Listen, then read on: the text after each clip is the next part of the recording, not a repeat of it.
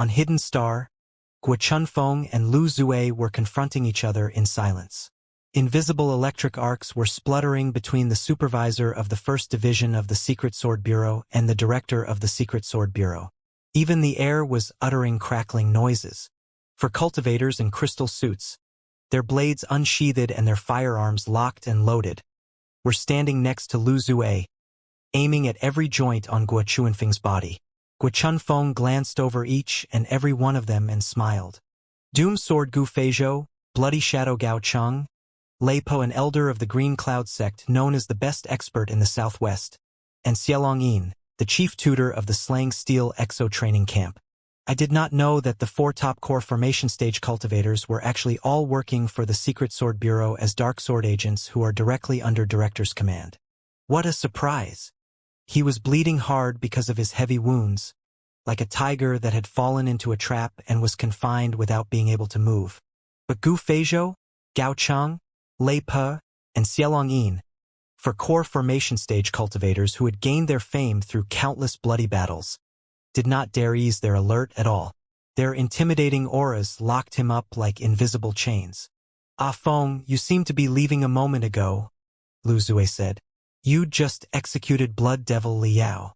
Where were you going to instead of coming and reporting to me? If my men had come one step later, would you have escaped underground and vanished into thin air?" Guo Chunfeng was silent. Lu Zue gradually raised his voice. "Blood Devil gave an item to you at the last moment. Why didn't you report such an important issue to me?" "You're talking about this?" Guo Chunfeng opened his hands.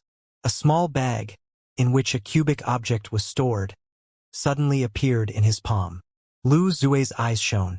The 4 core formation stage cultivators were going to step forward and take it away when Guo Chunfeng turned around his hands and returned the item into his cosmos ring.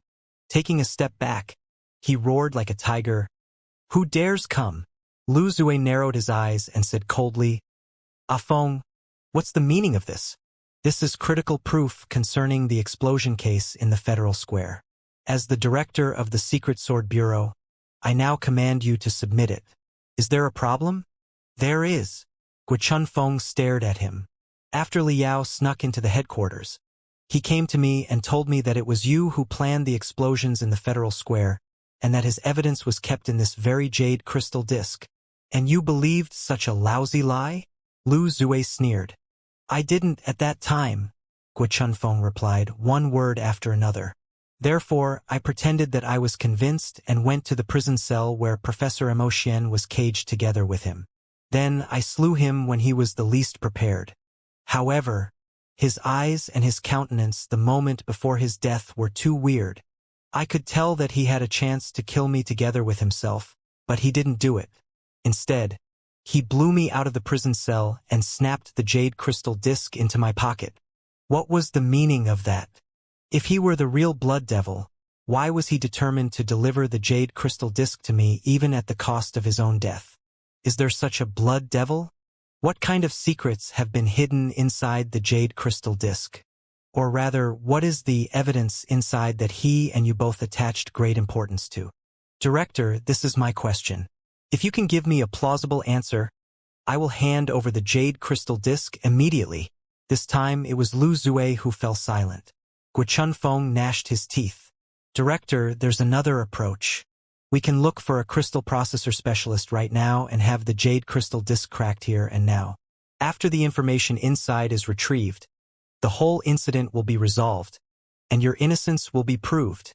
Lu Zue was still silent, but his eyes were sharper than ever. His eyes made Guo Chunfeng shudder and chill.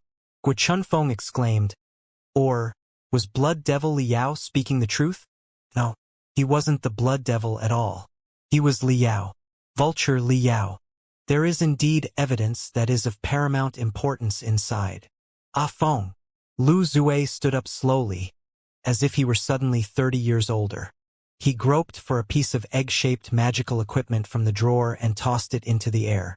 The egg-shaped magical equipment emanated an ocean of glimmer that filled every corner of the cabin in feeble creaking sound.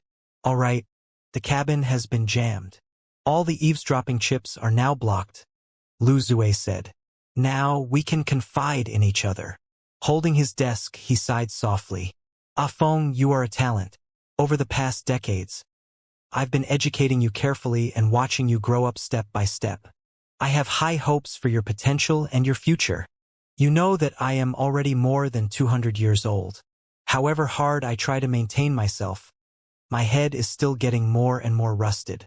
I won't be able to stay in this world for long. Before, I hoped that you could fill my place as the next director of the Secret Sword Bureau and as the guardian angel of the dark front line of the Federation after I retired. Despite everything that has happened, I still don't want to ruin you. I hope that you won't do anything stupid that will ruin yourself, too. Hand over the jade crystal disc.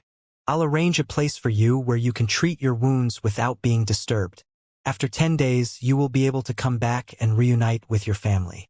Does that sound good? Since it was you who educated me, you must know my personality best. I cannot turn a blind eye to what I have already seen, and I cannot hide any clandestine stuff in my heart. Guo Chunfeng declared resolutely. Tell me the truth.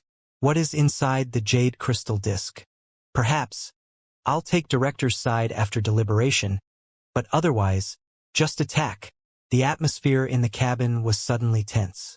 All the metal walls around were uttering cracking noises. Staring at him for a long time, Lu Zue hesitated and finally said, It is the memories of Elder Nether Spring. 3 months ago, we captured Elder Nether Spring and extracted all his memories with the soul-searching technique. We also learned the truth of the children of the Netherworld plan. What? As if struck by lightning, Guo Chunfeng trembled and mumbled. You captured Elder Nether Spring and learned the truth of the children of the Netherworld a long time ago. Then, you knew the demon race's plan to assassinate the speaker and to take over Burning Prairie beforehand, and you simply watched everything happen? No. I understand it now. Liao was speaking the truth. The demons never intended to steal Burning Prairie. It was your scheme the whole time. Yours. Why? Director, you are one of the most eminent persons standing at the highest peak of the Federation. You've been fighting for us for 200 years. You have no reason to betray the Federation. Why did you do it? I didn't betray the Federation, Lu Zue roared. Everything I did was meant to protect the Federation and preserve our most sacred, pure, and great motherland. Ah Feng, don't you understand? It is impossible for mankind and the demon race to be integrated. Even if the two races join together, it will only be a time bomb that will explode at the most critical moment in decades to come. Ah Feng, you are a war orphan too. Your hometown was demolished in a beast tide. Your parents were killed by the demon beasts too. Can you not see the evil nature of the demon race? Are those stinky, inhumane animals in any way qualified to integrate with us? The only way to save the Federation is to attack and conquer the Blood Demon sector completely. All the lousy animals will be sent for mining on the resource planets in the Flying Star sector as slaves. Let's say your logic makes sense, Guo Chunfeng roared. 2. Why didn't you propose your ideas and persuade most of the representatives in the parliaments to launch a war openly? Why must you trigger the hatred of the public through such shameless and insane methods? Because we don't have time to let the hatred brew. Lu Zue suddenly calmed down. He said coldly, The general public are always numb, weak, and short-sighted. They never see the contradiction decades later, only dwelling in the peace before their eyes. After the cultivators of the Flying Star sector came to the Heaven's Origin sector with the news of the Imperium of true human beings, the entire Federation was soaked in groundless illusions that there would be peace between the Heaven's Origin sector and the Blood Demon sector so that we could work together against the Imperium of true human beings. In such an atmosphere, all kinds of bizarre theories and opinions were popping up. Even the most unwavering warriors in the past had been corroded and thought that the blades of human beings and those of demons could point at the same direction, and that the bloody hatred which had lasted tens of thousands of years would just thaw into nothing. Human beings are the weakest species in the world. They only believe what they are willing to believe. They always have impractical illusions and refuse to open their eyes to clearly see the brutality of the world. In the Blood Demon sector, Jin Tuyi, the 1 in 10,000 years schemer, grasped the weakness of humanity perfectly. He threw out a proposal of truce under the disguise of peace and tried to corrupt the entire Federation slowly and inconspicuously. The proposal of truce was brought back to the Heaven's Origin sector by none other than the federal hero Li Yao. Ah Feng, after working in the Secret Sword Bureau for more than 200 years, I've seen too many lies, disguises, betrayals, regrets, and deaths. I know the sordidness of the demon race and the cowardice of our compatriots too well. I guarantee that when Li Yao brought the proposal of truce back to the Blood Demon sector as a federal hero, our short-sighted and weak compatriots certainly would have been bewildered by his fancy words. They would have embraced peace, dancing in delight. But it would have not been the truth, not real peace. It would have been merely a preparation period of several decades where the demons sharpened their claws and teeth before they butchered us. Now is the feeblest moment for the Blood Demon sector and the strongest moment for us in the past 1,000 years. This is the best opportunity to conquer the Blood Demon sector. If we miss our shot or even agree to reach a truce with the demon race, the Federation will be doomed. Completely doomed. Guo Chuanfeng's voice was extremely coarse, as if 10,000 sabers were rubbing his vocal cords at the same time. So, in order to annihilate Li Yao once and for all, and to aggravate the Heaven's Origin sector's hatred for the Blood Demon sector, you arranged a shocking assassination so that the two birds could be killed simultaneously? Exactly. Lu Zue smiled, with every wrinkle on his face shining. Did you know? For all the young people, including both Li Yao and you, no matter how extraordinary your talents are and how excellent your performance is, you share the same greatest weakness. You are all very clear and easy to be seen through and manipulated. Vulture Li Yao likes infiltration and decapitation best. Whatever the problem is, it is always his first choice to sneak up to the enemy's side. I came up with 12 plans by taking advantage of his fixed thinking pattern and his wariness of the children of the netherworld. As it turned out, he fell into the trap when the situation progressed to my third plan. He was controlled by me and led to the Federal Square, completely unawares. You are the same, Ah Feng. You are quite awesome. For decades, you barely suffered any failure. There were no demon spies that ever escaped from you. But as a result, the arrogance and stubbornness in your personality were strengthened and strengthened. You seem to be drowsy and sluggish all the time, but I can sense your pride that is deep to the bones. You feel that everybody else is drunk, and you are the only one who is sober. I had no doubt that, after you experienced a minor setback from Vulture Li Yao, you would definitely feel insulted. You would burst into fury and go after him like a rabid dog. As I expected, the two of you put on a great, soul-stirring show under my manipulation until you eventually killed him. Even if both of you might have woken up at the last moment, what can you do? Too late. Everything has been settled. It's too late. Guo Chuanfeng clenched his fists and gnashed his teeth. I totally understand now. To achieve your purpose, not only did you manipulate Li Yao and I in secret, you have also sacrificed tens of thousands innocent compatriots. Is this any different from the Imperium of true human beings where morals are treated as weeds? Of course it is different. Lu Zue snapped. The Imperium of true human beings regard ordinary people as weeds and ants that can be enslaved and exploited blatantly. But we are different. The patriots consider ordinary people as our compatriots that we must protect. It pains my heart too, when I remember that so many compatriots were killed, but it was a price we had to pay, just like the soldiers that have to be sacrificed in order to win a battle. Tens of thousands of compatriots sounds like a lot, but the Federation has a population of more than 10 billion. How much can the tens of thousands of people that were sacrificed take up? Less than 0.1%. Sacrifice one and save 10,000. Isn't it a fair deal? The more he spoke, the more excited he got. Waving his slender arms, he roared.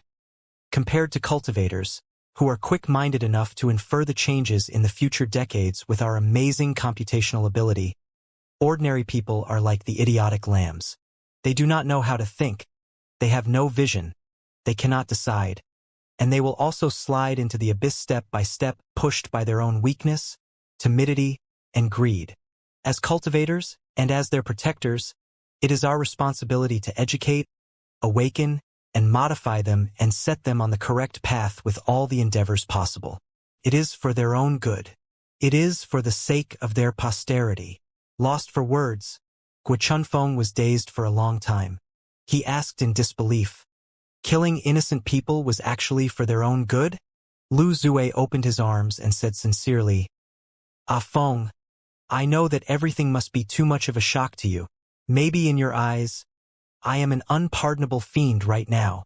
I don't want to debate with you right now. Neither of us can win the confrontation of beliefs after only a few words. I only want you to think calmly, rationally, and soberly. It is impossible for you to present the jade crystal disc to the outside world right now. But let's say you can, what then? You are planning to unveil my scheme, aren't you? Gu Chunfeng sniffed. What of it? What will happen then? Have you considered the consequences?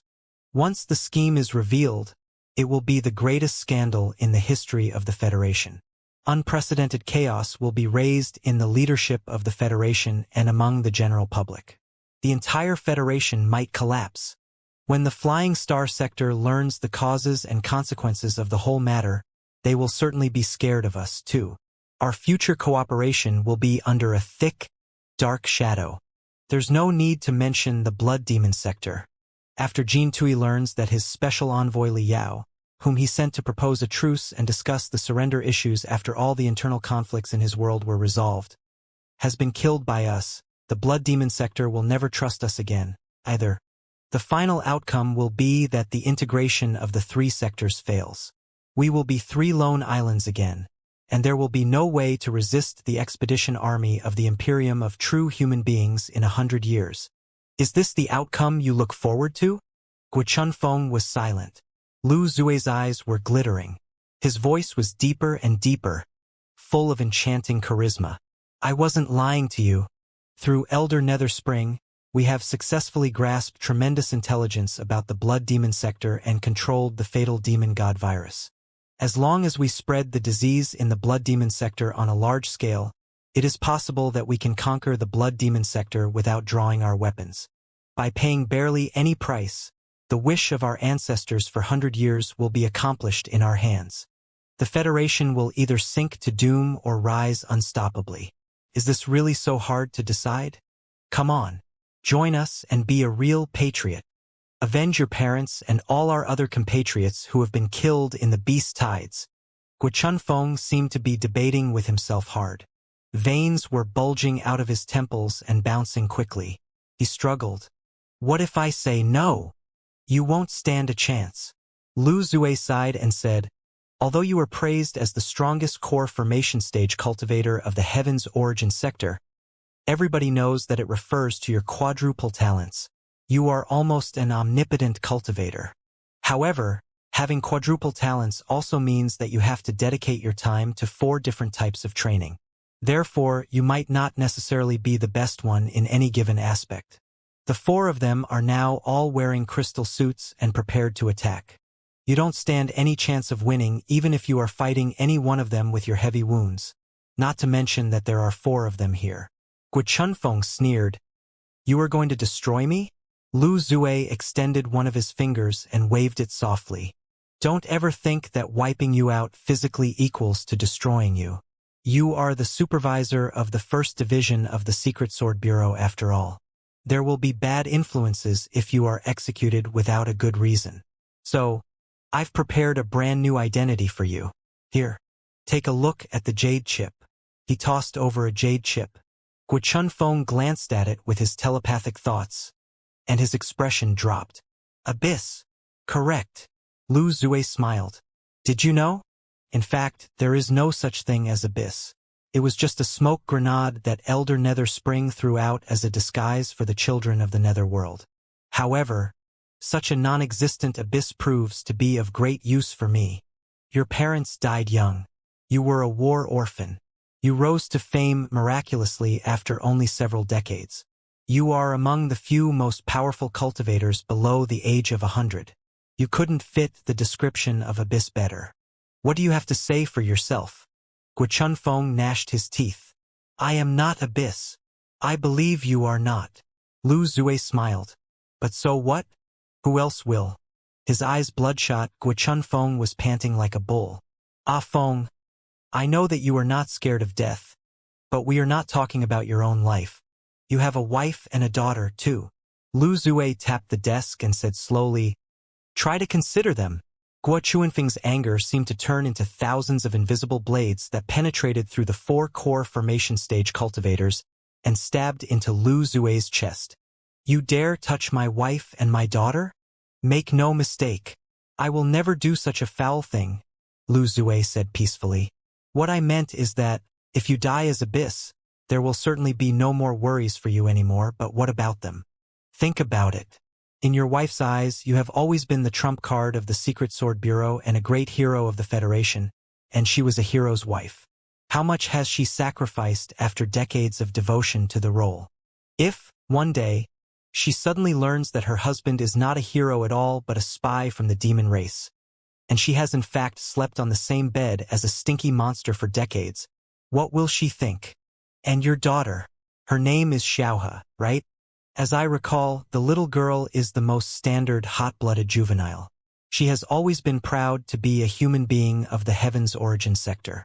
She was planning to join the army recently to march into the Blood Demon sector. Wasn't she? If such a girl suddenly learns that her father is actually a demon, and half of the blood flowing inside her body does not belong to a human being, what will she think? You are clear about the relationship between the Heaven's Origin sector and the Blood Demon sector, too. Once war breaks out, the two parties will be 100 times more hostile to each other than right now. By then, everybody around them will know that they are the wife and the daughter of a demon. Gossip is a fearful thing. How do you expect them to live in society? Your wife is still young. She can at least live another 100 years. It is needless to bring up your daughter, who is as fresh as a blossoming flower. Do you want them to live the rest of their lives with such a cross on their back? The fury deep inside Guo Chuanfeng's brain seemed to be burning through his pupils. His voice, filled with anger, pain, hesitation, and desperation, sounded as if from the deepest level of hell. How shameless of you! For the first time ever, I have learned that a human being and a cultivator can be 100 times more shameless than a demon. Lu Zue laughed. Ah Feng, after working in the Secret Sword Bureau for 200 years like me, you will know that the rise of a country counts on as much darkness as it does brightness. The Federation needs heroes like Vulture Liao, but the Federation also needs someone shameless to do the disgusting, clandestine things that are in utter violation of the spirit of the nation. Am I shameless? Maybe. Do you still remember I told you that, when I see the vile old man in the mirror every morning, I feel like vomiting myself? However, I also need to tell you that, as long as the Federation can rise and our motherland can be stronger, there is nothing I will hesitate to do. I can be 1,000 times, 10,000 times more shameless. Guo Feng was silent again. When someone became a zealot like Lu Zue, it was pointless to say anything. Taking a few deep breaths, Lu Zue calmed down from his passion. He said earnestly, Ah Feng, if you truly bear the country in your heart and want to do something for her, just stand on my side. Do you know why I didn't ask you to join the Patriots Partnership in the beginning? Confidentiality was only part of the reason. But more importantly, it was because I had high hopes for you, and I didn't want you to be too close to the dirty organization. I know that many things that the Patriots Partnership has done crossed all the lines of the Federation. Even if the Federation gets stronger one day because of our endeavors, it will never acknowledge that we were right. It doesn't matter. It doesn't matter at all. People of our trade have long made up our mind to sacrifice everything. Let's be the dirtiest cloth and be abandoned mercilessly after we clean all the stains for the Federation. As long as the Federation grows stronger, none of it really matters. When the war is over, the Patriots Partnership will certainly be punished for everything we did. Everybody who has benefited from us will hurry to draw the boundary between us. They will even berate us, attack us, and annihilate us. We are not afraid of sacrifices. The Patriots Partnership is not afraid of destruction, either. But the new Federation and the new Secret Sword Bureau will need someone to supervise the situation and ensure that the Federation always walks on the right path. Ah, Feng, I want you to be the someone. Come on. Hand over the jade crystal disc and stand on my side. You will need to do none of the dirty, shameless things later. You can pretend that you know nothing of it and come out to clean up the mess after everything is settled as a great hero. By that time, I will not regret it even if you are going to mince me apart. Suppressed by Lu Zue's delirious voice, Guo Chunfeng was shuddering from head to toe. Let me think. Let me think carefully. His voice was extremely coarse, and it seemed like he would break into tears at any moment. Hand over the jade crystal disc. You can take your time to think. I will not push you. Lu Zue stared at the cosmos ring on his finger. No, I can't give you the jade crystal disc. This is my only bargaining chip. Guo Chunfeng took a few steps back and sat on a chair on the side of the cabin wall. He closed his hands, his face pale and his lips trembling. The four-core formation stage cultivators looked at each other in bewilderment. They all cast their eyes to Lu Zue. Lu Zue slightly frowned. Seeing that Guo Chunfeng was more or less convinced and that the jade crystal chip was not going anywhere, he thought that there was no need to rush and simply shook his head. 5 minutes later, according to the intel on the explosion in the headquarters of the Secret Sword Bureau, several cosmos rings had been found. They should be the belongings of Li Yao, Ding Lingdang, and the rest of them, but their bodies had not been found yet. Perhaps they had directly vaporized in the fierce explosion. It was not strange that the bomb was so powerful, considering that it was Vulture Li Yao's desperate last resort. Also, the scene of the explosion was still packed with debris. It would be difficult to find the bodies even if they still existed. Lu Zue vaguely felt that it was weird, but he did not think much of it. His brain had been overloaded for quite a few months and was bordering its limits. Hearing the news of Li Yao's death, he was more or less relaxed, and it was impossible for him to concentrate again for the moment. Seeing that time was going by second after second, Lu Zue was growing impatient. Have you thought it through yet? Shaking his head, Guo Chunfeng was deep in thought. Not yet. I have another question. How do I know that I will not be executed to keep my mouth shut after I hand over the jade crystal chip? Lu Zue was amused. Ah Feng, would I still be waiting right now if I meant to kill you? Wouldn't it have been better for me to ask them to kill you and search your body for the Cosmos Ring? I told you so many things because I appreciate your talent, and I want to save you to create a better future for our country. Also, to keep your mouth shut? Is it necessary? In another few days, everything will be settled after the Federal Army marches into the Blood Demon sector. There's no need to shut anybody's mouth when the few days are over. Guo Chunfeng considered carefully for a while. There's also Abyss. How do I know that you will not threaten me again with the matter in future? As long as you stand on my side, you will be the most promising star of tomorrow in our organization, Lu Zue said in a hurry. Why would I blame Abyss on you? Would it do any good to our organization? I see, Guo Chunfeng mumbled. Director, you are convincing me. However, if I do this, I don't know how I'll face my wife and daughter. No, if I am labeled as Abyss, I'm afraid they'll be in an even more shameful position. Lu Zue suddenly shuddered. He extended his saber-like hawk nose, stabbed it into the air, and sniffed. Narrowing his eyes, he said, Wait, you are delaying me on purpose. Guo Chunfeng was dazed. I am delaying you on purpose? What am I delaying you for? Why am I delaying you?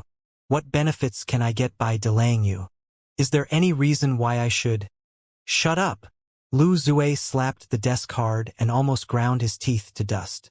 Stop talking. Let me think. Let me think carefully. Right then, another piece of news came over. In the prison cell where a great explosion took place, the remains of a metal arm that was not entirely melted had been found. According to the analysis, it belonged to an artificial limb. However, the artificial limb was not Professor Emotien's but one of a thinner, lighter structure with biochemical materials resembling flesh and blood attached to it. Since the materials were all burnt, it had taken rather a long time to finish the analysis. The results suggested that an artificial limb that definitely did not belong to the prison cell somehow appeared on the scene of explosion. Staring at the remains of the artificial limb on the light beam for a long time, Lu Zue suddenly trembled deeply. This is an artificial limb that was made to look like the arm of a human being. You chopped off Vulture Li Yao's arm, but it was a false one. Blinking his bloated eyes, Guo Chunfeng scratched his greasy hair for a long time until his dandruff was snowing down. Ha! Lu Zue was more than pissed. Take him down. Wait! Guo Chunfeng retrieved the jade crystal chip from his cosmos ring as fast as lightning and threw it to Lu Zue. I've thought it through, Director. The jade crystal chip is right inside. Subconsciously, Lu Zue snatched it and ripped apart the container. The jade crystal disc inside delighted him at first, but he was dumbfounded a moment later. This is a counterfeit. This is not the jade crystal disc that Li Yao stole. He glared at Guo Chunfeng. Guo Chunfeng raised his hands to surrender. The hesitation, desperation, and pain on his face were all gone, only to be replaced by a brazen countenance. He grinned. Director, that is the only jade crystal disc on my body. You won't find a second one even if you crush me into powder. Lu Zue seemed to have become a wolf that had been hungered for 10 years, meaning to bite a piece of flesh off Guo Chunfeng.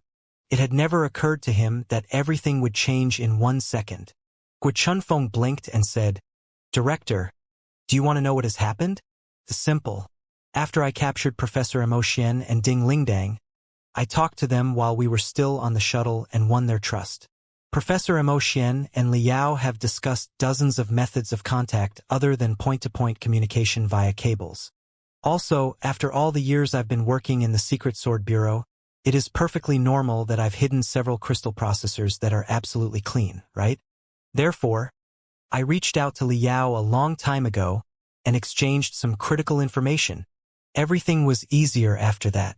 With my guidance and cover, Li Yao snuck into the headquarters of the Secret Sword Bureau successfully, wearing a false arm. The conversation we had in the restroom was meant for you, too. Then, on our way to the underground prison, we continued exchanging information profoundly and inconspicuously, settling what we were going to do in the next. In the prison cell, I chopped off his false arm, and he detonated a crystal bomb that was not very powerful at first to destroy all the surveillance cameras. Then, after Professor Mo Xian, Ding Lingdang, and his disciples were saved, he detonated the real crystal bomb. The barriers on the prisoners personally were implemented by me. I freed them within a breath. Later, with the excuse that Blood Devil had planted countless crystal bombs, I ordered the evacuation in the headquarters. I was the highest official on the spot, and I was burnt and blackened like a piece of crap. Who had the courage to persist in working? The tens of thousands of people were all running out like headless flies. It was effortless for Li Yao and the rest of them to escape in the crowd with their disguises and the certificates that I'd prepared for them. The jade crystal disc he tossed to me was, naturally, a counterfeit. The real one is still in his hands, and I believe that Professor Mo Xian should have already cracked it. Also, you thought that Li Yao was executed by me, so you focused all your attention on me. The search and surveillance on him were aborted. Even all the crystal warships have returned to the headquarters. It means that, at this moment, Li Yao has snuck into the capital city with the cracked jade crystal disc off your radar. As for where exactly he has fled, I truly don't know, Director. This is just about everything. The purpose of the whole trap was for Li Yao and Professor Mo Xian to meet without alarming anyone and to jump out of the siege of the Patriots Partnership. Li Yao asked me to buy half an hour for him. Now that I've checked my watch, I have earned him 34 minutes and 22 seconds. Mission accomplished. I surrender. Any questions, Director? It was 3 o'clock in the afternoon. In the Parliament building in the central district of the capital city, the prolonged meeting was still going on. Although the expedition motion had been passed, and the Federal Army was carrying out drills in the dark desolate domain at the north of the Grand Desolate Plateau, the Federal Army was merely part of all the armed forces of the Heaven's Origin sector. The cultivators scattered in all the sects were the other strong pillar of the Heaven's Origin sector. Without the support of the major sects, It was impossible for the Federal Army to secure the final victory alone. Therefore, ever since the war machine was activated, the leadership of the top 500 sects of the Federation had all been making trips to the capital city. Together with the parliamentary representatives, they discussed how the sects should participate in the war, how to cooperate with the Federal Army, how to divide the fruits after the war, and other relevant issues. Thus, at that moment in Parliament, other than all the representatives, there were also more than 10,000 experts, including the leadership of the major sects, the professors of the 9 elite universities, and the strong unaffiliated cultivators. All the 10,000 experts could influence the future of the Federation. Outside of the Parliament building, in the Central District and even the entire capital city, an unprecedented triumph parade reached the climax after hours of brewing.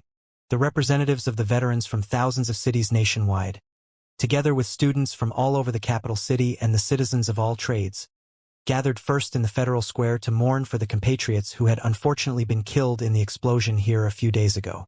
After declaring the Federation never gives up, the crowd turned into scorching torrents that swept over every street and alley in the capital city. After they completely turned the capital city into a simmering ocean of passion with their enthusiasm and their high-pitched songs, the crowd made of veterans, students, workers, small merchants, and regular citizens, raising tens of thousands of rising dragon of the 9 stars flags, congregated into a red river and marched to the Parliament building from all directions. The crowd would meet in the square before the Parliament building and conclude the triumph parade with a soul-stirring battle hymn. In such a way, they would demonstrate the fury and determination of every federal citizen to the big shots attending the meeting in the Parliament building. What was ironic was that the Patriots Partnership helped a lot in organizing the Triumph Parade so quickly into such an enormous scale. The Patriots Partnership hoped to impose more pressure on the parliamentary representatives and the leadership of the major sects through the demonstration so that the war could break out as soon as possible and on as large a scale as possible. However, when they bolstered the Triumph Parade, it never occurred to Lu Zue and the other patriots that the zealous crowd like seething magma would be a perfect disguise for 3 unattractive shadows who were marching quickly toward the Parliament building under the dazzling banners and flags. They were exactly Li Yao, Ding Lingdang, and Wu Mayan. The cracked jade crystal disc was in his pocket. Ding Lingdang and Wu Mayan were covering him some 10 meters away.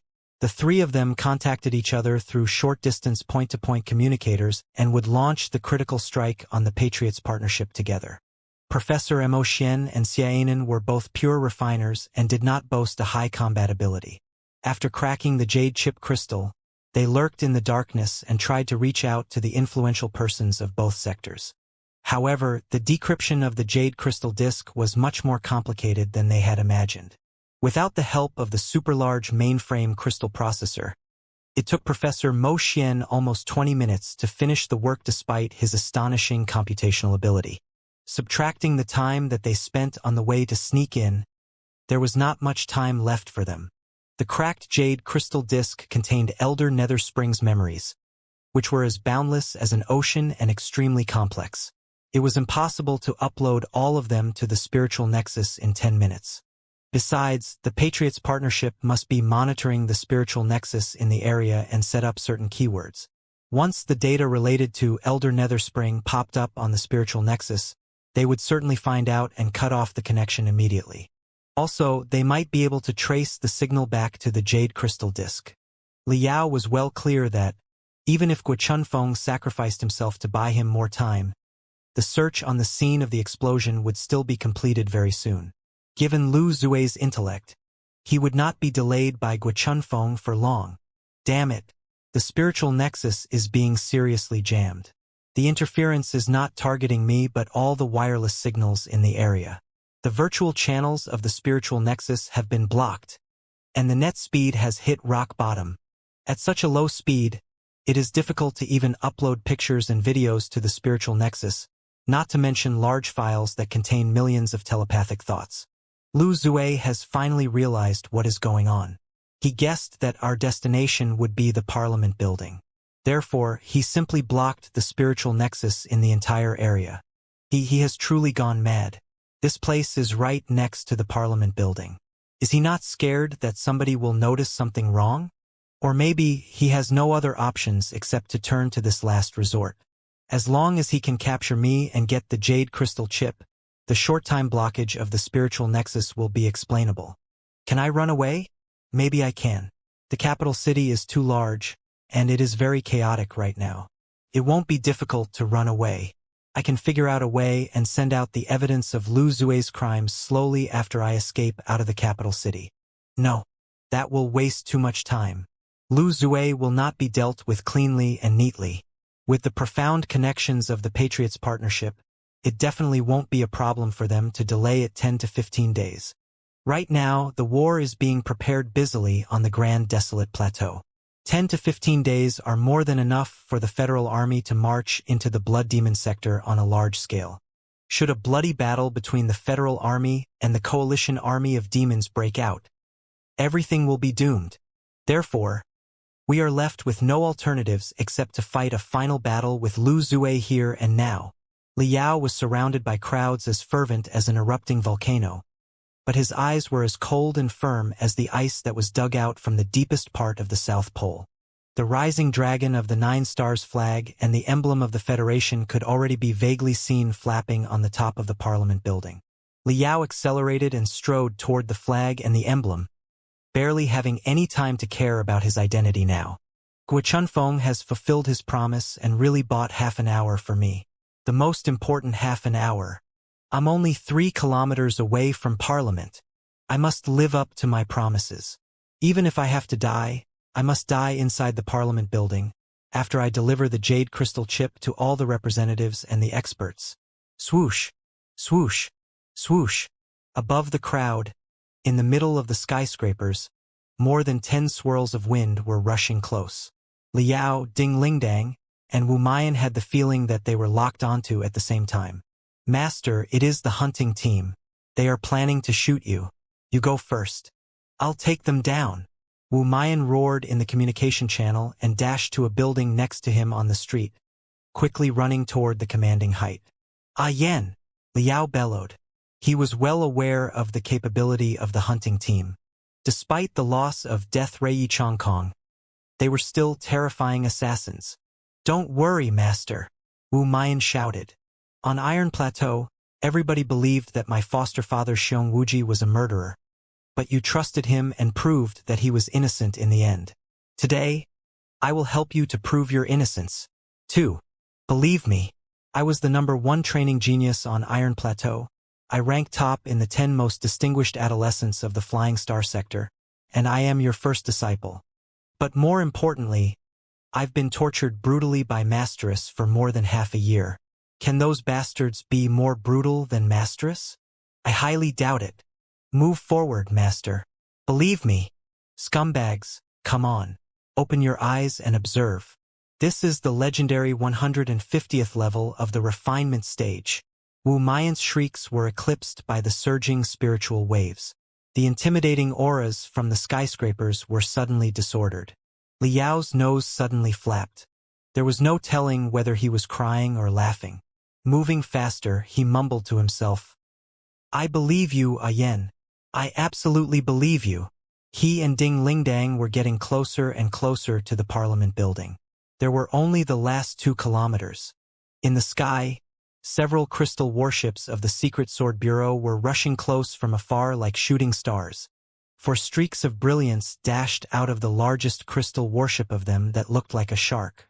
Before they arrived, their daunting aura had locked Liao instantly from thousands of meters away. Liao's disguise was too hasty after all. The area around the Parliament building was also the area where the Patriots partnership paid most attention to. Under the scanning of thousands of crystal cameras, Liao was exposed with nowhere to hide after only several minutes. Not far behind him, Ding Lingdang suddenly stopped.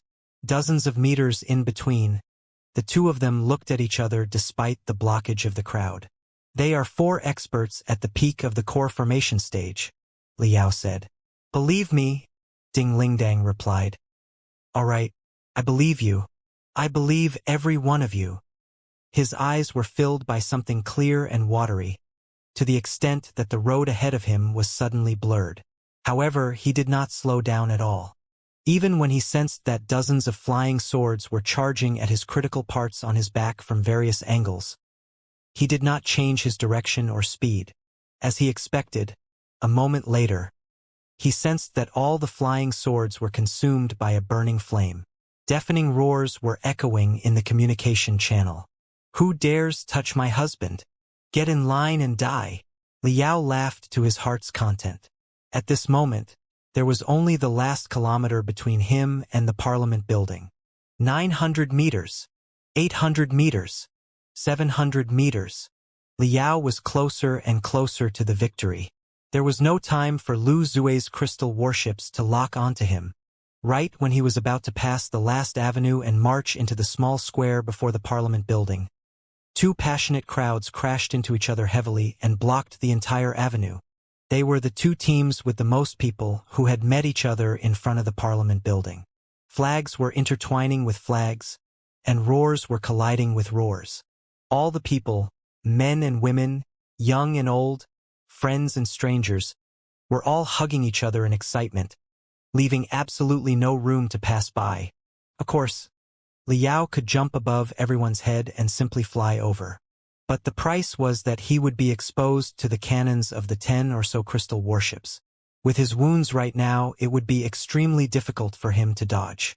Besides, many people in the crowd had already noticed him. The main participants of the Triumph Parade were the representatives of the veterans nationwide. Naturally, a lot of them were cultivators.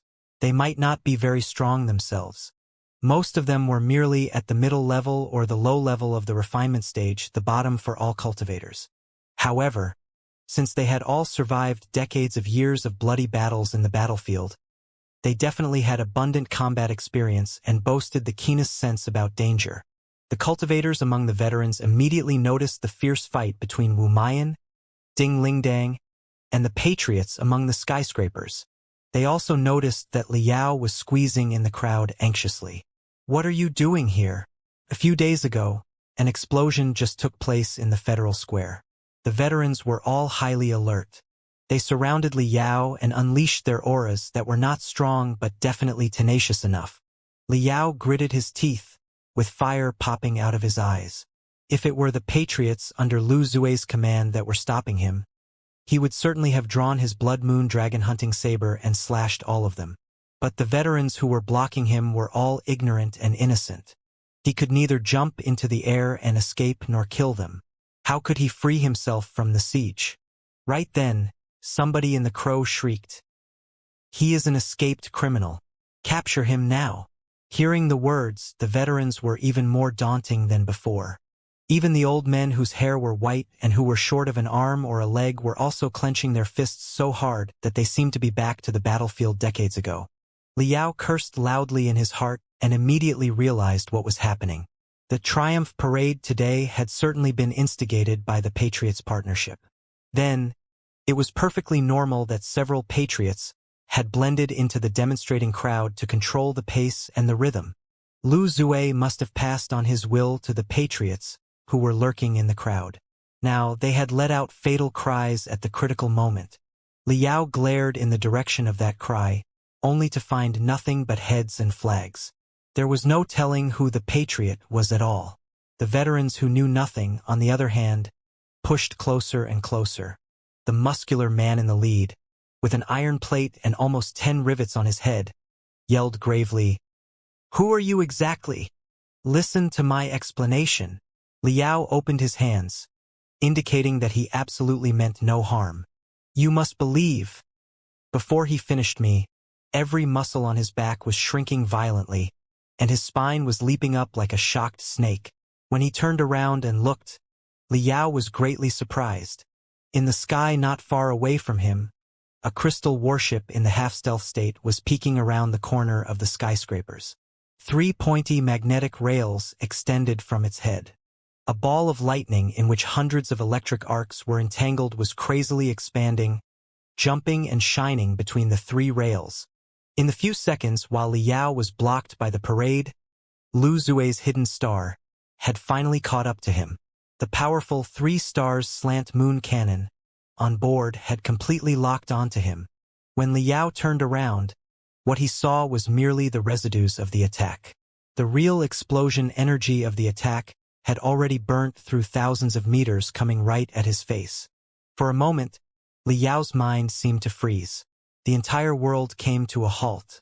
The only thing left in front of his eyes was the quickly expanding ball of lightning. The Parliament building was 700 meters behind him. Perhaps, if he burnt his life and soul without caring about anything, he would be able to dash into it within a breath. However, standing right next to him were tens of thousands of ordinary people. In front, there were the high school students who were holding the flags of their school excitedly. On the left, there were the veterans who were wearing old, decolored uniforms and shining badges. On the right, many citizens of the capital city had brought their children to the event. Many vigorous boys were sitting on their father's shoulders and giggling while looking around, having no idea that the destructive energy was falling upon them. Around him were seniors, kids, men, and women. They were someone else's parent, child, husband, or wife. Can I dodge the attack? Maybe I can. Or maybe I can blow the ball of lightning away with my spiritual shield and dash into the Parliament building with the counterforce. However, how many people will die? This is meant to save the Federation and save more people. No, no, no. Ding Ling Dang, Wu Mayan, Guochunfeng, Professor Emotian, they have done their best. The last task has been put on your shoulders. Run now and fulfill your responsibility. You promised them. No, this isn't my responsibility. Liao's head was frozen for only 0.01 seconds. Or rather, even when his head was still frozen, he already reacted subconsciously. Move away! Liao roared and pushed everybody around him almost 10 meters away with a blast. Stomping on the ground and leaving a giant crater almost 4 meters deep. He leaped to the midair, crossed his arms, and blew out a hurricane-like attack toward the surging ball of lightning. Boom! Crack! The ball of lightning exploded in midair brutally. The violent spiritual energy was spreading out like the sharpest blade and was about to envelop the citizens around when it was attracted by Liao's overwhelming spiritual energy. Most of the energy was blown apart by Liao, and the remaining part was absorbed into his own body. Pooh! Liao plummeted into the crater on the ground like a kite whose string had been severed, raising smoke all over the place. In the sky, on Hidden Star, a ball of lightning that was even brighter, larger, and more violent was taking shape quickly. Inside Hidden Star, Lu Zue roared thunderously. Hurry up! He is wounded now. Kill him immediately. Kill him now. But the Patriot, who was responsible for the crystal railgun, hesitated. The 3 stars slant moon cannon has been activated to the highest intensity, and too many citizens are gathered on the ground. No matter how hard we try to adjust the precision and control the electric arcs, somebody innocent will still be injured. Idiot. With everything coming to this point, do we have time to bother that? Lu Zue pushed the artillerist away and manipulated the crystal railgun in person. He mumbled, "Several battle-type nascent soul stage cultivators will be arriving soon. The representatives in the Parliament building will notice something wrong soon. 2. Everything will be doomed if we don't kill Liao and take back the Jade Crystal Disc right now. As long as we kill him and take back the Jade Crystal Disc, everything can be explained. The investigation will not be finished until at least 10 to 15 days later, even if there is one. Enough. That will be enough for us. This is collateral damage. They are necessary sacrifices. Kill one and save 10,000. It's worthwhile. It's definitely worthwhile. Go to hell, Liao." Lu Zue grinned hideously and smashed the activation rune array of the 3 stars slant moon cannon. The ball of lightning that was long prepared expanded abruptly. In the most fearsome appearance, it fell upon the land like a fiend made of lightning and thunder.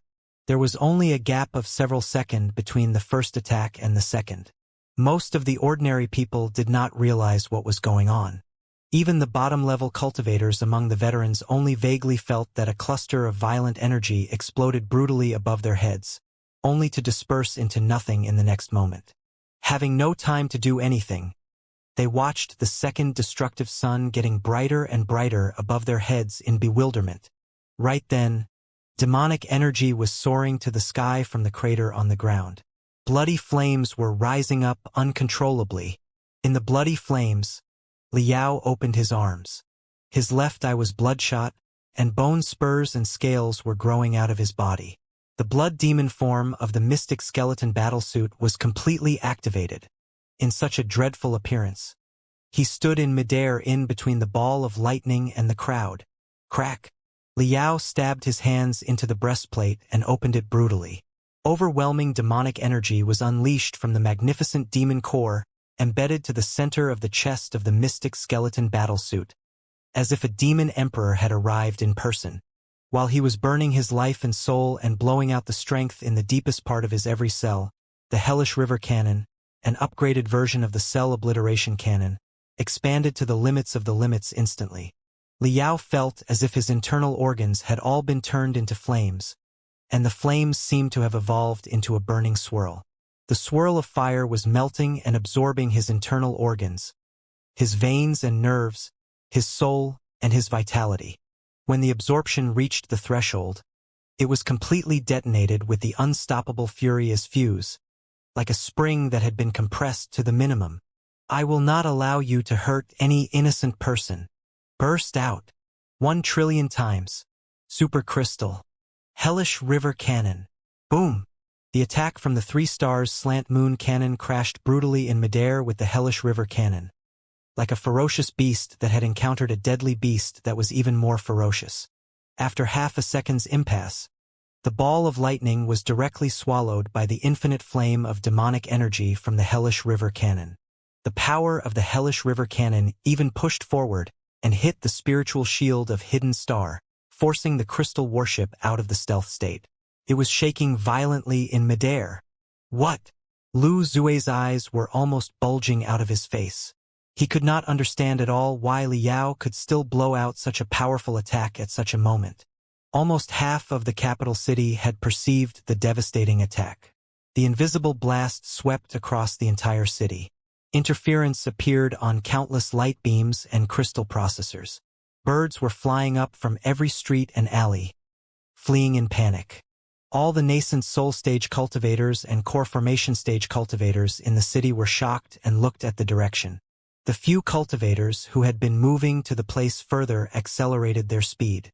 The strike had exploited all of Liao potential. He was like a broken statue made of mud which had lost all the colors all of a suddenly. Staying briefly in midair, he fell headfirst into the crowd. A demon! A monster! A monster is here. Such intense demonic energy. What great demon is this? Everybody saw his dreadful appearance when he went on a rampage a moment ago. They were all running in a hurry. The cultivators all drew out their weapons and protected the ordinary people around them anxiously. Thankfully, most of the veterans in the demonstrating crowd were seasoned soldiers who had seen all kinds of monsters. Because they were maintaining the order, the scene was less chaotic than the explosions in the Federal Square a few days ago. He is asking to be killed. Lu Zue rolled his eyes, overjoyed. He was idiotic enough to unleash such intense demonic energy in public. Now this is all the evidence that we need. Fantastic. Fantastic. This is even better than killing him directly. Hurry up and take him down. The almost 10 crystal warships stopped above the crowd. Dozens of secret sword agents darted out to where Liao collapsed. A solemn voice, mixed with inviolable intimidation, echoed in the sky. The Secret Sword Bureau is now capturing a spy of the demon race. All citizens, please stay calm and don't panic. Everything is under control. Liao was lying on the ground, his arms and legs stretched out. Half of his facial cover was broken, revealing his right eye that was more or less hollow. He stared at the sky that was about to be swallowed by the dark clouds in a daze. The previous attack of the Hellish River Cannon drained all the strength in his body. In the next few minutes, it would be difficult for him to even breathe. Any random secret sword agent would be enough to execute him. The plan had failed. Did he regret it? Maybe. But would he make a second choice if it happened again? Liao struggled to turn his head. He wanted to look whether or not the crowd behind him was affected by the explosion, but his eyes were blurry. He could not tell if there were other expressions on the panicked faces. "Don't be scared." He vaguely saw a chubby boy in the crowd who was clinging to his father's leg, shaking. For some reason, he suddenly recalled the chubby boy that he met at East Seagull Port at dusk, the one who swore that he would be Vulture Liao one day. He extended his hands to the little boy and smiled.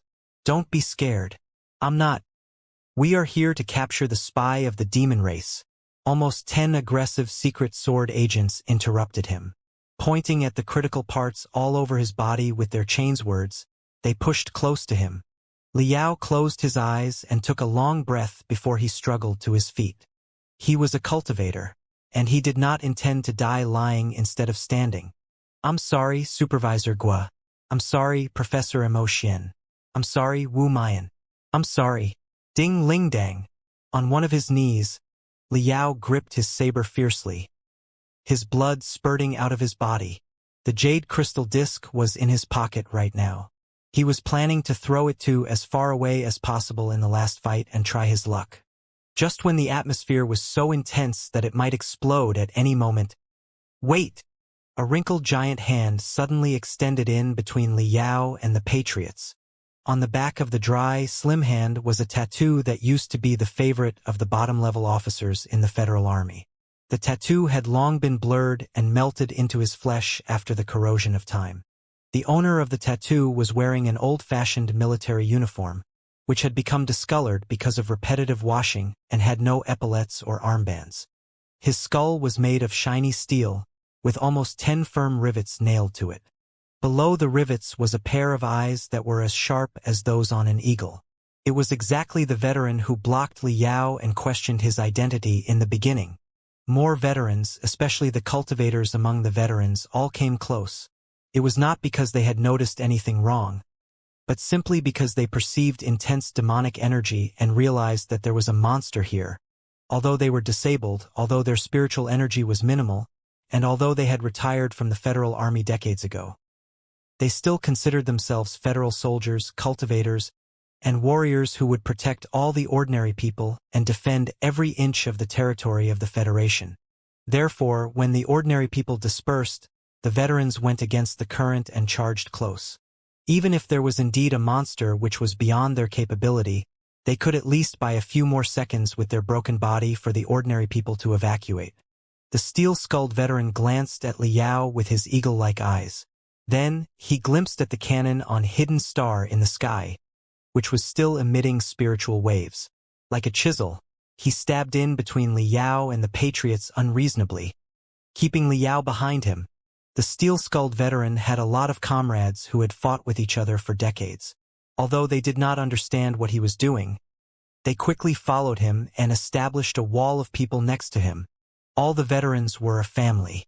Other veterans, although unaware of them, joined them too when they saw that the veterans were gathering here. The wall of people was getting thicker and thicker until Liao was buried inside. Several veterans eyed Liao warily, but they looked at the secret sword agents and the crystal warships above their heads equally vigilantly.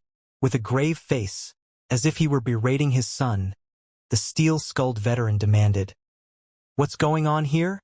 Who are you people exactly?"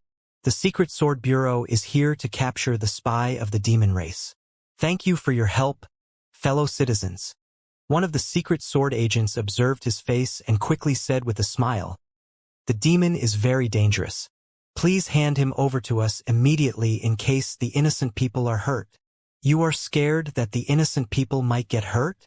The steel-skulled veteran sneered and spat noisily right to the feet of the Secret Sword Bureau. He spoke without any pause. The 3 stars slant moon cannon is the supercrystal railgun developed 15 years ago. It is designed to annihilate single ground targets. The attack units adopted a split Lightning 7 Doom array and 2 cold pole broken star arrays. It can absorb 20 kilograms of high-purity crystal of the Thunder class at once and completely transforms the spiritual energy contained inside the crystals into damage. The maximum attack range is above 300 meters. A full-strength strike is enough to blow through the superalloy armor 10 meters thick. You were using such a weapon a moment ago, and you adjusted the firepower to the maximum, didn't you? It was great that the monster jumped up and took the blow for us. If the strike hit the ground, the hundreds of people around him would have been roasted. Not to mention that a riot might have been caused when the crowd was panicked, just like in the Federal Square several days ago.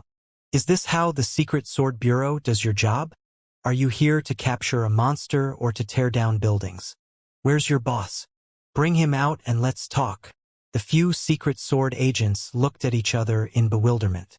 They did not expect that they would run into someone so knowledgeable here.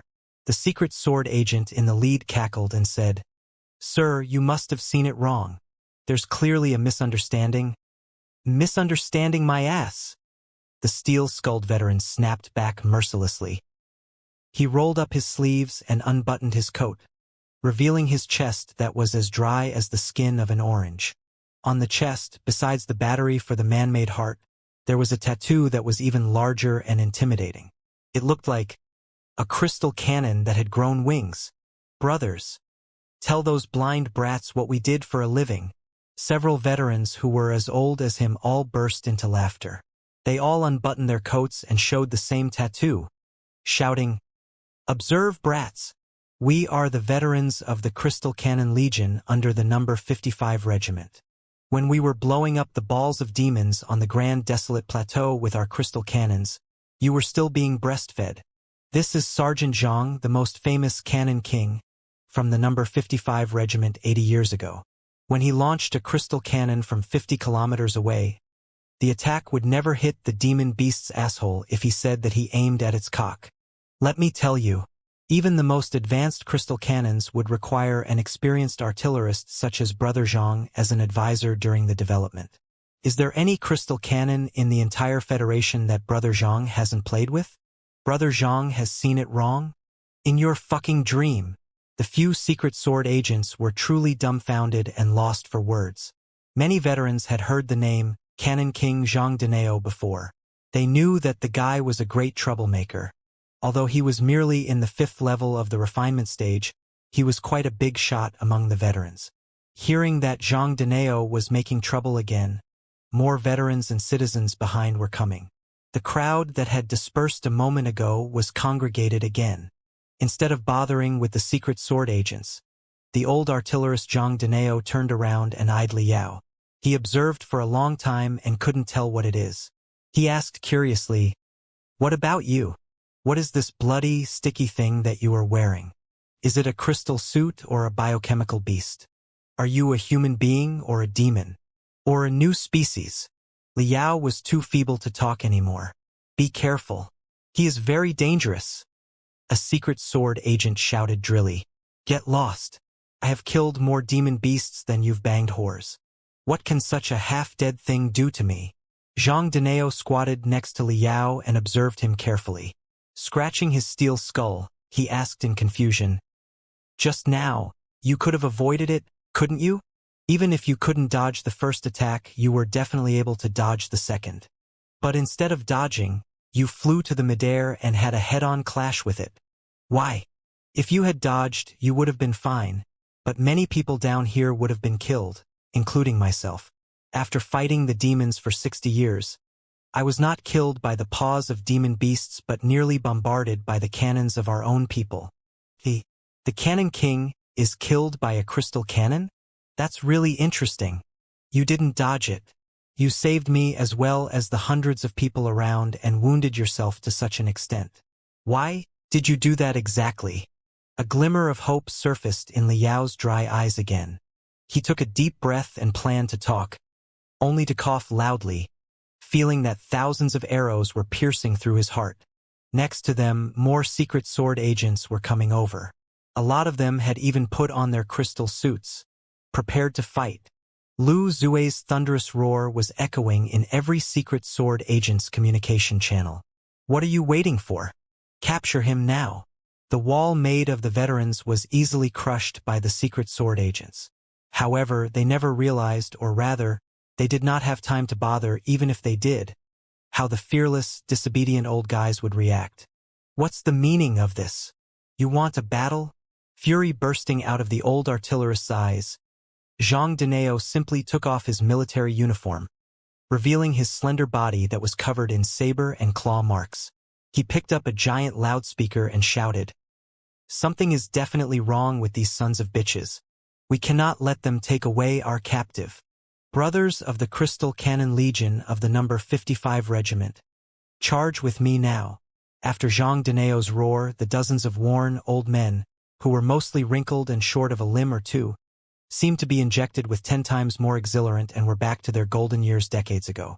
Waving bottles of water, shopping bags, and their artificial limbs, they moved forward together with Zhang Deneo. The veterans further away did not know what was happening in the beginning, but to maintain order during the Triumph Parade, all the veterans were wearing short-distance communicators and established an independent communication channel, which could not be blocked by Lu Zue however hard he jammed the spiritual nexus. For a moment, roars were echoing non-stop in the communication channel of the veterans. Somebody is attacking our fellow veterans in the front. It's those stealthy brats of the secret sword agents. They don't know what they are doing. Are there any comrades from the number 35 regiment? Our men are being bullied in the front. Need backup. Need backup. None from the number 35 regiment are here, but the number 28 regiment is coming right now. Hang in there. The first wall, made of dozens of veterans, was crushed easily, but the second wall, made of hundreds of veterans who were holding each other's hands, was pushing forward slowly but surely. Behind the second wall, the veterans from different towns who were total strangers before were quickly forming the third wall. No, it was not a wall but an ocean of tough iron. The several hundred secret sword agents soon found it impossible to move when they were drowned in the ocean of veterans. At a loss, they hesitated and observed the flags of the veterans that represented the glorious history of their troops before. But they could not see where Li Yao was hidden behind the flapping flags at all. "What are you doing?" Lu Zue's furious voice was echoing again in the communication channel. "Why are you not moving?" The secret sword agents looked at each other in bewilderment and failed to come up with a reply. Even the craziest person among them did not know what they should do under such circumstances now. The attack of the crystal railgun from the crystal warship might have caused dozens of casualties, which could have been explained by the professional term collateral damage. However, slashing the angrily shouting veterans with chains words directly? It was a whole different thing. Even the most insane person did not dare to do such a thing. While they were hesitating, a few explosive noises were breaking out in the sky. Ding Lingdang and Wu Mayan both noticed the change of the situation and broke out of the skyscrapers, getting rid of their opponents. Ding Lingdang made best use of the specialty of blazing tyrannosaur. Craning her head, she shouted out the most deafening sound. "Do not let them take that guy away. It's Li Yao. Vulture Li Yao." Vulture Li Yao exploded above all the participants of the parade. Everybody felt that their head was dizzy, and their ears were hurting. What's going on? Li Yao is already dead. Wasn't he killed on the Grand Desolate Plateau in a crash? I know her. She is Crimson Queen Ding Lingdang. Isn't she? What's happening? Who is she fighting? She said that Vulture Li Yao is not dead. But right here, other than the veterans, most of the participants of the parade were the students from the high schools and the colleges. Ding Lingdang was quite popular among those hot-blooded young people. When she activated her spiritual energy to the maximum in midair and summoned 9 roaring dragons of fire, which were her signature, many young people recognized her immediately. Li Yao is not dead, but he is wounded. He needs protection. He needs all of us. Ding Lingdang shouted without bothering anything. "Do not let Li Yao be captured by those people. They are all bad guys." Hearing her words, the crowd below was seething with even more excitement. Most of the ordinary people, of course, did not know the truth yet, but they could tell that the crystal warships in the sky were extraordinarily aggressive. Just now, a red shadow jumped in the air and had a head-on clash with the ball lightning. Many people here had witnessed it in person, too. Intuitively, they vaguely knew that the shadow was protecting them. For the ordinary people, their fists were not strong, their legs were not fast, their computational ability was not high, and their minds were not as agile as the cultivators. Maybe, They could not do anything in such a confrontation. But at the very least, they could still wave the flag in their hands hard and shout out the voice that was sweeping everything with the last bit of strength in their chest under Ding Lingdong's lead. Stop right now. What's going on here? Speak now. Is it Li Yao? Is it? The sound was echoing all over the central district. The few core formation stage cultivators who were fighting Ding Lingdang a moment ago now arrived, too. However, under so many pairs of scorching eyes, they did not know whether or not they should continue attacking. Those core formation stage cultivators, who had trained for more than 100 years and could blow up a crystal tank after a single punch, had never known that the eyes of ordinary people could be so overwhelming. They felt that they were being suppressed. During the moment when they hesitated, Wu Mian, with bruises all over his body, flew to Ding Lingdang too. He opened his arms and put on a blood-stained smile to the core formation stage cultivators in front of him. You'll have to get past me if you want to touch my masteress. You little guy. Their backs leaning against each other. Ding Lingdang asked in a low voice, Are you all right? Of course I am. I am the man who will be the strongest chi trainer in history. Wu Mian shrieked. Masteress, just lead the roars. The punches of those scumbags are not even 1/10 as strong as yours. The Triumph Parade, as an unprecedented event in the history of the Federation, had naturally garnered a lot of media attention. If Lu Zue had been able to settle Li Yao cleanly in a few minutes, the media might not have noticed it. Even if they did, Lu Zue had his ways to cover or wipe out the news. However, he had been delayed for too long, and the situation was too big a mess. The reporters and photographers from almost 100 media outlets were crowding toward the center of chaos hurriedly. Those who could not make their way through all dashed to the skyscrapers on the street, trying to look for a high stance where they could observe the riot. The confrontation between the secret sword agents and the veterans was captured clearly by them. Of course, at this moment, the so-called confrontation was just a one-sided battle where the veterans were teaching the immature brats a lesson. On Hidden Star, looking at the situation down there, which had completely fallen into chaos, and the faces of the soldiers, students, workers, teachers, and merchants on the light beams, Lu Zue's eyes suddenly lost focus. He was gritting his teeth, confused, angry, and grasped by desperation. A bottomless hole seemed to have appeared on his face, absorbing all his facial organs and expressions. He extended his hands, shivering, as if he touched a piece of burning charcoal when he was trying to catch a non-existent straw. His hands shrank violently, but he had nowhere to put them. Eventually, he had to place them in front of his chest like the paws of a mouse. Open fire. Bombard him. Bombard him. Lu Zue mumbled. There was nothing but silence on board. All the crew members, all the Marines, and all the Patriots knew clearly that their cause had come to an end. Opening fire right now would lead to dire consequences and would not reverse their failure at all. Even if they were determined to open fire where they should aim at. On the small square in front of the Parliament building, at least 10,000 Rising Dragon of the 9 Stars flags and 10 times more flags of schools, troops and civil organizations were flying. All the flags were equally vivid and hot while they were fluttering in the wind. Li Yao was hiding below a certain flag, right in the middle of tens of thousands of ordinary people. Open fire? Whom? The Patriots leaned against their chairs lethargically. Looking at Lu Zue in a daze, they did not have the strength to move anymore. On the street, Li Yao was protected by countless pairs of hands. More than 100 flags had covered both him and the hundreds of veterans nearby. Everybody was asking questions. You are Li Yao? Are you really Vulture Li Yao? You are not dead yet? What has happened? Why does the Secret Sword Bureau want you? What did you do? Li Yao did not know how he should answer. After a few minutes of breathing, he was gradually back to himself and regained the strength to talk. But he could still not think. Not because he was feeble, but because his head was occupied by something more scorching and exciting. From all directions, the roars, sweat, passion, and fury of the tens of thousands of ordinary people congregated into tsunamis that were crushing his head and cleansing his soul. Such tsunamis made his eyes red and swollen, his nose sour and dry. Even if he opened his mouth, he could not say anything out but only let out the most primitive, barbaric roar.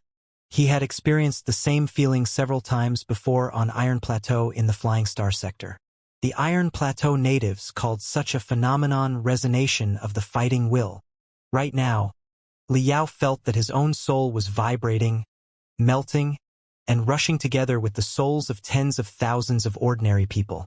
The feeling was 10 times, 100 times, 1,000 times stronger than the resonation of fighting will on Iron Plateau. During the intense vibration, his withered muscles were revived. His dried veins and nerves bulged again, and a tiny sprout grew out of his lackluster heart, showing the dawn of a whole new level. I was wrong. In the middle of burning waves of the red flags, Liao's brain was stretched to its limits. His soul was expanding non-stop in the intense resonation. As if an invisible barrier had collapsed all of a sudden, a new, vaster world was slowly unfolding in front of his eyes. In the new world, his soul was as calm, clear, and peaceful as a snowy plateau under the moonlight. The memories of every second after he returned to the Heaven's Origin sector were the snowflakes that were spraying in the cool, refreshing world. It was not until this moment that Liao realized what a huge mistake he had made. I thought that I was abandoned by the entire Federation and that nobody trusted me. I felt wronged. I was angry. I was depressed. I almost slid into the dark abyss. However, in retrospect, have I ever truly trusted my compatriots and all the citizens of the Federation? Before, I had countless opportunities to reveal my identity in public to win their support, but I didn't do it. Was it because I never truly trusted them from the bottom of my heart? I thought that they were just strengthless ordinary people who could not see through the scheme. Even if they did, they could not help me much and would only add to my trouble. That is why I brushed past them every single time. I chose to infiltrate in secret and fight on my own, trying to save the world by myself. Even when I was most desperate, all I could think of were merely cultivators such as Ding Lingdang and Professor Emotian. I never thought that I could count on them, the millions of ordinary people. I was wrong. I was really wrong. My compatriots, everyone who has been working and living carefully on this land, might not have strong fists, fast legs, and a high computation ability like the cultivators do. But they are certainly not objects waiting for their salvation. They have their feelings, their standpoints, and their thinking ability. More importantly, they have their own fighting will. Cultivators, of course, are obliged to protect the ordinary people. But the ordinary people can protect the cultivators, too. Right now, am I not being protected, supported, and encouraged by them by tens of thousands of ordinary people? No, protect is too thin a word to describe the relationship between us. Nobody is protecting anybody. Cultivators and ordinary people are comrades who are fighting side by side. We are merely working in different posts through different approaches to protect our mutual home, family, and future. Voila! Every word that Liao roared out in his brain turned into soundless lightning, illuminating the new world. His eyes were brighter and brighter. He clenched his fists harder and harder. Every cell deep inside his flesh was echoing like bells being tolled. The deepest part of his soul was blossoming like a lotus. Liao smiled. After everything he had been through, he discovered that Lu Zue and the scheme of the Patriots Partnership were not worth mentioning at all when he looked back. The power of the so-called Patriots was based on the lies and the mistrust between him and everyone. When he did not trust his compatriots, and his compatriots did not know how to trust him, he felt like he was diving into a bottomless swamp on his own. He could not find a way out in the black maze. At that time, the Patriots Partnership appeared mysterious, ubiquitous, prophetic, and manipulative.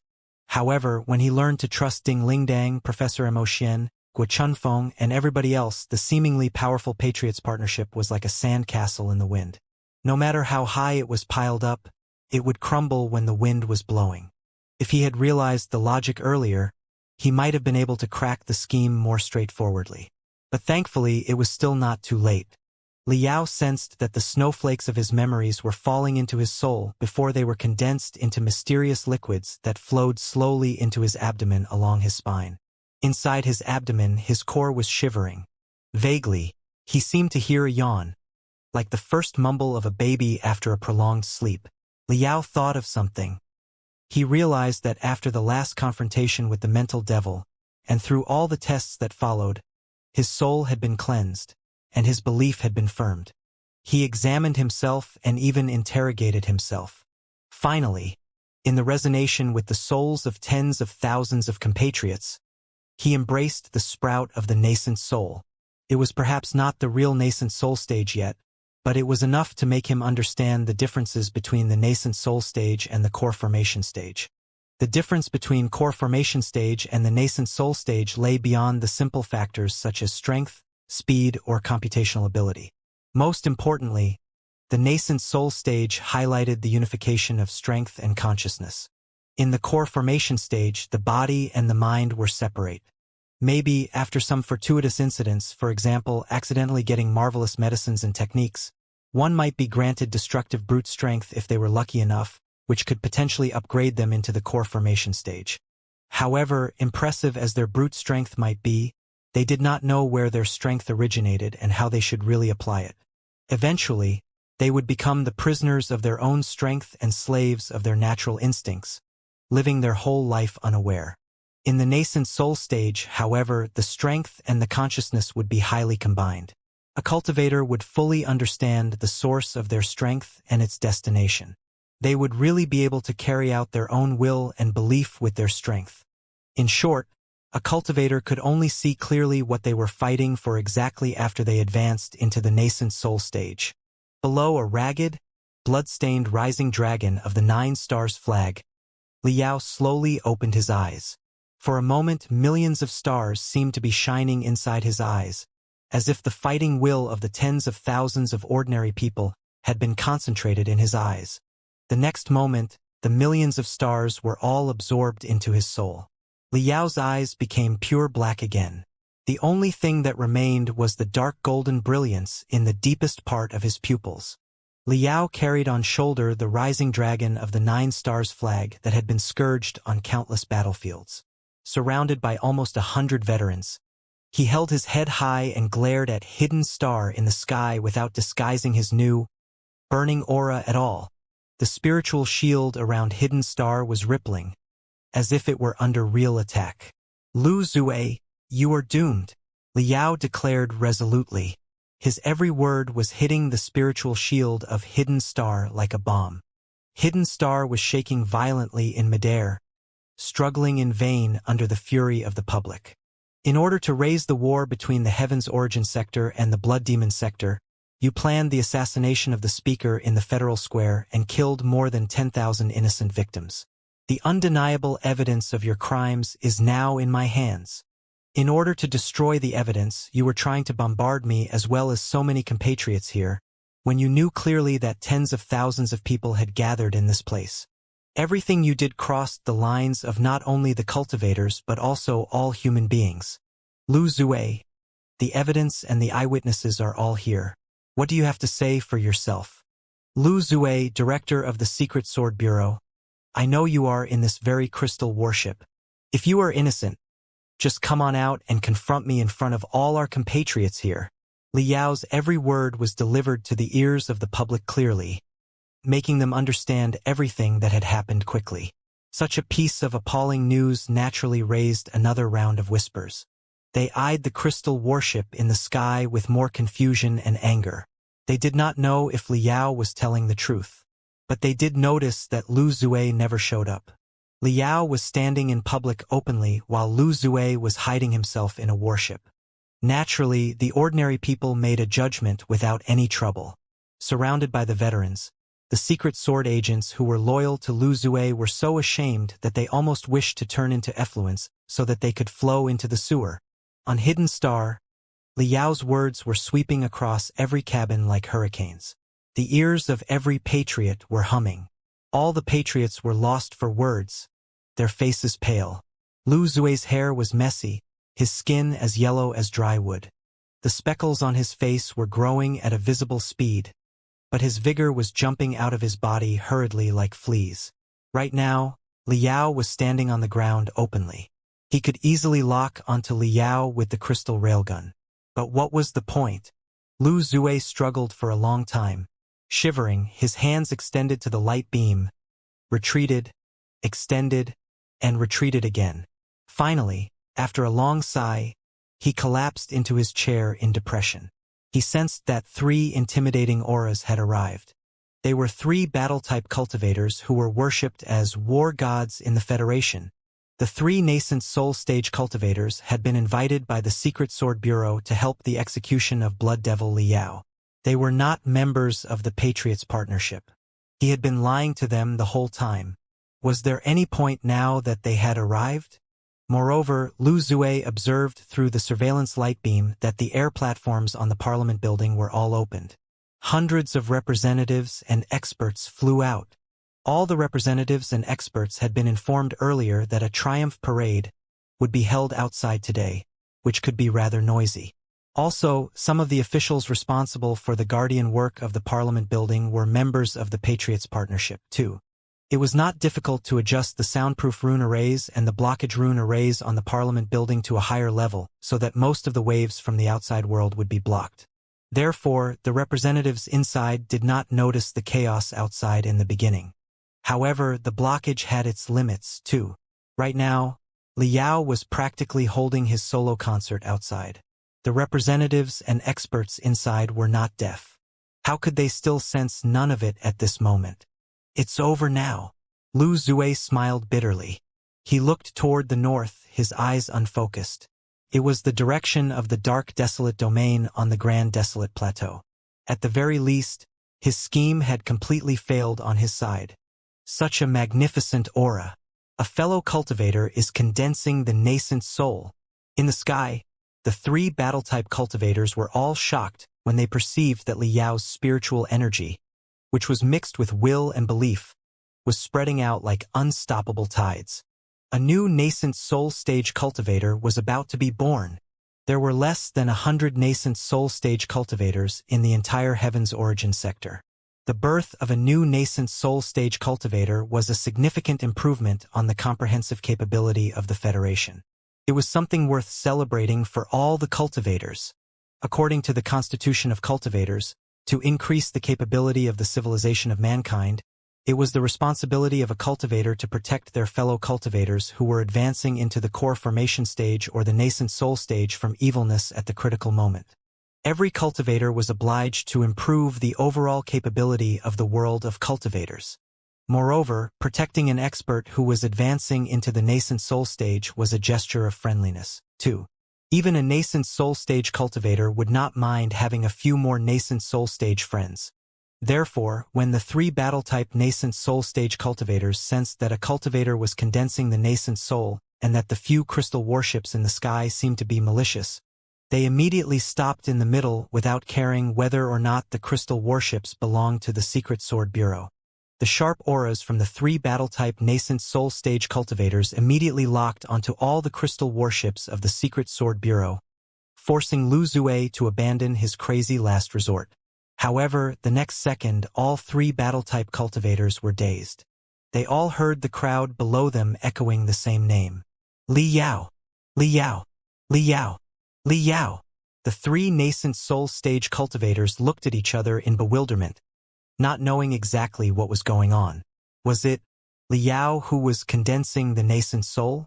They had all retrieved tremendous proof from the Secret Sword Bureau and were aware that Liao had been possessed by the Blood Devil. The guy had also chopped off an arm from Death Ray Yichongkong. This time, they gathered together for the single purpose of executing the Blood Devil and preventing it from brutalizing more people. But they were utterly befuddled about the situation. Could the Blood Devil enter the nascent soul stage? What was going on exactly? Did Blood Devil Liao have a certain secret art that allowed him to bewilder tens of thousands of people? Or was there another side to the story? All 3 nascent soul stage cultivators were in a dilemma. The hundreds of representatives and the leadership of the major sects who were floating in midair noticed the complicated situation in front of the Parliament building, too, which was as untamable as a flood. They were not as simple as the ordinary people, and they were thinking in the long term. Some of the representatives were even the members of the Patriots Partnership themselves. At this moment, their faces were all gloomy, and they were looked at each other, exchanging information and trying to find a loophole for the last struggle. The simmering public and the silent leadership were like two poles, one scorching and the other freezing. The situation was rather weird. Liao's head was clearer than ever. He grasped what was on their minds keenly. They are still not sure whether or not I am the blood devil. After all, it is too complicated an issue to be explained shortly. If it were a moment ago, when he hadn't seen through his heart, Liao might have burst into fury and felt wronged. But right now, he felt that he more or less understood the powerful big shots. Everything boiled down to his own actions. It was he who had gone separate ways with other people while returning to the Heaven's origin sector. He even left a letter for them, claiming that there was a giant blood devil lurking inside his body and that whatever he said was not to be believed. At that time, he had not figured out the truth about the blood devil yet, and he was not courageous enough to face the abyss in his heart. Or maybe he did not trust everybody enough. Right now, everybody was doing exactly what he asked them to in his letter. Was there anything wrong?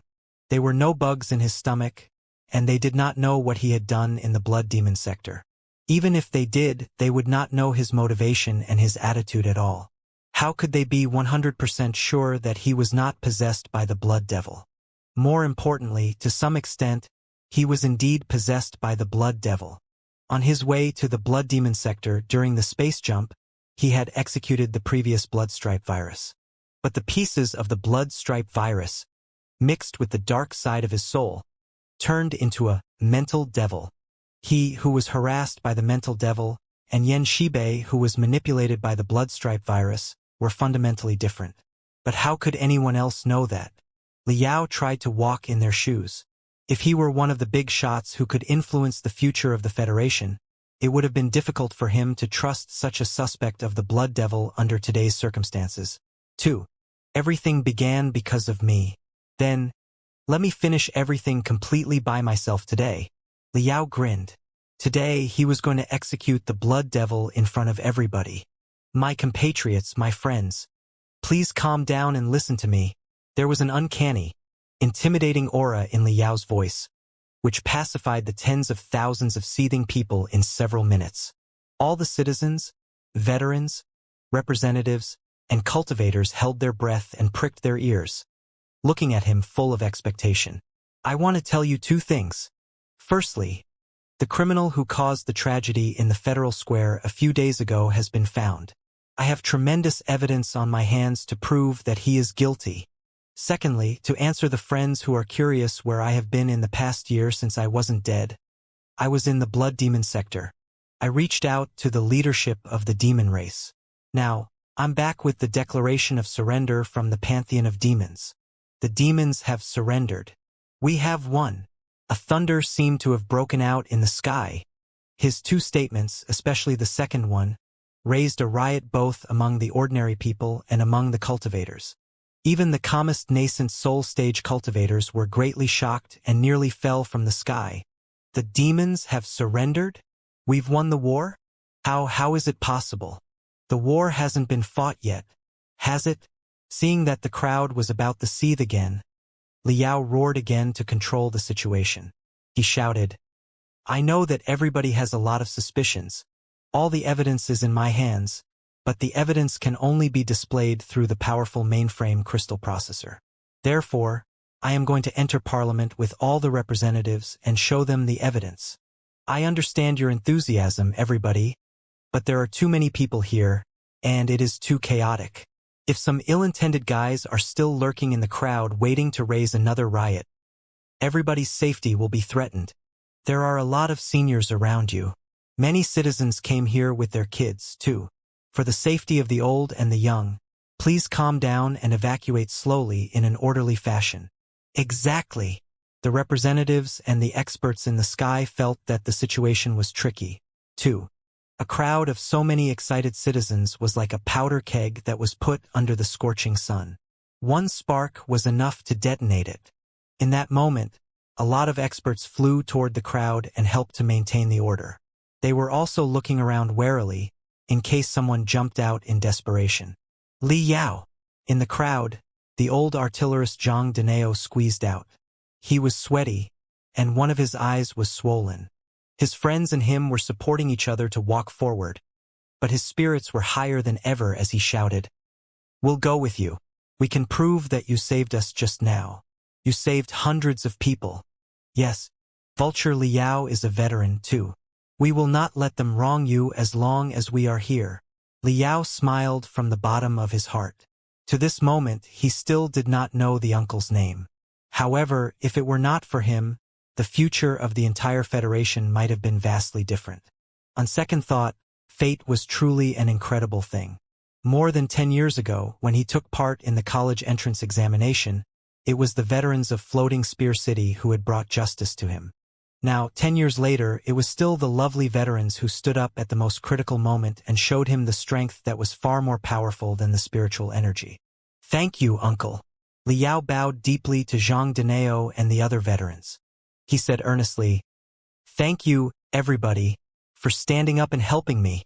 I appreciate your kindness, but please rest assured. There are hundreds of representatives here as well as the leadership of the major sections. Some of the representatives are veterans and ordinary people, too. Everything will be all right with so many eyewitnesses. I can tell that many uncles here are wounded. Take a rest aside and let the doctors treat you." Zhang Denao sniffed. "They are not wounds at all. Years ago when Zhang Denao, I knew it was you who stirred all the trouble." A representative suddenly leapt down from the sky and hugged Zhang Denao hard. Their bodies were equally dry and as wrinkled as the skin of an orange. The tattoos on their arms and chests were also equally intimidating. In the system of the Star Glory Federation, to ensure the benefits of the ordinary people, a certain proportion of the representatives could only be elected from the ordinary people. Some of the representatives were veterans themselves. After they retired from the army, they took part in politics and continued their service to the country. Just now, the noises outside had been blocked by rune arrays. They did not know what had happened at all outside. Now that they understood the situation, naturally, they all stood out and reassured the public. "There's no need to worry, everybody. This is too important an issue that has attracted too much attention from the public. Everything will definitely be revealed very soon. We will not wrong any good man. And we will never let go of any scumbag who is shameless enough to attack innocent people."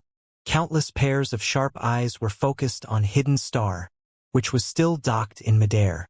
Watched by 3 battle-type nascent soul stage cultivators and almost 100 core formation stage cultivators, even a heavy warship of the Federation Army would not be able to get away, much less Hidden Star, which was designed for the city battles, and therefore did not boast of very high speed or thick armor. An hour passed. Almost 100 light beams were floating above the main hall of the Parliament building. Lights were blinking and data was pouring. All the files that Liao had brought back from the Blood Demon Sector and Elder Nether Springs memory pieces were displayed once and for all. The representatives and leadership of the world of cultivators held their breath and read with complicated expressions, sometimes embarrassed, sometimes frowning, and sometimes overjoyed. They were astonished at the thoroughness and cruelty of the Patriots' partnership scheme. They were also impressed by Liao, who resolved the fatal traps like a surgeon wielding a scalpel. Many representatives were embarrassed for the wrong decisions that they had made a few days ago. Of course, the members of the Patriots' partnership lurking among the representatives were definitely not willing to admit their failure so fast. Through clandestine channels, they reached out to each other, ready to launch a new counterattack. Liao was standing on the podium with Ding Lingdang, Wu Mian, Professor Mo Xian, and other friends. The evidence had almost all been displayed. Next, it was Liao's turn to answer everybody's questions. "Go now. Tell them everything that you've done over the past few days, and humiliate the big shots who were sitting in the Parliament building enjoying the air conditioner all day." Ding Lingdang bashed Liao's chest. Liao smiled and held Ding Lingdang's hand. Staring at her in the eyes, he said solemnly, "Of course, I will explain everything, but there might be a little accident later. I assure you that I'm definitely going to be fine. There's no need to fret. The only thing you need to do is trust me. All right?" Ding Lingdang was dazed, not exactly knowing what Liao meant. Lu Zue had been captured, and all the evidence had been presented. What accident could possibly happen? However, Out of her trust for Liao, she nodded intuitively. Liao turned around and said to Wu Mayan, "Ah Yen, take care of your masteress." This was the first time that he had ever used the term masteress in front of his disciple. Even Ding Lingdang, who had always considered herself to be casual, still blushed. "Master, what are you going to do?" Wu Mayan frowned and mumbled. "I feel that something is wrong. You must be planning a trick." "What trick?" Liao scratched his nose and grinned. "I am the most frank and forthright federal hero. Tricks are not my thing." Ding Lingdang. Wu Mayan. "What I'm about to play is a game where they can do nothing when they know clearly that I'm cheating." Liao roared and flew into the air, as energetic as ever, stopping in front of the representatives, the experts, and the leadership of cultivators. The nascent soul stage cultivators and the core formation stage cultivators were all wearing complicated expressions. The members of the Patriots partnership among the representatives almost could not wait to jump out and question him. But before they said anything, Liao shouted first. "There are a few words that I would like to share with you. The evidence that I displayed just now may be not enough to prove the sincerity of the demon race's surrender, but at the very least, it is enough to prove that Lu Zue, as the director of the Secret Sword Bureau Shou Yuxuan, who is the deputy director of the Capital Medical College, and other suspects knew of the existence of Elder Nether Spring and the children of the Netherworld a long time ago but kept them a secret. They even planned the operation to assassinate the speaker and caused the deaths of tens of thousands innocent people. But behind Lu Zue, there is still an enormous organization named the Patriots Partnership, which loathes to see the peace between the Heaven's Origin Sector and the Blood Demon Sector, and is determined to raise a war in whatever way possible. Right now, the expedition motion has been passed, and the Federal Army is running drills on the Grand Desolate Plateau. A great war will break out in no time. Therefore, I beg you to cancel the expedition motion, pause the war plan, and investigate the Patriots Partnership. Also, you can send a delegation to the Blood Demon Sector and check the situation there with your own eyes, so that we will have a channel of communication with the Pantheon of Demons. Liao paused for a moment. Sensing that several representatives were looking at him sharply, he spoke in advance before they questioned him. "I know that, despite all the evidence I've provided, a critical question remained unanswered yet, which is whether or not I'm possessed by the blood stripe virus. Many of the representatives and the fellow cultivators here must be wondering the same thing. Even if everything that I said is true, I cannot prove that I am not possessed by the blood stripe virus, can I? Maybe the so-called blood devil is winning everybody's trust in preparation for a larger scheme. I'm well aware that it is very difficult to explain, but we are running out of time. Therefore," Liao smiled and opened his hands. Small, glittering pearls popped up from his cosmos ring one after another and danced around him merrily. Very soon, almost 100 colorful, refreshing pearls were circling him faster and faster until they almost formed a barrier. The 3 battle-type nascent soul stage cultivators and 100 core formation stage cultivators were all greatly surprised. Not knowing what Liao was up to, they could only activate their spiritual shield and watch warily. Liao grinned. "In order to prove my innocence, over the past year, I went through a lot of trouble to collect the most rarely seen heavenly materials and earthly treasures and produced 108 mental devil annihilating thunderous pills. According to my design, the 108 mental devil annihilating thunderous pills, which were refined with the mysterious, sophisticated secret arts of the ancient times, can trigger mystic and incredible lightning that will take effect directly inside the brain and destroy all objects that do not belong to the body. If I cannot destroy the blood stripe virus even then, I will detonate my body and soul with all my cultivation and die together with it. Today, Vulture Liao will demonstrate my determination with my death, if that is the only way to convince you of everything that I've said." "What?" All the cultivators jumped to their feet. They did not expect Liao to be as strong-minded. Ding Lingdang frowned and was about to lunge forth when Wu Mayan clung to her thigh and dragged her back. Wu Mayan rolled his eyes and said in a weird expression, "Wait, Masteress. If you recall what Master said a moment ago." Ding Lingdang was dazed. She looked at Professor Mo Xian, who was next to her. As a spectral cultivator, the professor did not have a facial expression, but the crystal cameras on his face were glittering. There was no telling what was on his mind, but he was definitely more amused than panicked. "Don't you come close." The mental devil annihilating thunderous pills around Liao were revolving faster and faster. They released electric arcs that weaved into a golden, blinking net. The electric net ripped the air apart, generating a deep blue mist. Everything inside the mist became obscure. The only thing that could be heard was Liao's desperate roar. "The blood-stripe virus is very sordid. It might dash out of my body and run into yours. Fellow cultivators, be careful not to be infected. Don't come close. Sacrifice one for the happiness of many." A few nascent soul stage cultivators and core formation stage cultivators were planning to go forward and help Liao, but they did not dare move after hearing his words. They had no idea what the blood devil was exactly, much less how to resist it. Who could they turn to if they were accidentally infected? The mental devil annihilating thunderous pills were revolving at the highest speed. The spacious hall was filled with the sound of thunder.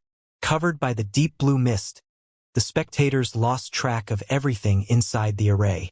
Everybody could only hear two voices replacing each other, one of which belonged to Liao, and the other was extremely sharp, brutal, and cold. "You will not escape from my body. I am going to die with you. Hiss. Let me go. Let me go. Ha ha. Ha ha ha ha. Let's die together and finish everything. You are crazy. Don't. Ah. As the two voices echoed, bright, overwhelming spiritual waves and mysterious, unpredictable cold winds were both surging inside the array, as if two strengths, one righteous and the other evil, were having a head-on clash. Gradually, the cold wind seemed to be eclipsing the spiritual waves. Everybody was astonished. They were wondering what they should do when Liao roared from the center of the array. "Friends, compatriots, and fellow cultivator, farewell." Boom! The 108 mental devil annihilating thunderous pills activated the most dazzling electric arcs at the same time and collapsed toward the center, raising a brilliant ball. Deep inside the ball, a bloody shadow seemed to be struggling before it perished into nothingness after a scream. The ball died down and the electric arcs were no more. The hall was peaceful again, but a blackened statue was floating in midair quietly and extending its arms toward them, as if he were still not willing to leave the world. Frozen for half a second, he fell down heavily. "Liao!" Ding Ling Dang pinched her leg hard and ran forward in tears. All the representatives and experts looked at each other in bewilderment, speechless. The few members of the Patriots Partnership among the representatives were dazed and infuriated, too. Before, they had drafted dozens of neat plans targeting Liao's identity as the Blood Devil. The debate and the investigation would linger for days if not months. He would not be able to explain himself. But they had not anticipated that Liao would play such a move. What was that supposed to mean? Such acting skills were too unnatural. They were not idiots. In the dead silence, Professor Mo Xian walked to the podium slowly. He did not look at Liao, who was stretching on the ground, catching his last breath at all, but turned his worried eyes to all the representatives and experts in the hall. Fellow cultivators. Professor Mo Xian was renowned in the first place, and everybody knew his legendary experience in the Flying Star sector. Therefore, there was no need for him to introduce himself. He sighed as if he were truly grieving and said solemnly, "Fellow cultivator Liao was willing to die together with the blood-stripe virus in order to destroy it. It was truly admirable. However, we don't know yet whether the blood-stripe virus has been purged or not. Now, there are two possibilities. Firstly, the blood-stripe virus has indeed been annihilated without leaving slightest trace. Secondly, the blood-stripe virus has not been removed but is still lurking inside Liao's body. After all, it is very difficult for us to confirm the result with our current technology. Oh right, there's another possibility. The blood-stripe virus is contagious. Perhaps, in the fierce fight just now, the blood-stripe virus, seeing that it was no good, escaped out of Liao's body through the bloody mist and dashed into a certain someone's body. In other words, all the representatives, elders, leaders, and ministers, every one of you, except for spectral cultivators such as myself, could be a blood devil. Liao woke up slowly in the medication drugs, but he was not in a hurry to open his eyes.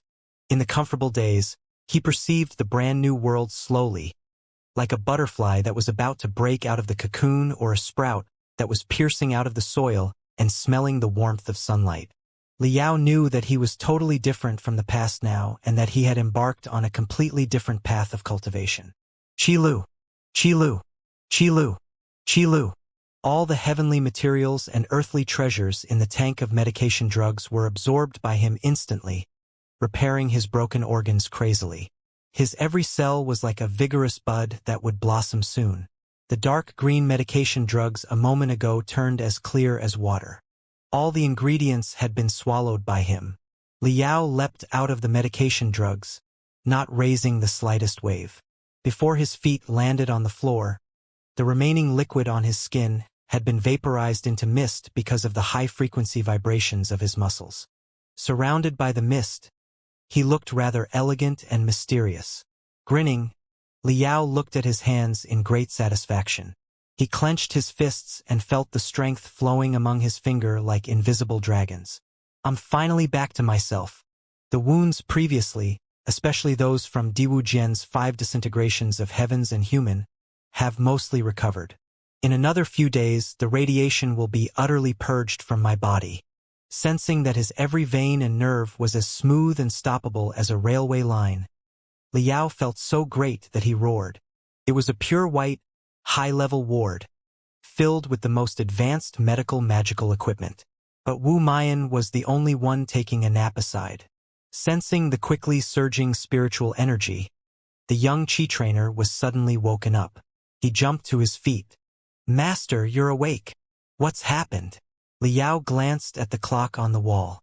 12 hours had passed since he executed the blood devil in Parliament. It was the quietest moment at night right now. Liao coughed. Rubbing his temples, he frowned. Has the blood stripe virus been killed by me? Master! Wu Mayan blinked and pouted. You are going too far. I followed you long enough, and this is not the first time that I've seen your performance as an actor. But even if you may not like to hear it, I still have to say that today's performance was your most unnatural and unconvincing one. Liao's face remained unchanged. Was it? Wu Mayan nodded. Yes, it was. Such foul acting skills did not even fool me. You didn't think that the shrewd representatives, elders, and leaders would be tricked, did you? With a chuckle, Liao put on his coat with Wu Mayan's help. Then he smiled. You must think about it from a different perspective. Yes, my performance at that time was truly tawdry. It is the greatest stain on my acting career. Even the 108 thunderous-something pills were actually made by tearing down the beads of several bearings that I bought in a random hardware store. They indeed did not seem convincing enough to execute the blood stripe virus. However, how can you prove that it was not yet another trick of the blood stripe virus? Perhaps the blood stripe virus wanted everybody to continue suspecting me, while it took the chance to sneak into another victim's body. Wu Mayan was dumbfounded. Hesitating for a long time, he said, I have to prove that too? Of course. Liao nodded solemnly. You also know that the blood stripe virus comes and goes without a trace. Whoever gets infected can only curse their bad luck. I was infected uncannily years ago, too. You were there to witness it in person. Therefore, no matter how foul my performance was, as soon as I point the fact out, the most powerful representatives, experts, and leaders will have to be faced with the same problem. How could they prove that my foul performance was not the camouflage of a marvelous performance, and that the real blood stripe virus has not snuck away to their body? Let's take you for example. Suppose you are a representative in Parliament. How can you prove that you are not infected by the blood stripe virus? Wu Mayan jumped up and scratched his head for a long time, only to come up with nothing. Liao laughed. You can't prove it. The representatives and leaders couldn't either, just like me. Wu Mayan raised his arms to surrender. Master, you are losing me. Silent, Liao smiled. Master. Wu Mayan glanced at him. Hesitating for a moment, He summoned his courage and asked, "Although it does make sense, I still want to know the truth.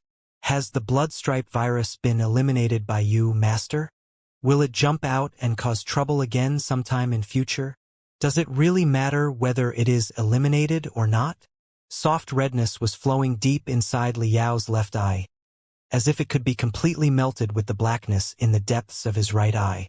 Pondering for a moment, he said slowly, "It's true that the blood stripe virus seems bad and dangerous. Xianxia years ago even caused the doom of Iron Plateau after he was infected by the blood stripe virus. Therefore, after I knew I was infected, I panicked every day and considered it a great enemy. However, after the incident recently, it has occurred to me that Lu Zue, who was in no way infected by the blood stripe virus, almost caused the doom of the Heaven's Origin sector, the Flying Star sector, and the Blood Demon sector, just like Xianxia, didn't he? Tell me, is there a fundamental difference between Xianxia, who contracted the blood stripe virus, and Lu Zue, who didn't?" Wu Mayan was deep in thought. Liao smiled and continued. To this last second of his life, Xianxia still wouldn't accept that he was infected by the blood stripe virus. He swore to me that he was Xianxia and that it was he who had been pushing forward the plan the whole time. At that time, I was not convinced. I thought that the real Xianxia was already dead, same as you did. I thought that our enemy on Iron Plateau was merely the blood devil that was using Xianxia's body as its shell. But now I've changed my opinion. Perhaps he wasn't lying, and he was indeed not manipulated by the blood stripe virus. Perhaps the so-called blood stripe virus is neither kind nor evil. It has always been us, our own heart, that can tell kindness from evilness. The blood stripe virus is a catalyst at best. The blood stripe virus did not manipulate Xianxia. Xianxia swallowed the blood stripe virus and used its strength to carry out his crazy will. Wu Mayan stammered, "Master, you are saying..." "What I'm saying is, maybe there is an abyss in everyone's heart and a blood devil lurking in the deepest part of the abyss. Anybody, including someone like Lu Zue, who is absolutely not infected by the blood stripe virus, might be accidentally swallowed by the abyss and fall into the control of their natural-born blood devil. If that's the case, does it really matter whether or not the blood stripe virus was purged by me?" Wu Mayan gasped. "Then what should we do?" Liao snapped his forehead and said, "If you're worried, go and look for the abyss and blood devil in your heart. Slash it every once in a while after dinner or sleep. That will be enough. Isn't that the best sense of cultivation?" Holding his forehead, Wu Mayan was deep in thought, or rather, he pretended that was thinking hard. Such ideas were not readily understandable for a young man less than 20 years old such as himself. Right then, the door of the ward was thrown open. Ding Lingdang rushed in like a tornado and jumped into his arms. Liao felt that an erupting volcano had just been thrown to him. He felt happy, stunned, and a bit suffocated. Professor Mo Xian looked at them from aside with delight. "Should I give you 10 minutes?" the professor asked thoughtfully and hinted at Wu Mayan. "That's unnecessary." Ding Lingdang let go of Liao after pinching his chest hard. "You've been through this too, Professor. We've been apart for 10 years. What can we do in 10 minutes? Also, the room here is too small. Not suitable for us." Cough, cough, cough, cough, cough. Liao coughed loudly.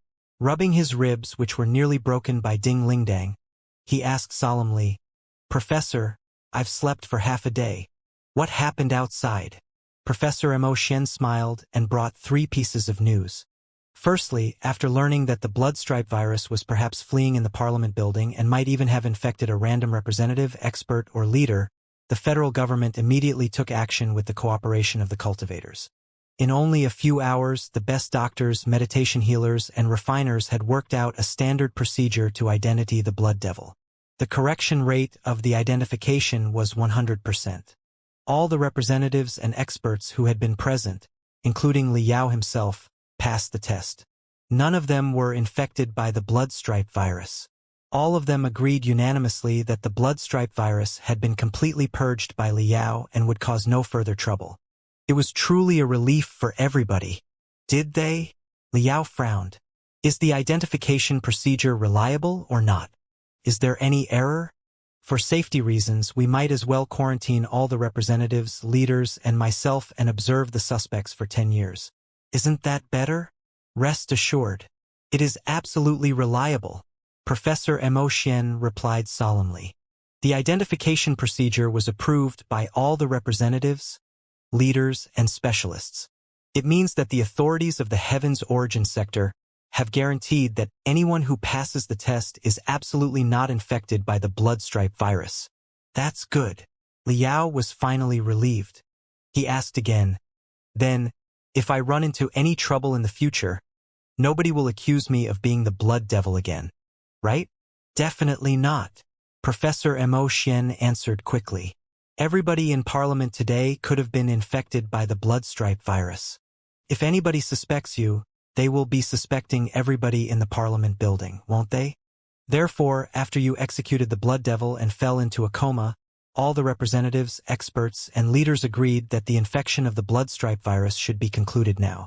Whoever dares to accuse other people of being infected by the bloodstripe virus will be a scoundrel fanning the flames and destroying the stability and harmony of the Federation.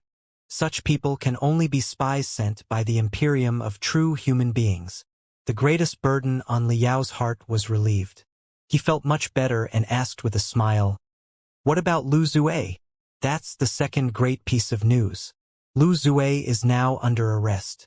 The expedition motion has been paused." 2. Lu Zue's lies were full of holes when faced with the files and evidences brought by Liao, especially Elder Nether Springs memories. When the footage that recorded him ordering the shooting of the crystal railgun on Hidden Star at thousands of civilians was sent to Parliament, all the representatives and experts were greatly shocked. Because of their unique battlefield, the actions of the Secret Sword Bureau did not require permissions under most circumstances. They were even allowed to bring the disciples of a sect in for investigation without contacting the leader of the sect, provided that they submitted evidence later. But it did not mean that the Secret Sword Bureau was free to open fire on ordinary people. Even if the first attack from Hidden Star was an honest mistake, the second one was definitely intentional. The incident was in violation of the boundary of the Federation and the Cultivators. Right now, Lu Zue had officially been arrested and was now giving up other accomplices of the Patriots Partnership. The expedition motion had been aborted in the emergency, too. The message had been sent to the Grand Desolate Plateau at the highest speed. The troops that were stationed in the south of the Grand Desolate Plateau, planning to march into the Dark Desolate Domain, had all been ordered to retreat to their respective defense area. Those having drills in the Dark Desolate Domain would change the arrangement of the drills and finish them as quickly as possible so that they could return to their bases and stand by. Also, in response to the instrument of surrender of the Pantheon of Demons brought back by Liao, the Parliament decided to send a delegation to the Blood Demon sector to investigate the situation of the world and to reach out to the Pantheon of Demons. More importantly, they were going to pick up the remaining soldiers of a troop, the survivors of the Flying Tigers Legion led by Han Tuhu. The soldiers of the Heaven's Origin sector had to be brought back home. "I'm planning to join the delegation and go to the Blood Demon sector." Ding Lingdang rubbed her fists and said, "I discussed looking for you in the Blood Demon sector with Wu Mayan before, but now you've returned by yourself. Still, I want to see what the Blood Demon sector looks like with my own eyes. Also, your third disciple Jean Xianxia seems to be an interesting girl. I should bond with her, shouldn't I?" Liao was sweating hard. What do you want?" Ding Lingdang smiled but said nothing. Behind her, Wu Mayan put on a miserable expression. It was clearly not a delightful experience to bond with Ding Lingdang. Professor Mo Xian smiled. All right. Save your private talk for at home. I have the third great piece of news." The third piece of news was a pleasant surprise. Zhang Hailu, the Speaker of the Parliament, had woken up. He was an admin-type cultivator and did not boast much combat ability. He had nearly been broken apart by the crystal bomb that Lu Zue had carefully prepared. His brain had been in a deep coma because of the severe blast. Before, Speaker Jiang was having a conservative treatment in a secret hospital not far away from the Parliament building. Even the most brilliant meditation healers did not have good solutions to wake up his dormant soul. However, in the afternoon yesterday, when everybody was shouting and singing the national anthem of the Federation on every street and alley near the Parliament building, Speaker Zhang's brain had miraculously reacted. Perhaps, when Liao's soul collided with the souls of tens of thousands of citizens, the overwhelming resonance touched Speaker Zhang's soul, which was struggling in oblivion. He had been reminded of his identity, his responsibility, and his destiny. Speaker Zhang woke up when you were executing the bloodstripe virus in Parliament, Professor Emotian said. He dedicated himself to work the moment he woke up. The settlement of the bloodstripe virus incident and the pause of the expedition motion couldn't have been passed quickly without his insistence. Excellent! Liao was overjoyed. Zhang Hailu was a leader with a calm, clear head, who would not be affected by the public fervor and his own emotions. He would certainly be able to make sure that the Federation made the right choice. Speaker Zhang just woke up after all. His soul is still very weak. After working for 6 hours, he went back into the deep sleep state to treat himself again, Professor Mo Xian said. However, before he went to sleep, he met me and asked me to bring a few words to you, which were exactly I meant to say to you. Welcome home. Welcome home, Master. Wu Mian shouted, too. Welcome home, my hero. Ding Lingdang hugged Liao again and nibbled on his face. Liao finally could not stop his tears from flowing out of his eyes anymore. He was finally home. At that moment, he was truly back home with his family and friends. Homecoming was 10 times more exhilarating than condensing the nascent soul. Liao's spiritual energy and soul were surging out beyond his control, and his brain was illuminated by the most dazzling brilliance. You are so strong right now. Ding Lingdang sensed Liao's changes immediately. She jabbed his chest and exclaimed, What level are you in right now? You haven't advanced into the nascent soul stage yet. Have you? The question made Wu Mian and Professor Emotian prick their ears. 2. A nascent soul stage cultivator less than 40 years old? That would be a monster in either the Heaven's Origin sector or the Flying Star sector, and even in the Star Ocean Imperium 10,000 years ago. I don't know how I should put it. Liao scratched his bottom and perceived the bump at the bottom of his spine. After hesitating for a long time, he said, The nascent soul seems to have been condensed, but I'm still some distance away from the real nascent soul stage. I feel like, metaphorically speaking, my body is a pregnant woman right now. The baby in my body has grown mature, but it is still in the womb and hasn't been born yet. Ding Lingdang was confused. She thought for a long time and said, Is it possible?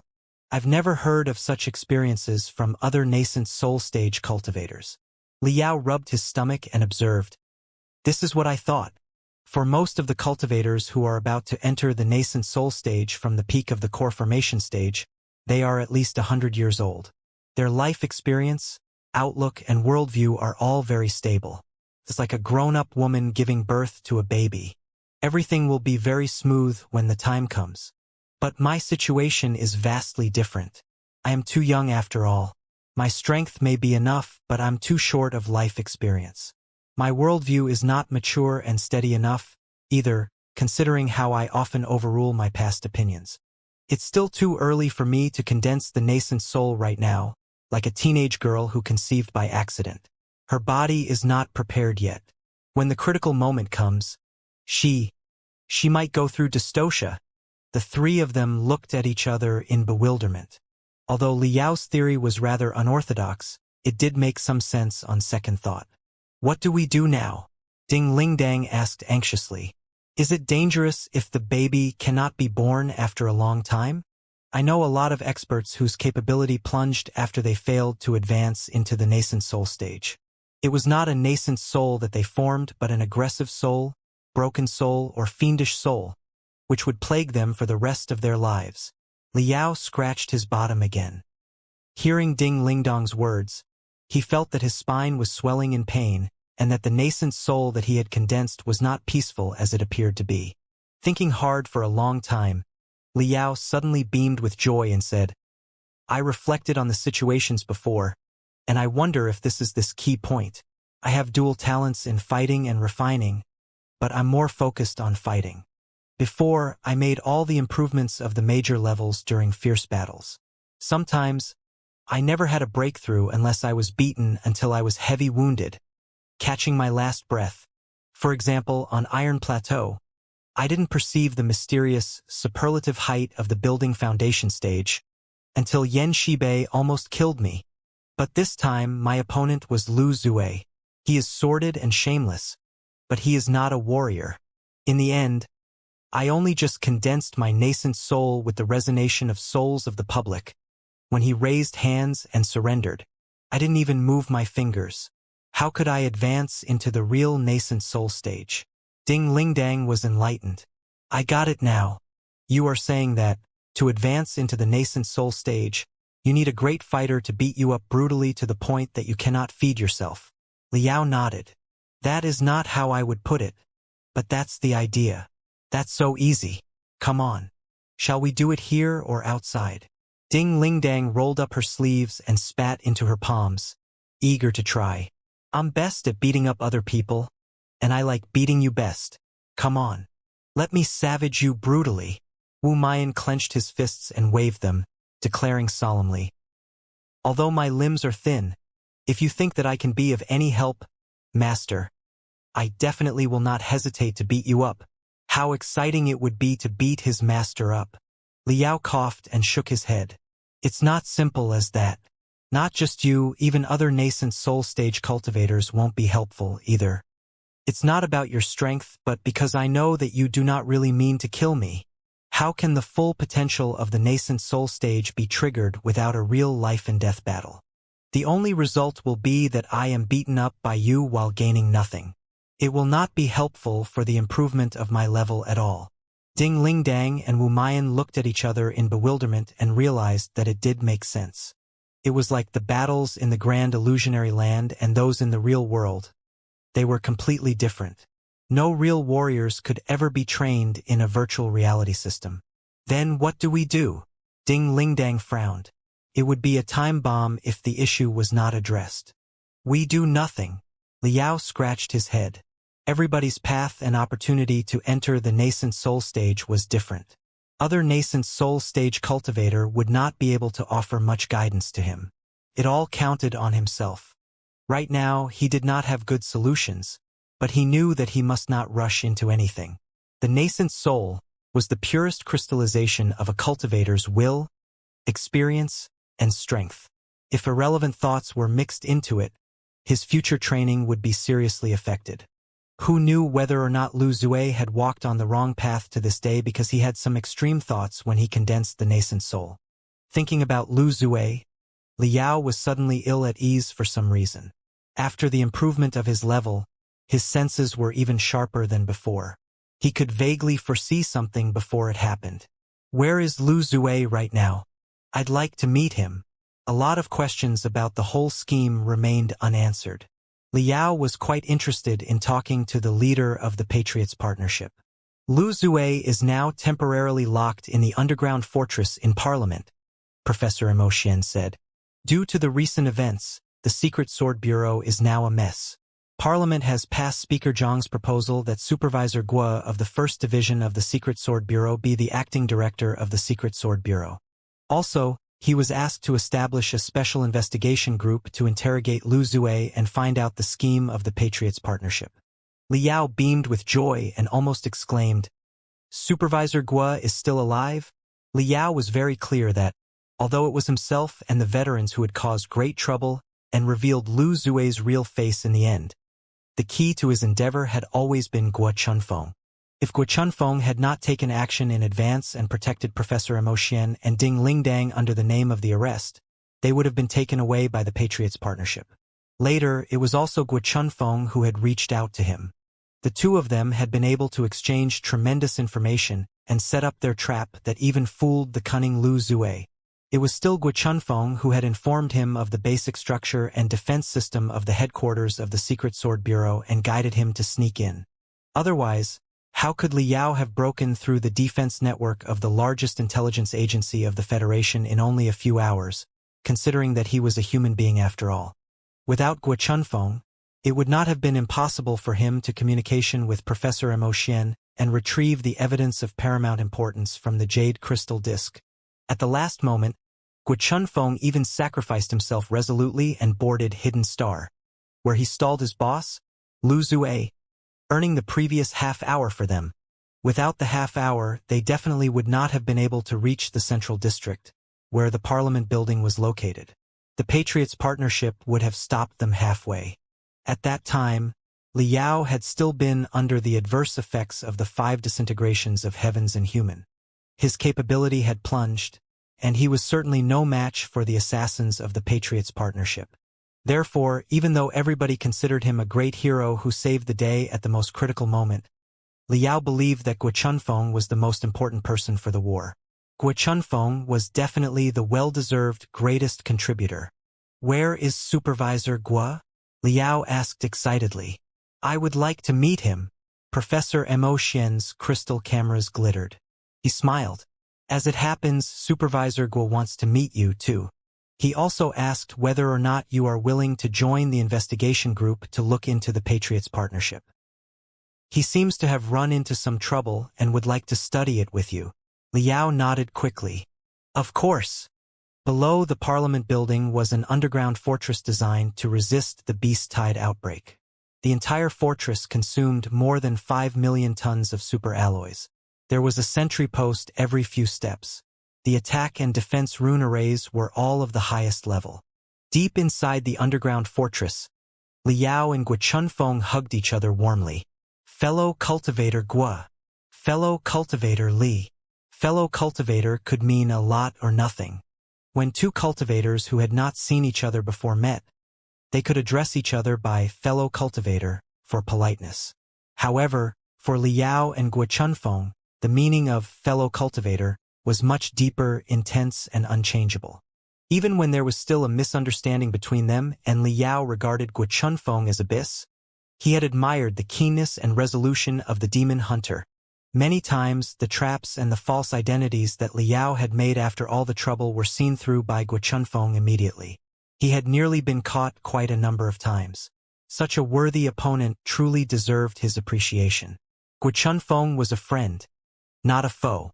It was really the biggest surprise in the war. "Brother Guo, how did you escape from Lu Zue?" Liao used a more intimate form of address. He eyed Guo Chunfeng up and down and discovered, although the guy appeared feeble, there was nothing serious about him. He took a long breath in relief but was caught in confusion. At that time, Guo Chunfeng had gone to buy more time for him at the cost of his own life. He had been determined to sacrifice himself. How did Lu Zue allow him to survive? Guo Chunfeng smiled and replied casually, "It's simple. After I delayed Lu Zue for half an hour according to our deal, Lu Zue indeed realized what was going on and burst into fury. At that time, I was surrounded by Lu Zue and 4 tough warriors, who were all infuriated and had made up their minds to kill me. When I was about to die, at the critical moment, what did you do?" Liao held his breath, sweating. "I cried and kneeled on the ground," Guo Chunfeng said solemnly. "I begged Lu Zue to be lenient and spare my worthless life." Liao was dumbfounded. "Huh! I kneeled on the ground and crawled over like a dog. Clinging to Lu Zue's thigh, I cried to Lu Zue. I told him that, for his information, everything that had happened had happened. I'd already delayed him long enough. Killing me wouldn't help him, right? Moreover, although I was heavily wounded, I still had a bit of strength to counterattack. When a rabbit is angry, it can bite too. If they were determined to kill me, it would cost them another several minutes as well as the physical strength and ammunition of the great heroes of the Patriots partnership, which would certainly not be very good, right? Brother Guo, you must be kidding, right? Liao stammered. I am not. It was exactly what happened. Guo Chunfeng opened his hands and said casually, I kneeled, I begged, and I cried, touching my chest. I told Lu Zue that I knew I was wrong, and that I was willing to correct my wrongdoing and join the Patriots partnership. I still had a lot of secret resources at my disposal, and I could contribute all of them to his organization and help him to complete his patriotic plan. As long as he could give us another opportunity and spare my worthless life, I was willing to do anything. Liao was astounded. And Lu Zue believed it? Guo Chunfeng shook his head. Of course he didn't, but I said something else. Director, you claim that you are not swallowed by hatred and that everything you did was out of rationality for the future of the Federation. That is the belief of the Patriots. Then it will be wrong for you to kill me. I am already kneeling on the ground begging for mercy. Killing me at such a moment is utterly meaningless. It's just a way to vent your anger. Killing me will prove that the Patriots, including Lu Zue, cannot control their hatred and fury. Then the ideology and the belief you persist with will be pure garbage. How will you be able to maintain your current level? The 4 core formation stage cultivators will be chasing after you later. If their belief wavers after they kill me, how can they fight the battle next? Just like that, I cried and rolled on the ground. Even Lu Zue was shocked.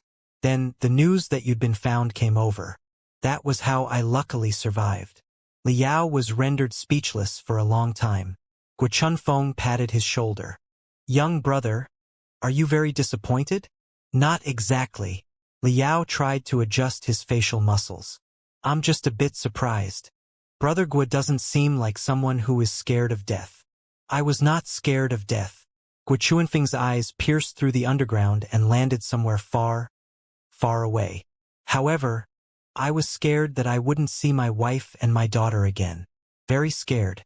Now that I've earned enough time and fulfilled my responsibility as a cultivator to my country and my compatriots, should I fulfill my responsibility for my wife and my daughter next? Young brother, when you are my age and have your own wife and children, you will understand me. On the ground that my principles are not violated, as long as there is a slim chance that I can reunite with my family. Not just kneeling down and begging for mercy. I guarantee that I will lick the bottom of Lu Zue's shoes if he asks me to. Liao was dazed for a long time, but then he suddenly smiled. Perhaps it was not an answer that he expected, but at the very least, Guo Chunfeng was still alive. He could still go back home on his own feet and meet his wife and daughter. His wife and daughter needed to neither attend to his funeral nor cry on the countless cold nights in the future. Could there have been a better outcome? Brother Guo, if I ever have the chance, I would love to visit your home and see what the place that attracts you so much really looks like, Liao said sincerely. Ha ha ha ha. It's just a regular house. Guo Chunfeng laughed in delight. My daughter will be exultant if you are there, the legendary ultra-level federal hero, Vulture Liao. She won't be able to fall asleep again for the next 3 days. Brother Guo, we both know that it is not true. Liao was more or less embarrassed. You are the greatest contributor in the battle. If we're talking about heroes, you are certainly the real hero here. All right. Guo Chunfeng changed the topic. If we don't stop, we'll spend the next 3 days adulating each other. Let's talk later at my place when this thing is over. Now, let's watch the footage of Lu Zue's interrogation. I feel that something is wrong, but I can't tell exactly what it is. Take a look at it. No problem. Liao walked to the analysis center next to the interrogation room, where hundreds of light beams were displaying the picture of Lu Zue being interrogated ever since he was captured. Almost all of the interrogation was a one-on-one competition between Guo Chunfeng and Lu Zue. Even the tiniest muscle reactions when Lu Zue was speaking were monitored and analyzed carefully. In the picture, Guo Chunfeng said calmly, Director, your scheme has been exposed. It is a doomed cause now. If you do not give up, the interests of the Federation will be harmed, and more blood will be shed for nothing. If you are a real patriot as you claim to be, just confess everything now for the Federation and for everything you want to protect. After a long silence, Lu Zue replied in a bitter smile, If you win, you are a king. But if you fail, you are a rebel. He began his confession. His speed was low, but his words were very clear. The information was unambiguous, too. In a few hours, he gave up dozens of secret bases of the Patriots Partnership and a complicated connection network, as well as several production centers of the demon god virus in the East Ocean and the southern rainforest. According to the information, the core formation stage cultivators and the nascent soul stage cultivators in the capital city took action immediately and marched to the places all over the country, trying to demolish the Patriots Partnership before they reacted. Up to now, the dents of the Patriots' partnership in the capital city and the few cities nearby had been discovered. Hundreds of Patriots, as well as tremendous files and even virus samples, had been captured. Generally speaking, Lu Zue was quite cooperative, with barely any resistance.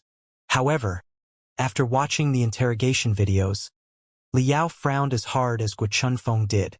Lu Zue was like a gambler who had wagered all his belongings only to lose everything. All his emotions other than frustration and desperation had flowed out of his body. The only thing that was left was an empty shell that was answering Guo Chunfeng's questions mechanically. However, behind the frustration and desperation, Liao vaguely sensed a hint tranquility. Not the tranquility of gloom and giving up everything, but the tranquility of waiting before the arrival of a storm. Something is wrong. Lu Zue is too peaceful, desperate, and frustrated. He is a nascent soul-stage cultivator. His belief should be unwavering. Would he give up so easily? He just suffered a brutal failure. In his eyes, the Federation should be hopeless now. However, faced with such an outcome, he didn't even struggle but simply confessed everything at the earliest opportunity. Is he watching the Patriots' partnership get demolished just like that? Looking at Guo Chunfeng, Liao said, "I want to meet him." When the two of them stepped into the prison cell, Lu Zue, locked up in barriers, was sitting cross-legged in a corner. He was absent-minded while staring at a dim light on the ceiling. Several bugs crashed into the light, producing cracking noises, but they never retreated. Lu Zue was completely focused on the few bugs. He did not even bother to greet Liao and Guo Chunfeng. Now, time was on Lu Zue's side again because Liao and Guo Chunfeng could not afford to wait. Guo Chunfeng could not help but ask, "Director, what are you looking at?" "I'm looking at the future." Lu Zue's voice was both deep and slow, as if it was floating up from the depths of a swamp, with mud dripping from his every word. The future 100 years from now. In the decades to come, after the demon race surrenders and mankind secures a glorious victory, the capability of the Federation soars quickly. Everybody dwells in the illusions of peace and prosperity, unable to free themselves. Liao and Guo Chunfeng, the two cultivators who have facilitated everything, become the great heroes for the public. When the demons just surrender, they conceal their aggressiveness and pretend to be innocent lambs and hard-working horses. They sneak into the Federation in the most humble and docile position, shouldering the most arduous and dirty work. With the joint efforts, the Federation is flourishing. Everything seems to be developing to the perfect direction. However, good days don't last long. Gradually, the population of the demon race grows larger. With their advantage in survival abilities, the demons spread out to all the resource planets in the Heaven's Origin sector and the Flying Star sector, and even the larger world. Human beings, in comparison, have a hard time immigrating into the blood demon sector because of their weak bodies. As a result, there are more and more demons, and they are occupying more and more worlds. Over time, they seize the critical posts in the new Federation. The war in the past is slowly forgotten as the two parties are more and more integrated. The activities of demons demanding their rights are gaining popularity. To stabilize the Federation and to resist the Imperium, the demon race, as the disadvantaged people, gets all kinds of privileges from the policemakers. The rules, ethics, and even laws that have passed on for thousands of years are smashed into pieces because they are biased. Even the word demon will become a taboo because it is not politically correct. Maybe demons by then will no longer be called demons. They will be the physically extraordinary, or the federal citizens of blood demon descent. Even so, the demons are still not satisfied. They are still pushing forward in every aspect. They replace our rules with their rules, they contaminate our culture with their culture, and they twist our history with their history.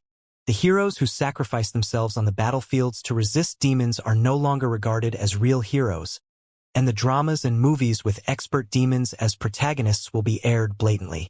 In the end, every human kid loses wariness of the demon race and forgets the hundreds of years of struggle of their ancestors. They are even ashamed of their natural-born suspicion. The changes will not happen in an instant but take place slowly and surely over the span of decades under the banner of love, peace, and integration. Nobody will realize that it is another invasion. The idiotic public will only be brainwashed by the media and the consortiums. The shrewd politicians, however, think that they can take advantage of the strength. Only the few people who are sober can see through the danger behind everything, but their voice is too low. Even if they say anything, they will be accused of being the remnants of the Patriots Partnership and be despised for sabotaging the integration.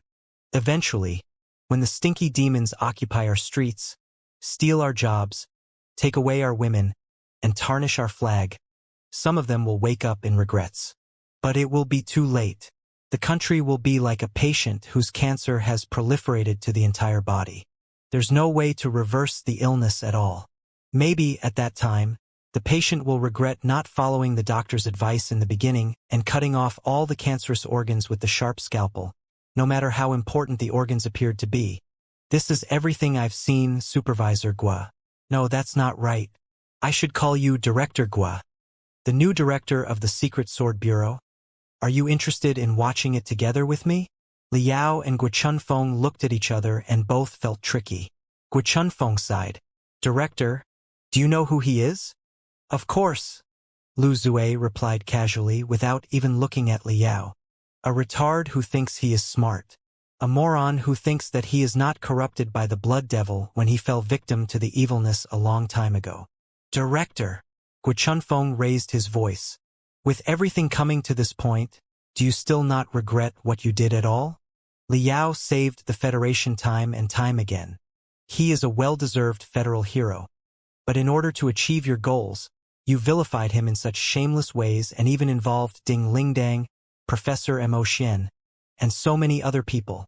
I didn't vilify him, Lu Zue said calmly. The accomplishments in the past cannot make up for the wrongdoing today. At this moment, I still maintain my opinion that the Real Liao died in the Blood Demon sector, and that the one who is alive is but a devil residing in Liao's shell. The devil is going to ruin the Federation eventually. I tried to stop the devil, but it is too cunning, too strong, and too good at taking advantage of the weakness of humanity. Therefore, I failed in the end. Do I feel bad? Of course. But do I regret? I'm not sorry for what I did. I don't regret. Liao narrowed his eyes and confronted Lu Zue for the first time. You don't regret, and yet you confessed the nests of the Patriots Partnership. The organization is now falling apart, and the Patriots are being captured. Why? As I said, when you take a gamble, you must brace for failure. Lu Zue replied lazily. I didn't kill Guchunfeng on Hidden Star, because our organization was doing everything not for personal grudges, but for justice and the future of the Federation. Killing Guchunfeng would only have made me feel better, but the country would have lost an excellent director of the Secret Sword Bureau, which was against my belief. So I didn't do it.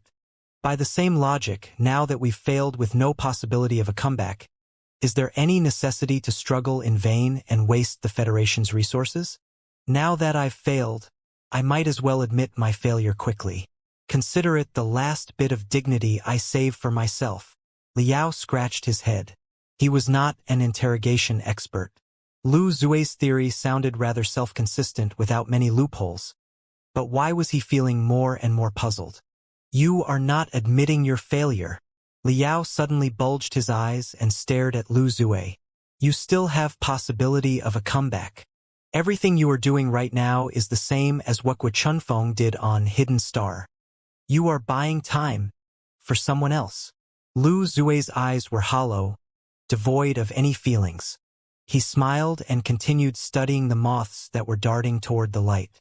No, no, no. Liao thought so hard that he felt that his brain was exploding. He retrieved the locations of the nests of the Patriots Partnership that Lu Zue had confessed again. Finally, he found the source of his uneasiness.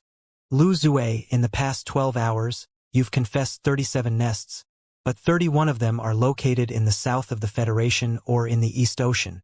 The few most important bases of the demon god virus, which are protected by the experts, are even at the southmost part of the country. What is the meaning of that? Does regional discrimination prevail in the Patriots partnership and you only recruit Southerners? Lu Zue simply closed his eyes in silence, but he gradually put on a scornful smile. Guo Chunfeng was a top-tier interrogation expert. He had not been able to see the truth because he was too involved. Now that Li Yao had reminded him, he immediately realized what was going on. Are you suggesting that he is distracting us? The 37 nests he confessed are all of paramount importance. The toughest members of the Patriots partnership are gathered there. To demolish those nests and to capture all the members, not only are the local cultivators on the move, the experts in the north and the central part of the Federation are also marching toward the south on crystal warships. Right now, most of the core formation stage cultivators and the nascent soul stages in the Federation are concentrated in the rainforest in the south and on the ocean to deal with the Patriots partnership. It is impossible to get them back soon. Li Yao, you are not suggesting that there is someone behind Lu Zue who is another leader of the Patriots partnership on par with him, if not in a higher position, are you? Everything that Lu Zue has been doing is exactly like what I did for you. He is buying time for the guy, so that the guy will be able to activate the backup plan. With a solemn, Li Yao nodded. Don't you find it odd, Brother Guo? Now that I think of it, to set me up, Lu Zue made use of a lot of connections and resources in the military, the circle of politicians, and the world of cultivators. Isn't it too much for the identity of the director of the Secret Sword Bureau? Also, our victory this time has come too easily, hasn't it? The Patriots partnership has planned carefully for such a long time, taking all the factors into consideration. Have they not prepared a plan B as their desperate resort when their primary plan fails? Are they going to be suppressed just like that? Guo Chunfeng was having goosebumps all over his body. He bulged his eyes. Another leader of the Patriots partnership? Who are you suspecting? Tearing off all the disguises. There can only be one truth. Li Yao pressed his temples. The deep brilliance in his eyes was unbelievably sharp and mysterious while Li Yao said, one word after another, Zhang Hailu, the Speaker of Parliament. Guo Chunfeng suddenly shivered. Young brother, why did you say that? Lu Zue, who was crouching in the corner with eyes closed like a monk, suddenly widened his eyes, with disbelief beaming out. Very simple. My experience. Li Yao sneered. I have traveled in the Sea of Stars for more than 10 years. After bloody battles, large and small and mysterious schemes, I have concluded an incontrovertible law of nature, which is, wherever I go, as long as I'm involved in a scheme, the one behind it is always the local leading person of the righteous forces, one that always seems frank and outspoken. When I went to Iron Plateau, I was involved in the assassination of a chief and the internal strife of the 6 tribes. The one behind the curtain was Yen Shibei, the previous leading person of Iron Plateau. When I went to Heavenly Saints City, I was involved in the schemes of Iron Plateau and the coup of the Second Imperium. Eventually, it was Xianxia, the leading person of the 6 sects of Heavenly Saints City and the strongest expert of the Flying Star sector. When I was in the Blood Demon sector, from the perspective of the demon race, the hiatus of the Red Tide plan and the destruction of the Eye of Blood Demon was sort of a scheme, too, and it was planned by the leading person, Jin Tui, the nominal commander-in-chief of the demon army. Now, I'm already back in the Heaven's Origin sector, and I'm involved in the incident of the Patriots partnership again. Isn't it obvious who is behind the curtain? It's certainly the leading person of the Star Glory Federation, the speaker, Zhang Hailu. Guo Chunfeng. Lu Zue. Guo Chunfeng wiped off his sweat. Young brother, you do have a marvelous way of thinking. However, do you have any valid proof? Of course. I don't suspect anybody randomly, Li Yao replied confidently. First of all, since the guy is capable of making Lu Zue sacrifice for him willingly, he must be on par with Lu Zue in position, if not higher. In the entire Federation, few are qualified, but the speaker is an exception. Secondly, don't you think that Speaker Zhang woke up too uncannily, Brother Guo? It was exactly the moment when Lu Zue was revealed, and everything was settled. As a result, it was only natural for him to clean up the mess that Lu Zue left for him. Also, Speaker Zhang's political career began from the Grand Desolate Plateau, but the city that he operated for more than 10 years was demolished in the Beast Tide. Therefore, Speaker Jiang hates the demon's guts, and he certainly has a motive to join the Patriots' partnership. In conclusion, the assassination of the speaker was a show directed and starred by Jiang Hailu himself. He cleared all suspicion in such a way. It would be best if Lu Zue's plan went well. But if it didn't, he could still jump out and proceed with the backup plan. Now, Lu Zue has thrown out a batch of nests of the Patriots' partnership, which distracted most of the experts in the Federation to the south and the East Ocean. The forces near the capital city are weaker than ever. All the representatives and experts are suspecting whether or not someone else is a remnant of the Patriots' partnership. It is a mess. At this point, if Jiang Hailu has an unexpected force under his control, he will be able to do whatever he wants. As expected of the speaker, what a well-played game. He can't possibly fail either way. Guo Chunfeng nodded quickly. Very reasonable. Very reasonable. You are truly… Wait, there's a minor problem. Suppose Speaker Jiang is truly another leader of the Patriots' partnership. Why would he go through the unnecessary trouble? If he and Lu Zue were the leaders of the Patriots' partnership, since Iron Commander Zhou Hengdao has always been a simple-minded hawk, they would have been able to wage a war 3 months ago when the capital city suffered a beast tide. Why the fuss? At that time, most of the representatives voted for the war. It was because of the insistence of the minority, including Speaker Jiang, and the endorsement of the allies from the Flying Star sector that the two parties were at an impasse. Eventually, Lu Zue was forced to set a trap and assassinate the speaker. Well, the question, Li Yao smiled and blinked, his face rigid, is a good one. How could I have neglected such a loophole? Guo Chunfeng. Lu Zue. Wait! Li Yao's nose flapped, as if he smelt something unusual from the air. His eyes shone as he asked suddenly, Brother Guo, you mentioned a name just now, Iron Commander Zhou Hengdao. Right. I finally know why I always felt that something was off now. Before I returned to the Heaven's Origin sector, Jin Tuyi told me that there were 3 key people for the peace negotiation, namely Speaker Jiang Hailu, Director Lu Zue, and Iron Commander Zhou Hengdao.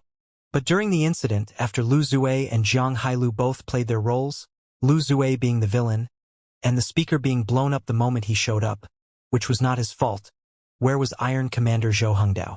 The capital city was a total mess a while back. Why did the seasoned general not come here and calm everybody down? He didn't seem to exist at all, did he? Guo Chunfeng thought for a moment and said, the entire Federation was anxious after the speaker was assassinated. The Federal Army was seething, too. To stabilize the military, the Iron Commander flew to the Grand Desolate Plateau in person that night to supervise the large-scale joint drill with the code name Furious Fist. Li Yao squinted. The speaker was assassinated during the day, and the Iron Commander went to the Grand Desolate and planned a drill at night? That was quite efficient. Not exactly. Guo Chunfeng explained. The Furious Fist drill was planned 3 months ago after the incident in the capital city. 4 Crystal Suit Legions and more than 20 General Legions were involved. For the drill, several war bases have been established on the Grand Desolate Plateau. Real soldiers and real bullets were used in the drill. The scenario of the drill was that, after a large-scale war broke out, the Federal Army would march through the Dark Desolate Domain into the 9 voids in the Blood Demon sector, where they would establish a base and a beachhead for the follow-up troops. Therefore, the drill had long been prepared. It was only activated several days earlier because of the attack on the speaker. Li Yao swallowed and felt that his throat was burning. 4 Crystal Suit Legions plus 20 General Legions? Real soldiers with real bullets? Supervised by Iron Commander Zhou Hengdao in person? It means that the drill can be transformed into a real attack at any minute, right? Not likely. Guo Chunfeng shook his head. Although the drill is highly simulative, the ammunition and supplies that they bring will not be as many as in a real war. More importantly, the logistics department and the follow-up troops are not prepared at all. Even if so many legions march into the Blood Demon sector, they don't stand any chance of winning without reinforcements. Is it possible that there are no reinforcements? Li Yao looked at Guo Chunfeng gloomily. Suppose the simple-minded Iron Commander Zhou Hengdao really leads 20 legions into the Blood Demon sector without caring about anything. Will we simply wait and watch them to be killed? Guo Chunfeng shuddered and sweated hard. Zhou Hengdao is truly a big shot in the military who enjoys unparalleled prestige. But the Federal Army is not his personal troop. It is the country that the soldiers pledge loyalty to, but not a certain individual. All the soldiers know that it is a drill. How can Zhou Hengdao command all the legions to march into the Blood Demon sector? Won't that be a mutiny? Liao scratched his head hard.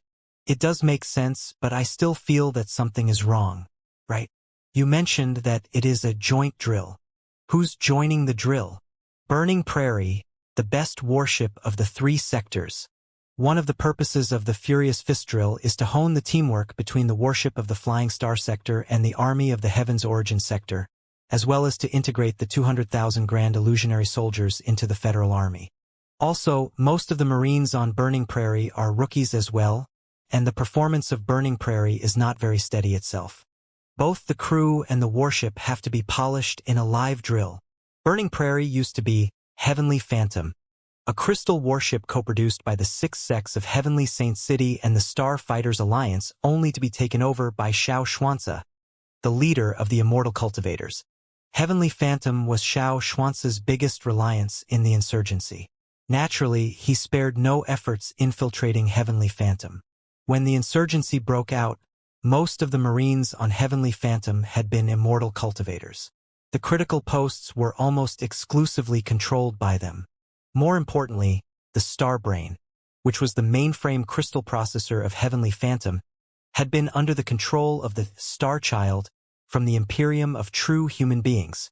Therefore, after the insurgency was suppressed, the Heavenly Phantom left to the Flying Star sector had been a mess. The mainframe crystal processor had been completely ruined, and most of the Marines had been arrested and trialed. It was truly a sorry scene. Heavenly Phantom was not recovered, repainted, and renamed as Burning Prairie until several years later. However, it was much easier to repair a warship than to raise Marines. It was also significantly more difficult to get a mainframe crystal processor that could replace the Star Child. To resist the Imperium of True Human Beings invasion 100 years later, the hundreds of sects of the Flying Star sector united and established a new armed force named Burning Prairie Fleet, prepared to bring up a batch of best warriors from scratch. Burning Prairie, as the first-generation flagship of the fleet, was naturally responsible for the education of the new soldiers. Right now, half of the Marines on Burning Prairie were veterans recruited from various space zones of the Flying Star sector. They were experienced, but their cooperation was not yet flawless. The other half of the Marines were the Boy Scouts of Burning Prairie, who would grow up together with the super warship in the decades to come. To match the computational ability of the Star Child, the mainframe crystal processors from the Star Ocean Imperium were moved out of the Star Prior's house below the ground of Spider Den and made into a supercomputation array with more than 10 state-of-the-art crystal processors produced in the Flying Star sector. Although the specifications were as good as the Star Brain, the stability was still a serious problem, and faults were occurring every now and then. Therefore, Burning Prairie today did not have as a high combatability as when Xianxia was alive, especially in terms of stability and manipulability. In light of that, the citizens of the Flying Star sector delivered Burning Prairie to the Heavens Origin sector, hoping that it could be polished and regain its top combatability as soon as possible. Brother Guo, I have a feeling. Liao squatted slowly and scratched his hair hard. Staring at the expressionless Lu Zue in the corner, he mumbled, "Putting such a super warship, which is not stable enough and has half a crew of rookies, next to the veterans like Iron Commander Zhou Hengdao, who have been fighting bloody battles for 200 years, is like putting an ignorant, newborn tiger and a scarred, cunning wolf together. The former is definitely going to be tricked by the latter." Guo Chuanfeng's sweat congregated into 2 pools below his feet, and he seemed to lose several pounds all of a sudden. He tapped on his portable crystal processor quickly, projecting more than 10 light beams. "Take a look, young brother." After the expedition motion was paused, the speaker issued an ultimate order as the Supreme Commander of the Federal Army, ordering all troops on the Grand Desolate Plateau to quit the preparation for war and stand by in their respective garrisons. The troops from the south of the Grand Desolate Plateau to the Giant Blade Pass are now being summoned. Those participating in the drill from the north of the Grand Desolate Plateau to the Dark Desolate Domain will finish the drill and return to the bases soon. How are you certain that the military will follow the ultimate order? Liao asked.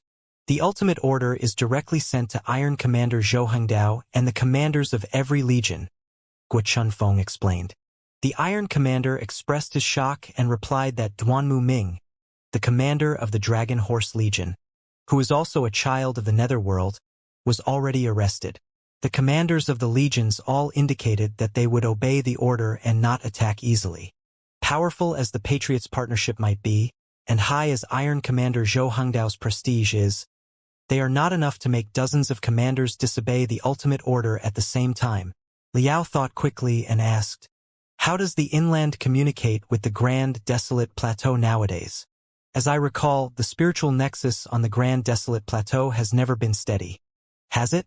After the burn everything to the ground strategy was implemented, there are barely any towns on the Grand Desolate Plateau now. The only establishments left are military camps. How do you ensure the connection of the spiritual nexus? The communication between the inland and the Grand Desolate Plateau had always been a headache for the Federation. The spiritual nexus counted on the spiritual waves that were released by the spiritual towers, a type of special magical equipment. The Grand Desolate Plateau had been given such a name because it was both grand and desolate. On such a vast, unpopulated desert, it would consume astronomical resources to set up enough spiritual towers to build a network and maintain their daily operation.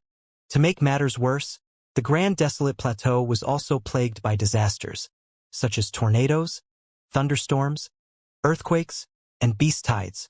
Any disaster might cause serious damage to the spiritual towers. Therefore, the spiritual nexus on the Grand Desolate Plateau was intermittent and unstable. Ever since the Federal Army implemented the burn everything to the ground strategy, deciding to trade space for time, the Grand Desolate Plateau had essentially been abandoned, and the coalition army of demons had galloped on it without any obstacles. The first things that the coalition army of demons destroyed were, of course, the spiritual towers, which were the most important nodes of communication. Now, although the coalition army of demons had retreated to the Blood Demon sector, the spiritual towers on the Grand Desolate Plateau had mostly been ruined and would not be reconstructed so easily. In the north of the Grand Desolate Plateau, at the Dark Desolate Domain, which was the point of impact for the two worlds and boasted the most chaotic magnetic field, the situation was even worse. Due to the tremendous spiritual waves that the spiritual towers released, they were like natural lightning conductors and always tended to attract all kinds of violent spiritual energy. Few spiritual towers were able to survive 1 month in the Dark Desolate Domain. Therefore, the further one went north, the more difficult it would be to communicate. The Dark Desolate Domain was often off the network all year round. Once upon a time, Liao had been trapped in the Thunderous Sound Mountain in the Dark Desolate Domain. It was exactly because of the absence of signals that he had needed to travel on his own for 10 days and 10 nights before he finally fled from the hunting squad of the Silver Blood Demons. For the joint drill and to march into the depths of the Blood Demon sector later, the Federal Army has developed a batch of highly powerful, super-large spiritual towers on their own, Guo Chunfeng said. Such spiritual towers have been established on the Dark Desolate Domain and the north of the Grand Desolate Plateau as communication bases. Now, 16 communication bases are working and responsible to relay messages. It means that controlling the 16 bases will be grabbing the throat of communication between the capital city and the front line, and whoever controls the bases can block all messages sent to the troops performing the drill or fake the replies of all the commanders of said troops. Right? Liao asked. Guo Chunfeng pondered for a moment and said, "It is very difficult even in theory. All the commanders of the legions in the drill have their unique identification code. Other than them, the only one who knows it is Iron Commander Zhou Hengdao, right?" Liao's voice was cold. Guo Chunfeng was silent for a long time. He shook his head slowly. "I don't believe that Iron Commander Zhou Hengdao is a schemer. It's not about his attitude but about his character. Iron Commander Zhou Hengdao is most famous for his valiance and straightforwardness in the Federal Army. He is definitely not sophisticated enough to prepare such a delicate trap. Don't say that he has pretended to be simple-minded for 100 years to realize his ambitions.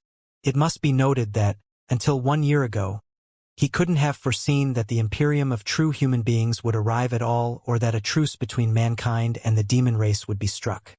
Was it necessary for him to hide his really personality for more than 100 years? The Iron Commander doesn't have to be a schemer. Liao nodded at the corner of the prison with his chin. Because there is already a super schemer in the Patriots partnership. Lu Zue is responsible for planning, and Iron Commander is in charge of the implementation and the desperate resort when the scheme is unveiled. For the two of them, one is good at thinking, and the other is good at fighting. They have their own disadvantages and advantages. Together, they are the two cores of the Patriots partnership and the real guys behind the curtain. Guo Chuanfeng's face was even more awful than before. An hour ago, about the time you woke up, Iron Commander Zhou Hongdao just sent back a message from the dark desolate domain, claiming that the troops in the drill were engaged in a rarely seen super thunderstorm. 3 communication bases were destroyed, and most of the spiritual waves were jammed. He said they wouldn't be able to reach out to the inland for a long time. He asked us not to be anxious. The bases would be repaired soon. He would be sending signalmen to contact the rear in the meantime. Guo Chunfeng could not talk anymore. They looked at each other and saw the shock in each other's eyes at the same time. If what you said is truth, we are now in a bad situation. Guo Chunfeng gnashed his teeth. Right now, no towns or sects are left on the Grand Desolate Plateau. The cultivators scattered on the Grand Desolate Plateau almost all belong to the military. We don't know which of them work for Zhou Hongdao and which ones don't at all. All the elite forces inland have been dispatched to the South and the East Ocean. It will take some time for them to return even if they are summoned immediately. The communication with the troops in the dark desolate domain might be under the manipulation of Zhou Hongdao. Because of the super thunderstorm, we cannot even reach out to Burning Prairie. Our message cannot be sent at all. It is very possible that the thunderstorm is the work of the weather troop under Zhou Hongdao's command, which will last however long he wants it to last. Even if we send someone over right now, it will still take at least 2 to 3 days before they reach the troops. That is if the Iron Commander is not blocking them. 2 to 3 days is enough for the Iron Commander to do a lot of things. Both of them trembled. They eyed Lu Zue as if he were a viper that had become all the more dangerous in its dying struggle. Guo Chunfeng could not help but bellow. What are you up to exactly? Hee. Lu Zue turned his face to them again. Cold brilliance was focused in his eyes again as he said casually, "Everything is just your speculation without any proof. I will not acknowledge anything. If you are capable enough, why don't you ask Iron Commander Zhou Hongdao on the Grand Desolate Plateau? However, as a mind game, I would like to infer what will happen next for you, assuming that what you said is true." Lu Zue stood straight and stretched out his arms. He had freed himself from the craziness, desperation, and frustration yesterday and regained the calmness, nonchalance, and resolution of the old days. His level did not plunge. Instead, he was even more unwavering than before. Walking to Liao and Guo Chunfeng, he smiled. The smile made Liao's and Guo Chuanfeng's pupils contract violently. First of all, as you said, the elite forces in the world of cultivators have been dispatched to the South and the East Ocean, with no way of coming back in 1 to 2 days. The messages from the Grand Desolate Plateau have been blocked. 2. It is impossible to contact the troops via the spiritual nexus. The only solution is to send someone with an ultimate order to catch up to the troops in the dark desolate domain, but how many days will it take? Before that, Iron Commander Zhou Hongdao might have found a suitable excuse to march into the Blood Demon sector. He doesn't need too many troops. He doesn't need 4 Crystal Suit Legions and 20 General Legions. All he need is 1 or 2 legions that obey his order. For whatever reason the 1 to 2 legions march into the Blood Demon sector, what will the follow-up troops do when they are engaged with the coalition army of demons? Will they wait and watch their brother troops get surrounded and annihilated by the enemy? No, they won't. Not a single federal soldier will sit and watch their brothers get butchered by demons. The follow-up troops will have no choice but to reinforce them. Even Burning Prairie will march into the Blood Demon sector to rescue the compatriots who are trapped. Alright, after the 4 Crystal Suits legions, the 20 General Legions, and the strongest warship of the 3 sectors all enter the Blood Demon sector, what will the Federal Army in the rear do? It must be noted that the troops in the drill don't have many supplies. Without the support from the back, they will certainly be wiped out after they run out of ammunition and food. Therefore, the rear has no options except to reinforce them. Hehe. It's like a giant that is mired in a swamp. Perhaps only one of his legs is trapped in the beginning. But the more he struggles, the more he is swallowed, until he is completely drowned in the end. My dear misters in the capital city, what can you do after you know all this, even if you are well aware that it is a scheme of the Patriots' partnership? The war has begun. Tens of thousands of soldiers have been killed. On the Blood Demon sector side, many villages and towns might have already been demolished by us, with even more casualties. By then, can you still bring about a ceasefire and shamelessly offer condolences, claiming that everything is just a misunderstanding? Believe me, even the calmest, most prudent speaker Jiang Hailu won't make a second choice under such circumstances. He can only curse loudly in his heart but cover up the truth with a seemingly honorable reason, finishing the rest of the world war. Li Yao and Guo Chunfeng breathed heavily, utterly shocked by the dreadful future. Lu Zue's smile was becoming more and more brilliant. He suddenly thought of something and patted his head. Right? There are still the reactions of the Blood Demon sector. The demons of the Blood Demon sector never wanted peace in the first peace. They only conceded because of the heavy casualties they suffered, their internal strife recently, and Jean Tui's insistence. Jean Tui was so impatient because he is a patient of the terminal disease, cerebral sclerosis. He wanted to reach a truce before his brain completely collapsed. However, if dozens of towns of the Blood Demon sector are demolished by the Federal Army, will the demons still believe in Jean Tui's bullshit and his so-called peace? It's impossible. Once the Federal Army attacks the Blood Demon sector on a large scale, Jean Tui's peace plan will be sabotaged. Not a single demon emperor will ever listen to Jean Tui's command. Jean Tui and Jean Xinyue will be ripped apart by the angry demons as the greatest traitors in the history of the Blood Demon sector. Under such circumstances, even if some of the demons in the Blood Demon sector still long for peace, they will still choose to fight because they don't know whether or not the Heaven's Origin sector really wants peace. By the same logic, even if some of the fools in the Heaven's Origin sector seek peace, how can they know the real attitude of the Blood Demon sector? Hehe. Li Yao, you brought the chain of suspicion and the dark forest theory from the Flying Star sector. Right now, we are faced with the most classic chain of suspicion and dark forest, aren't we? Li Yao was so angry that he clenched his fists, his fingertips pushing hard into his palm. Lu Zue smiled, with weird brilliance beaming out of his face.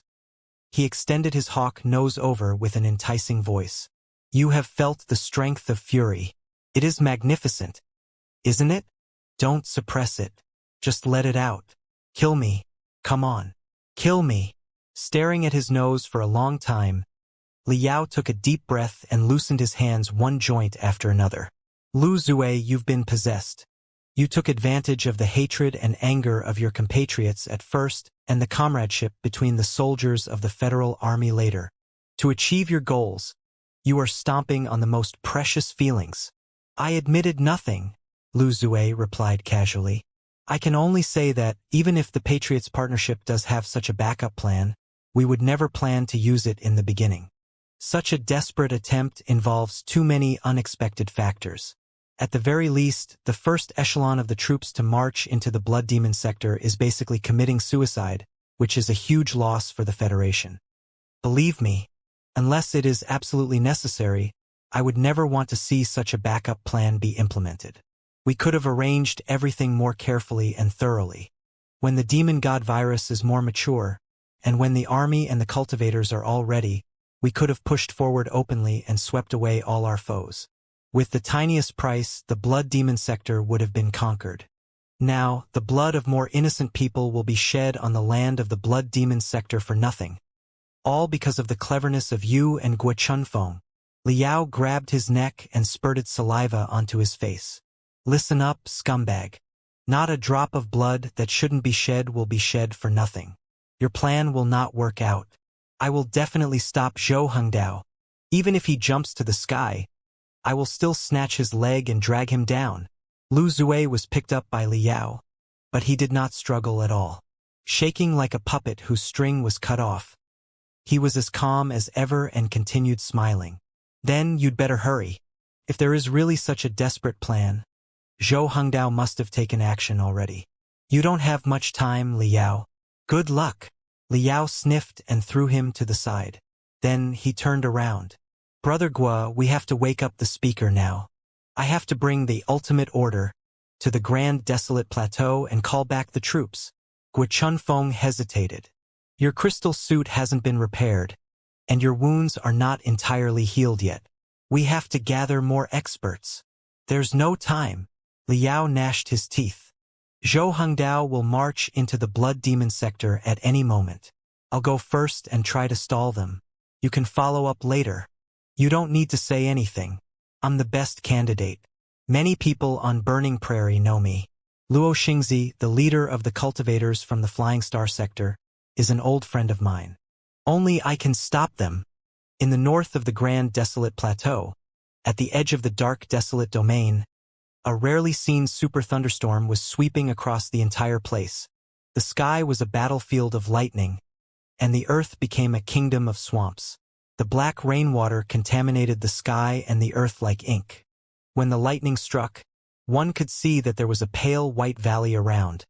But when the lightning was gone, all they could see was the absolutely darkness in which even their own fingers were obscure. Boom! Crack! Walla! Hiu! Hiu!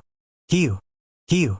The sounds of wind, rain and thunder seemed to suggest that 10,000 ferocious beasts were fighting in the air fiercely, with no winners or losers. At the end of the valley was a small communication base made of 12 spiritual towers. Several signalmen, with anti-water rune arrays unfolded around them, were busy repairing the spiritual towers that had been broken by the lightning in the pouring rain. Pa! Pa! Pa! Pa! Pa! Sparks were dancing everywhere. The spiritual waves were very chaotic. Some deep blue electric arcs even flowed out and circled the signalmen like sordid vipers. Thankfully, the signalmen were all wearing thick insulative clothes and were not scared of the electricity. 3 signalmen worked hard for a long time, sweating. Finally, after a cluster of brilliant sparks burst out, the circuits of the spiritual towers were all repaired. Glamorous brilliance emanated from the spiritual towers in the darkness, illuminating the deep valley. Excellent. We can receive messages from the rear now. The 3 signalmen were all overjoyed. However, with the momentary brilliance when the spiritual towers connected, they vaguely saw that several fully armed heavy shuttles were flying toward them in silence under the cover of the black rain. In the lightning, the badge of the Federal Army in front of the shuttles seemed rather creepy. Before the 3 signalmen realized what was going on, another 5 signalmen who were responsible for guarding the spiritual towers crawled out quickly from the half-underground fort nearby. Their cries struck the sky together with the lightning. Enemy incoming! Enemy incoming! Enemy incoming! The 3 signalmen had no idea what was going on, but their daily harsh training allowed them to react intuitionally. They jumped down from the spiritual towers and picked up their storm bolters. Leaning against the spiritual towers, the 8 signalmen established a defense formation. They breathed hastily in the pouring rain. On their opposite side, 12 Federal soldiers in mystic skeleton battlesuits flew out of the armed shuttle and surrounded them in midair. The machine guns in their hands, which were at least 3 times larger than the storm bolters in the signalmen's hands in terms of caliber, were pointed at their critical parts. Storm bolters versus machine guns. Federal soldiers versus Federal soldiers. Walla! Walla! Walla! Streaks of lightning burst out one after another, illuminating the 20 soldiers in the dark night who appeared to be made of iron. This is a military area. Nobody is to come close without a password. What's the password? The commander of the signalmen shouted, only to get a mouthful of rainwater. This is the number 1 special force of the Dragon Horse Legion. With the written order of Iron Commander Zhou Hengdao, we are here to take over the 2233 communication base. Follow our instructions and change your defense area immediately. Step back. Step back. The commander was not moved and continued pointing at the newcomers with his storm bolters. This is the number 55 Legion of the number 24 Regiment. We are not under the command of the Dragon Horse Legion. Our mission is to defend the 2233 communication base until the last moment. We need the order of our direct official to retreat. Please clarify your order, or we will open fire. A young signalman was rather anxious because of the intense atmosphere against his comrades. He managed to clutch his weapon and asked a veteran near him in a low voice, What's happening? I don't know. The commander just received a few messages from the rear. Then, he went crazy. Under the lightning, the veteran's face was pale, too. But his hands that were holding the weapon did not shake at all. This is bad. Fuck. This is bad. I repeat. The situation is urgent. Follow our instructions and retreat immediately. The 12 soldiers who were wearing crystal suits were becoming more and more aggressive. Their auras were bouncing like flames despite the pouring rain. Those who disobey the order of the Iron Commander shall be executed immediately. I don't know the Iron Commander. All I know is the password. Password. Password. The commander roared and loaded his weapon. The noise triggered a chain reaction. Clicking noises were echoing non-stop in the darkness. The endless fury in the soldier's hands was about to be unleashed. Sergeant, do not put up a futile resistance. The voice from the mystic skeleton battlesuit was no longer cold. It was anxious, even mixed with a hint if begging. There are only 8 of you without crystal suits. You are definitely no match for us. You won't even cause any damage to us. Drop your weapons. For your brothers? Drop your weapon. No! The sergeant raised his weapon. His eyes as bright as those of a ferocious animal. We are federal soldiers. We will not surrender until we die. Drop your weapon. Back off. Back off. We will shoot if you don't. Those who hinder military operations shall be executed. Those who barge into the forbidden area shall be executed. Don't be silly. We don't want to open fire to brothers. Then back off now. Back off. In the pouring rain, the 20 soldiers were roaring, screaming, and showing their sharp paws and teeth like 20 beasts. There's no time. Prepare the anesthetic ammo and finish the quickly. The soldier in the mystic skeleton battlesuit spoke to his companions quickly. However, before he concluded his sentence, boom, crack, a clap of thunder suddenly burst out right above their heads. The rookie who was most anxious among the signalmen suddenly pulled his trigger because of the shock. A bullet rushed out and hit the breastplate of a mystic skeleton battlesuit precisely. The glittering firewall burnt everybody's eyes instantly. Da, da, da, da, da, da, da. Boom, boom, boom. There was no telling who opened fire in the next, but both squads were enveloped in fire and bullets the following second. 10 minutes later, the bodies of 7 signalmen were lying on the muddy ground in the rain. The soldier who shot first because of nervousness had a shockingly huge hole in his abdomen. His life was maintained by the medication drugs, but the brightness in his eyes was dimming. It was the only outcome when 8 unprepared signalmen were engaged in a head-on clash with 12 fully armed, well-trained exos. The exos who opened fire at them ferociously a moment ago, however, were standing far away quietly at a loss like misbehaving children. One of the medics was kneeling next to the soldier and opened the anti-water rune array, creating a dry space for him, while he performed the futile treatment on him with a pale face.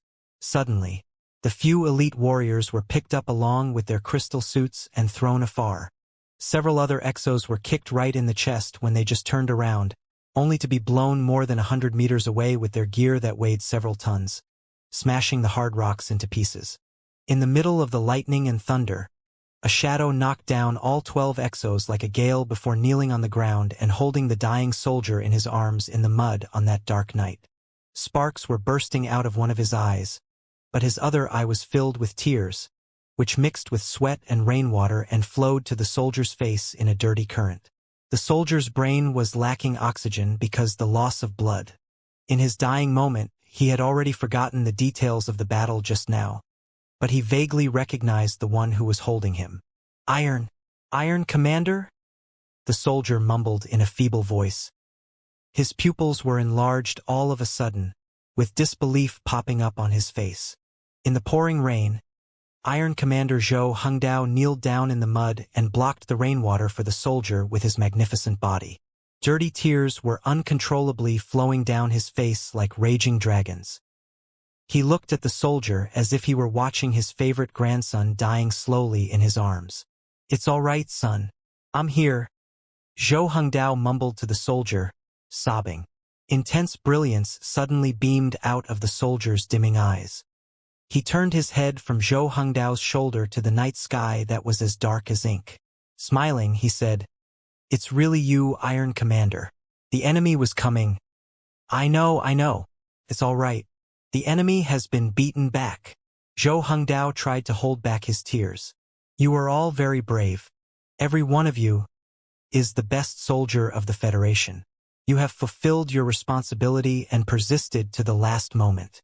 Now reinforcements have arrived. Mission accomplished. Take a good rest now. You will be home very soon." Home? At the cold, rainy night, the soldier seemed to be remembering the hot dumplings in his warm home, the laughter of his parents and siblings, and so much more. Indescribable brilliance beamed out of his face, but his eyes were frozen to the moment forever. The soldier's hand slid down from Zhou Hongdao's arms. Like a rusted statue, Zhou Hongdao kneeled in the mud for a long time before he covered the soldier's eyes with his iron hands. Because of his shaking hands, he tried 3 times before he finished the simple task. Then, he took off his military uniform that was sewed with golden stripes and laid it on the ground as cerecloth. He placed the soldier's body on it carefully.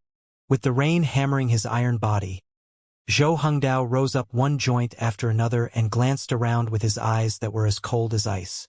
The soldiers in crystal suits who made eye contact with him felt that they were hit by lightning. They all took a few steps back with the urge to vomit blood. "Who asked you to kill anyone? Did I not inform you that all federal soldiers are brothers whom you should absolutely not attack for real?" Zhou Hongdao waved his hand. One of the exos, who was wearing a heavy version Mystic Skeleton battlesuit with a total weight of almost 20 tons, was drawn toward him easily until they were 3 meters away. He was locked onto and lifted into the air by his throat by Zhou Hongdao's spiritual energy. The burly warrior who was as strong as a tower could not even struggle. He writhed in pain in midair while uttering meaningless syllables. Zhou Hongdao looked at him coldly, showing no intention of letting him go. "Iron Commander, it was an accident." Another warrior was greatly shocked and shouted. "We were preparing the anesthetic ammo. They shot first. All the brothers can prove that they shot first." Zhou Hongdao narrowed his eyes. The redness in the crystal camera on his face slowly dimmed. It was not until 1 minute later that he snapped his finger and blew away the warrior in midair brutally. Boom! The burly warrior smashed into the mud and curled up like a prawn, struggling to catch his breath. "Everybody here, you and them, is the most excellent soldier of the Federation. You should die in the Blood Demon sector in the battles against the demons, not under the guns of each other," Zhou Hongdao declared. "I do not want such a thing to happen again. The Federal Army should not attack each other no matter what." "I understand." The burly warrior whose throat had been grabbed by Zhou Hongdao for a long time finally caught his breath. He coughed and explained in pain. "This is the last communication base.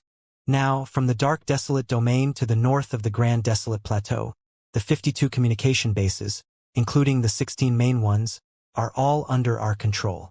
Other than the accident here, the missions everywhere else went very well, with 0 casualties." "Very good." Zhou Hongdao nodded. "What about the signal men?" "They were treated in the same way, locked up in barriers and given enough food and water," the burly warrior replied. "The barriers will be automatically deactivated in 5 days. They will definitely be safe and sound." "All right." Zhou Hongdao took a deep breath in relief.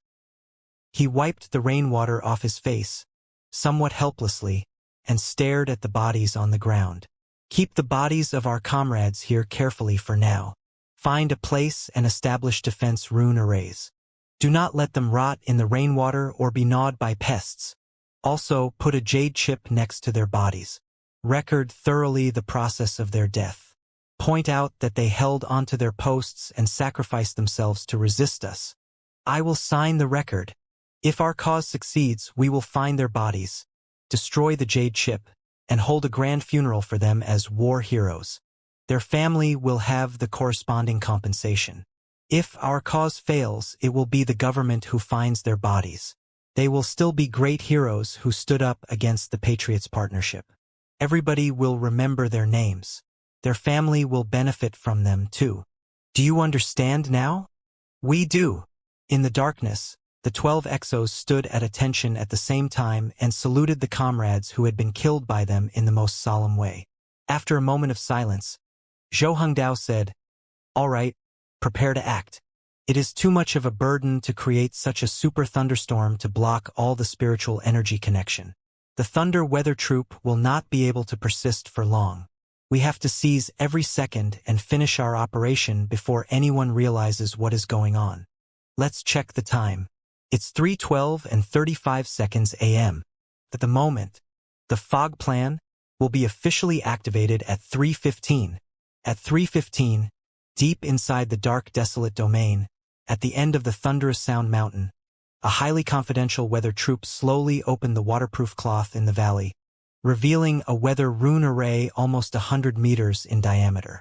9 cultivators who were adept at communicating with nature were sitting at the 9 nodes in the rune array. Sitting cross-legged, they mumbled spells, surrounded by electric arcs and mystic rays. Blood was leaking out of their mouths, noses, ears, and eyes while their vitality flowed into the rune array non-stop, making all the crystals that were embedded at the intersections of the spiritual stripes on the rune array glitter. When all 9 cultivators were exhausted and about to fall down, a round magnetic field was generated above the rune array. The 808 crystals embedded in the rune array broke apart at the same time. An invisible mystic ray soared to the sky like a pillar leading to the heavens, only to explode amid the clouds, attracting all the furious spiritual energy thousands of kilometers around like a huge magnet. Boom! Crack! Voila! The dark, desolate domain was like a pot of seething oil that was added with a block of ice. The intensity of the thunderstorm was immediately multiplied, and the spiritual energy was more chaotic than ever. A deep, obscure fog was spreading out in the rainwater, expanding and consuming everything. At 3:15 a.m., the thunderstorm died down a little bit, but the fog was even heavier than before. The entire dark, desolate domain seemed to be enshrouded in smoke, blurry and unpredictable. At the center of the dark, desolate domain, where the fog was densest, as 3 rune arrays were detonated abruptly, a long, narrow gap appeared in midair out of nowhere. Demonic energy was flowing out of the gap with all kinds of weird phenomena. It turned out to be a wormhole leading to the Blood Demon sector.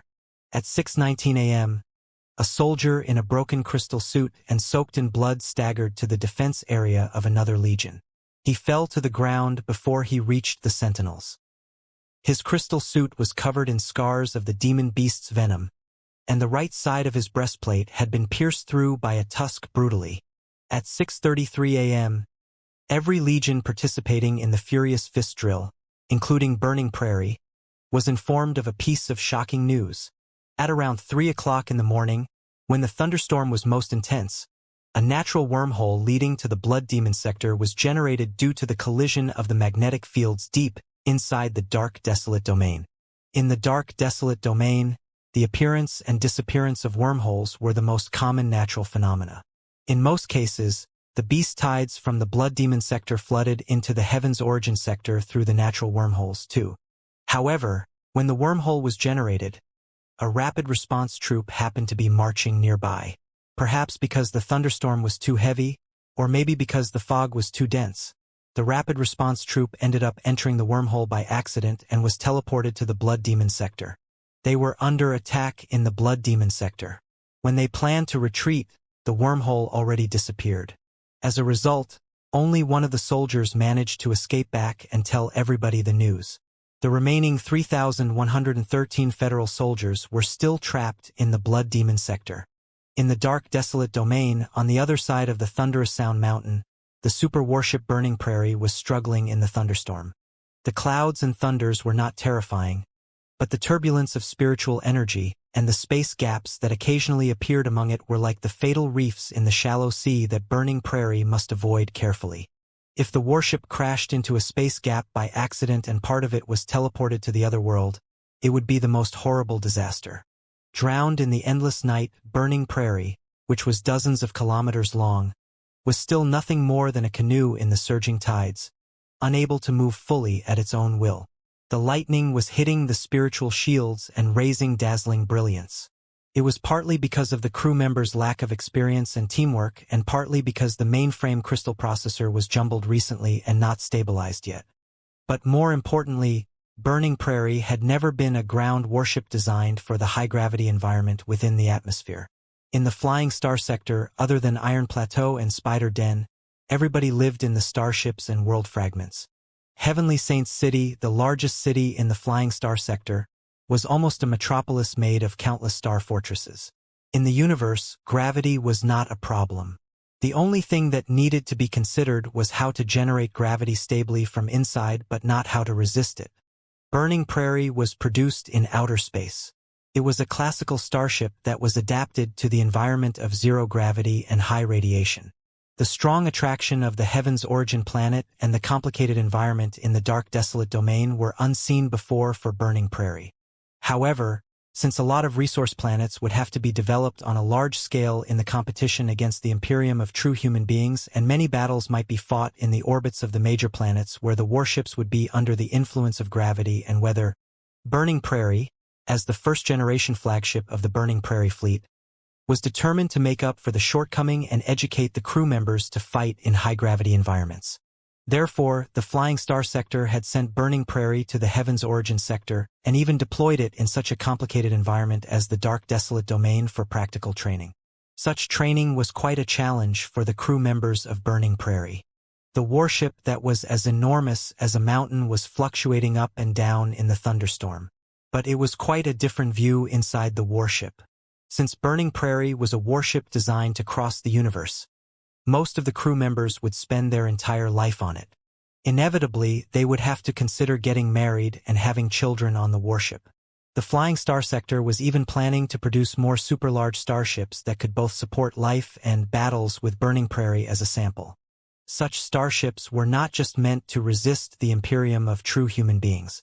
More importantly, should the resistance fail and the Imperium of true human beings occupied or even destroyed the Flying Star sector, the Heaven's Origin sector, and the Blood Demon sector, those super-large starships would be able to carry as many people as possible and flee deeper into the universe, turning into another starship civilization, a bigger, nomadic flying star sector. Everybody was saving the future based on their own experience from their own perspective in their own way. The Flying Star sector had always been a starship civilization. It was not strange that they came up with such a backup plan. Therefore, the middle part and the rear part of Burning Prairie was an enormous living area, where all kinds of facilities, including schools, hospitals, hotels, restaurants, and entertainment places, had been established. It was an out-and-out independent town. Other than the crew members and the Boy Scouts of the Burning Prairie fleet, 5,000 ordinary people had also boarded on Burning Prairie and arrived in the Heaven's Origin sector.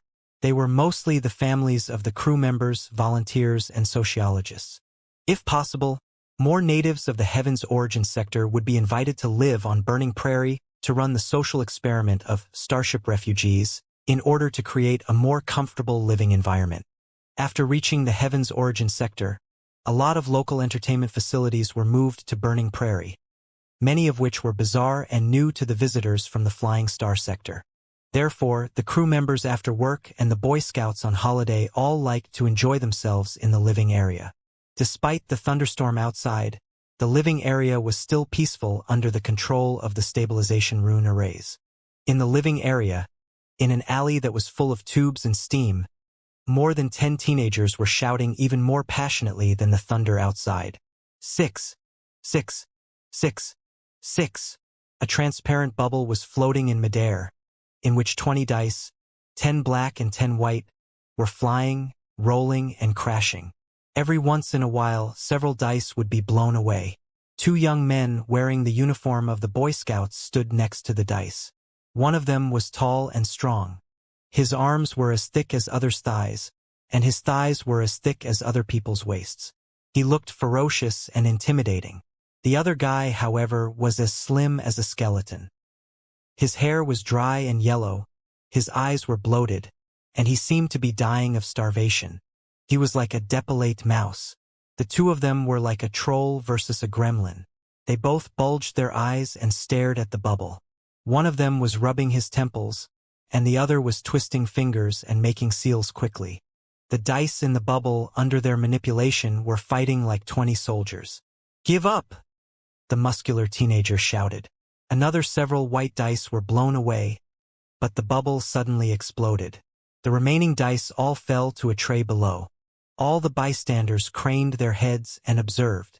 The black dice, which belonged to the muscular teenager, had 8 left, while the white dice, which belonged to the slender one, had only 3.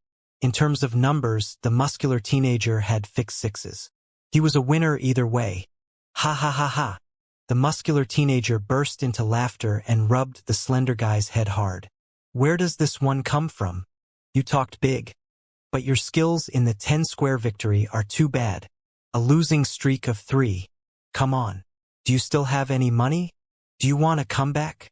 10-square victory had been a popular gamble game among the space pirates on Spider Den in the Flying Star sector.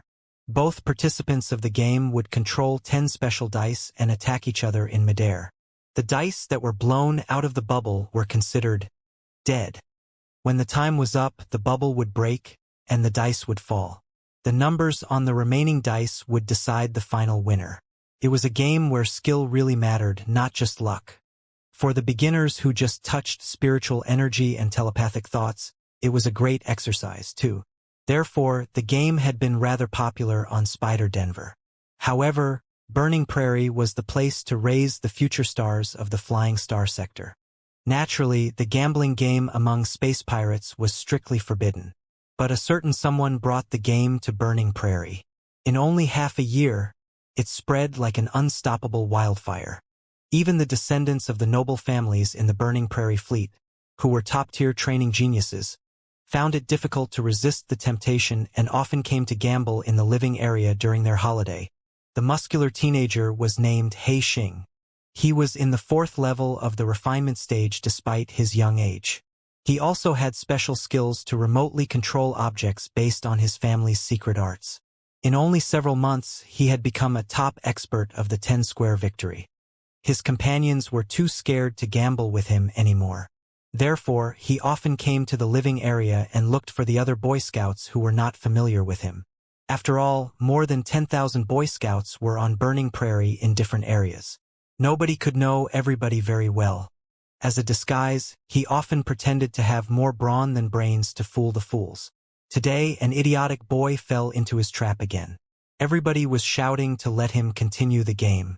The slender teenager was hesitating, too, but his pockets were empty, and he could only scratch the glittering pendant on his neck subconsciously. He Xing had been born in a noble family. He had seen through the value of the pendant. Otherwise, he would not have bothered to gamble with such a poor boy. Seeing that the kid had been tricked, he laughed aloud. "Brat, get out of here if you don't have any money. Do you want to play or not?" All the bystanders were cheering again. The slender teenager was caught in a dilemma and almost cried out. He Xing chucked and played with the dice. "How about this? I can tell that my level is slightly higher than yours. I'll be bullying you however we play the game. How about I use 8 dice and you use 10? If I win, I will take away your purple sandstone pendant. If you win, you will take away this silver blood dagger of mine and all the money here. How does that sound?" The slender guy looked at him, the dagger, and the shouting bystanders around. Greediness beamed out of his eye, and even the air he breathed out was getting hot. He gritted his teeth and nodded. Excellent. Straightforward enough. A real man. All the bystanders were cheering. A new game, 8 black dice versus 10 white dice began. The 18 dice slowly popped up in the bubble. Both parties held their breath nervously, as if they were in a real battle. Sweat was popping up from their forehead, indicating that they were both doing their best. But the legs of the slender teenager were shaking hard, and his teeth were clattering. He gave every sign that he would be the loser. Right at the moment, "Mouse by!" The slender guy suddenly changed his face color and sneezed. Inside the bubble, a series of explosions were taking place at the same time. All 8 black dice were crashed into pieces within a moment. Xing was dumbfounded. All the bystanders were dumbfounded. The slender guy, however, already crawled through Xing's pants as quickly as lightning while snatching all the money, crystals, and the silver blood dagger. In the blink of an eye, he dashed into the air and dived into a tube of spiritual energy. "Thank you, brother. Generous and unhesitating. You are truly a man." He grinned toward Xing and disappeared in the tube. It was not until this moment that dozens of Boy Scouts, carrying sticks and yelling, came close. Seeing that Xing and the rest of them were stunned, the newcomers immediately asked, "Did you play 10 square victory with him?" Xing nodded in a daze. What about it?" The newcomers were all eyeing him as if he were the biggest idiot in the world. "What's wrong with you? How did you dare to play 10 square victory with Mouse by? This bullshit was brought to Burning Prairie by him." "Huh." Also, a pissed teenager grabbed Xing by the neck and asked him rudely, "Did you see a purple sandstone pendant? It was my family treasure. The boy scammed me out of it." The ugly, lean teenager Mouse by was running here and there in the living area, causing a great fuss, like a little mouse that had just stolen an egg. Somebody was chasing after him wherever he went. It appeared that he had pissed off too many people. This time, almost 100 Boy Scouts were blocking and surrounding him. Mouse by shrieked and fled. In his desperation, he ran into the kitchen of a hotel and then from the kitchen to the lobby. Eventually, he was surrounded by dozens of Boy Scouts, including Xing. One of them batted his leg hard with a stick. Mouse by was blown almost 10 meters away after a scream and smashed into the ground. "Mouse by, let's see where you can run. Mouse by, take out all the money that you fooled from us and my family treasure, the purple sandstone pendant, and my silver blood dagger." The teenagers were all young and vigorous, and they had been tricked too many times by Mouse by. Unable to hold back their anger, they punched and beat him hard. Mouse by had no way to counterattack at all. He held his head and rolled on the ground, crying and screaming at the top of his voice. He writhed on the ground like a lobster that was thrown into boiling oil. While the Boy Scouts were beating Mouse by hard, several of them who were familiar with Mouse by suddenly had a bad feeling. Mouse by looked disgusting and was essentially a skeleton. A blow of wind seemed enough to knock him down, but his attacks were often brutal and unpredictable. Even several warriors in the 2nd or 3rd level of the refinement stage would not be able to get near him. Why was he so abnormal today and acting like an unfed dead pig? This was a plot. They looked around and immediately felt that their necks were cold. Their facial expressions were rather complicated, too. Not far away from them, in a booth at the corner of the hotel, several tutors of the Burning Prairie Fleet, military policemen who were not on duty, and a few middle-level commanders of Burning Prairie were having dinner together. They were now looking at the Boy Scouts in a dazed. The Boy Scouts holding the sticks. The tutors holding their chopsticks. The military policemen looked at them and then at the tutors. The Boy Scouts were so scared that they nearly peed themselves. Deciding to take action first, they stood at attention and said, "Reporting to the tutors, we have caught a thief who stole our family treasures." In the middle of the Boy Scouts, Mouse by, whose face was bruised and swollen because of the beating, struggled to his feet. His eyes had been dried, and he was wearing such a sorry expression as if he had been greatly wronged with nobody to turn to. Trembling, he took off the uniform, revealing his upper body and even opening his arms. His upper half body, which was also bruised and swollen, was clean. There was no place to hide anything at all. The Boy Scouts looked at each other in bewilderment, all lost for words. They could not begin to fathom how or where Mouseby had hidden so many crystals and treasures while they were surrounding and pushing him. Pooh! Right then, Mouseby spurted out a mouthful of black and purple blood, as if he were suffering from serious internal injuries. White occupied his eyes while he leaned backward and fell to the ground heavily. The Boy Scouts were all utterly shocked, looking at each other, and then at the tutors and policemen whose faces suddenly turned gloomy. They were so scared that they did not even dare to cry now. Half an hour later, in a medical cabin on Burning Prairie, G. Wendy furrowed his eyebrow so hard that he might have been able to squeeze 2 basins of water out of his wrinkles. He stared at Mouseby, who was lying on the sickbed. Covered in the white sheet, Mouseby appeared exceptionally weak, feeble, helpless, and vulnerable. The guy was looking at him in a "thank God you've come to save my life" way. "Chief Tutor," Mouseby called weakly, as if he would pass out again when he heard something devastating. G. Wendy was immediately having a strong headache. G. Wendy had been the deputy leader of the Starfighters Alliance before, and was an old sailor who had spent his entire life on crystal warships. Several years ago, he had been involved in the suppression of the insurgency of the immortal Cultivators too. Piloting a seriously wrecked light warship, he had blown up 3 crystal warships of the immortal Cultivators in a row and stalled Heavenly Phantom, the antecessor of Burning Prairie, for quite a long time, creating an opportunity for the assault of Liao and the rest of the Cultivators. After the Burning Prairie fleet was established, the training geniuses and the descendants of the noble families in the entire Flying Star sector had been filtered and recruited. The selection of tutors was stricter than ever, too. The best elites of the Flying Star sector had been gathered. As the deputy chief tutor of the Burning Prairie fleet who was responsible for the actual training, G. Wendy was definitely one of the best cultivators of the Flying Star sector. However, when the cultivator at the peak of the core formation stage, who was more than 180 years old, was faced with Mouseby, a once-in-a-thousand-years freak, he still felt that his head was exploding. "The 122 Boy Scouts who chased after and beat you have all been arrested. They will be disciplined in the most rigorous way." Pondering for a long time, G. Wendy said gravely, "This is the most serious collective violation of rules for the Boy Scouts ever since the Burning Prairie Fleet was established. What do they think the Burning Prairie Fleet is? And who do they think they are? Gangsters on the street? You are expected to become the most distinguished warriors of the Flying Star sector, who will fight against the Imperium of true human beings in 100 years. You did well in the incident. None of the surveillance cameras captured a picture where you fought back. Even when you were beaten up by 100 people, you didn't move your finger at all but maintained the most calmness and concession. It was indeed an example for other Boy Scouts.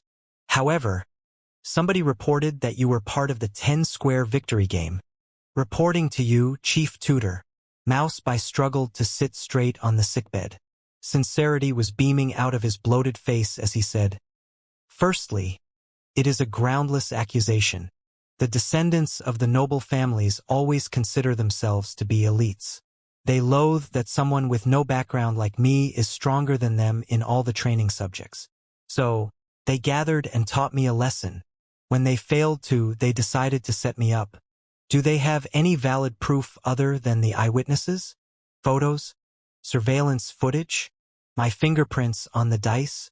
I'm willing to be punished as long as there's any proof." "Of course they don't," G. Wendy said coldly. "Other people might not know it, but I know for a fact that Mouseby is too good to leave any traces however many wrongdoings he commits."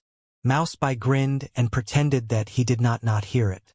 He extended his second finger and said, "Secondly, let's say hypothetically, just hypothetically, that I really participated in the 10-square victory game, they should catch me on the spot. Why are they reporting behind my back? Does such an action of betrayal fit the Burning Prairie Fleet? If today they can sell their comrade just for some petty grudge, won't they sell the entire Flying Star sector as traitors without batting an eye tomorrow if the Imperium of true human beings is too overwhelming? Therefore, soldier by Xinjiang, ID No. 23333.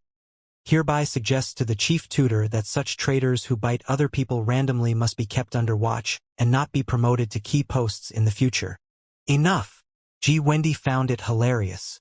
He waved his hands and said, "Little Bai, I don't have time for your bullshit. You can stop pretending to be weak and sick, too. We both know exactly what has happened. Why do you always have to cause so much trouble in your few holidays? This time, you've infuriated too many people. More than 20 tutors are accusing you at the same time. Tell me how I can get you out of this. Uncle, I am truly innocent. Mouseby replied with the utmost indignation. You were the one who specially recruited me into the Burning Prairie fleet in the beginning. Do you not know how decent I am? I know it too well. G. Wendy glared at him. The Burning Prairie fleet was the future of the Flying Star sector. When the news was out, naturally, countless training geniuses and descendants of noble families filed their applications. The recruitment conditions were extremely strict. Even the talented young men born in the noble families, boasting family secret arts, with awakened spiritual roots, might not pass the scrutiny.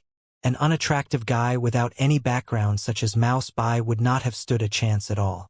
In fact, it was exactly what happened. The boy had been kicked away mercilessly during the first application. But one day, Jean Wendy encountered a street fight in Heavenly Saints City.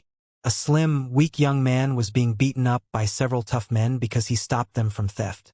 However, no matter how hard he was beaten, and despite the broken bones, the young man gritted his teeth and stood up time and time again, waving his tiny fists and fighting back until the policeman arrived.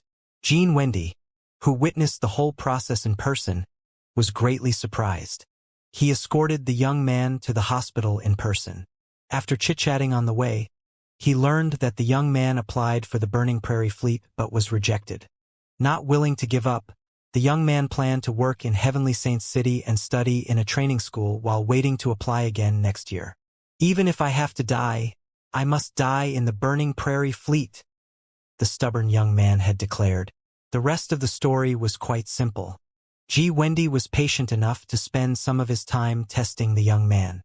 He discovered that, although the physical condition of the young man was mediocre, he had a natural-born connection with the crystal warships, as if he were the reincarnation of a crystal warship. G. Wendy had never seen a guy who was so familiar with crystal warships before. Not only did the young man know the details of every type of crystal warships in the Flying Star sector, even including the absorption index of the toilets on them, he also had the most precise understanding about the differences in specifications between two crystal warships after a single touch. Therefore, G. Wendy made the call eventually and recruited the young man into the Burning Prairie fleet. He did not know whether it was the most correct choice that he made in his entire life or the biggest mistake. Anyways, he soon discovered that he had been fooled. Mouseby's attacks were cunning, slippery, and brutal. Not just a few tough men. Even if 10 times more mobs had lunged at him, it should not have been Mouseby who was lying on the ground. Despite that, Mouseby's talent when it came to starships was definitely real. After 3 months preliminary training in Burning Prairie Military School in Heavenly Saints City, the ugly young man distinguished himself and proved himself qualified to train on board. G. Wendy intentionally arranged for him to work in the engine compartment where the environment was the harshest, not because he was angry that he had been fooled, but because he wanted to polish the rarely seen genius. The engine compartment was the hottest, dirtiest, noisiest place in a crystal warship, with all kinds of radiation.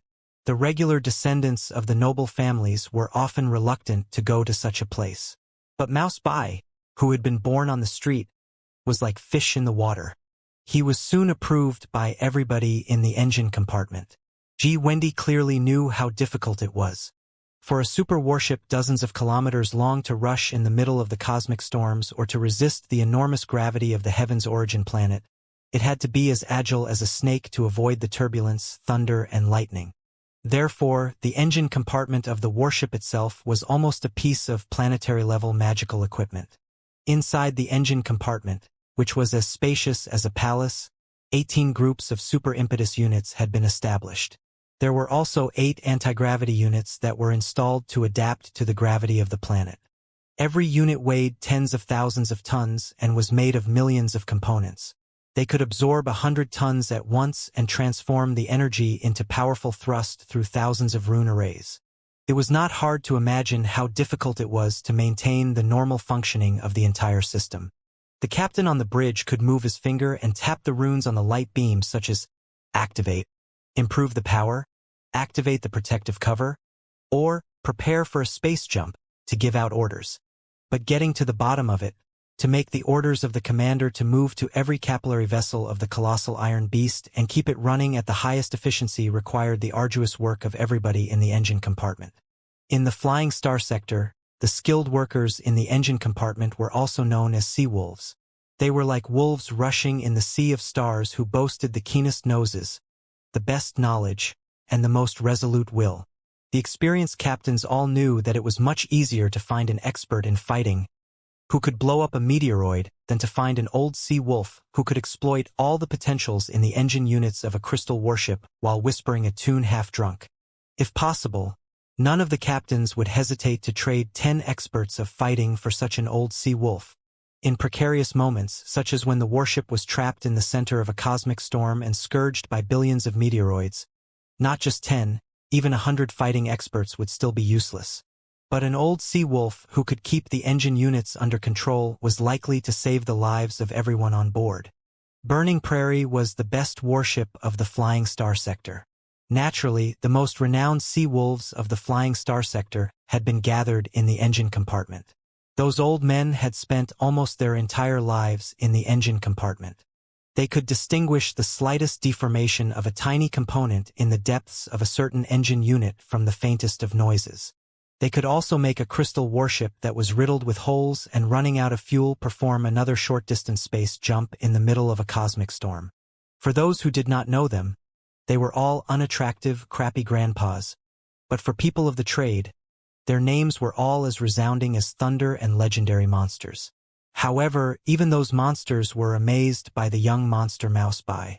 Several old monsters of different fields were even asking Mouse Bai to be their true disciple at the same time.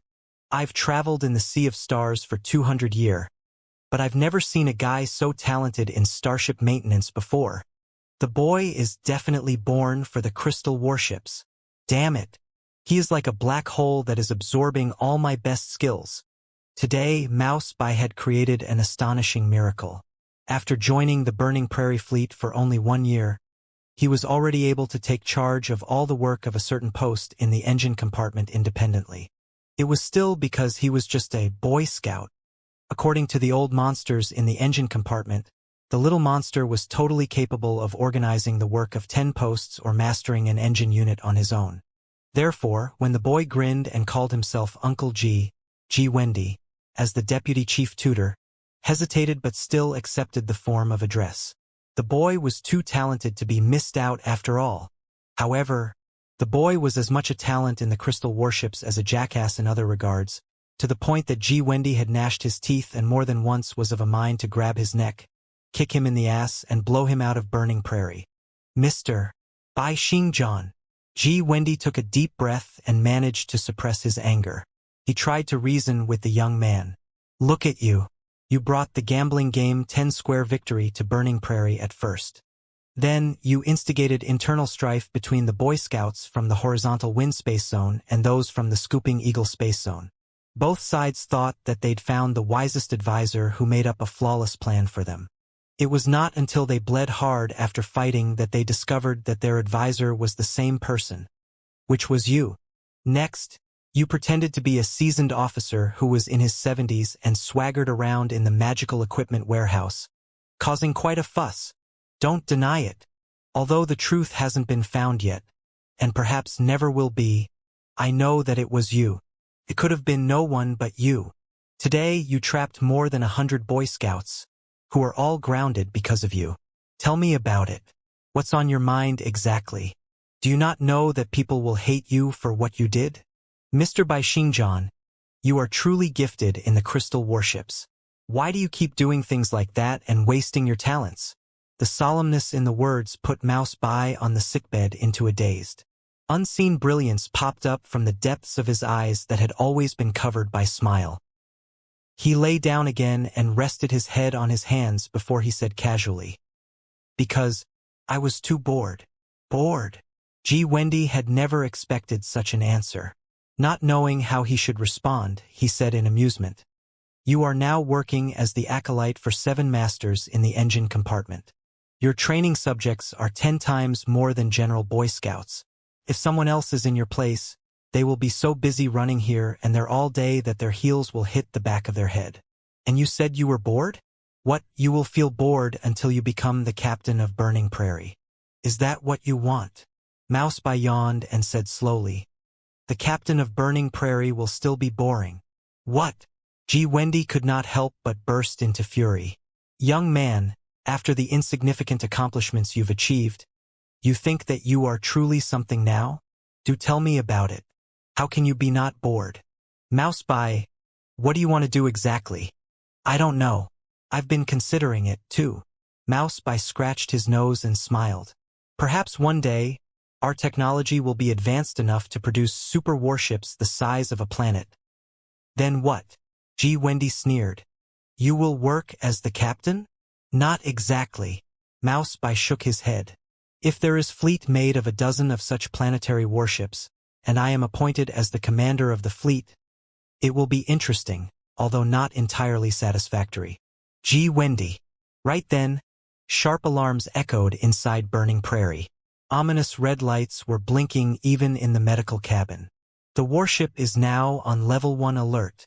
All personnel on holiday and off-duty. Return to your post immediately. Activate the defense rune array of the highest level in the living area.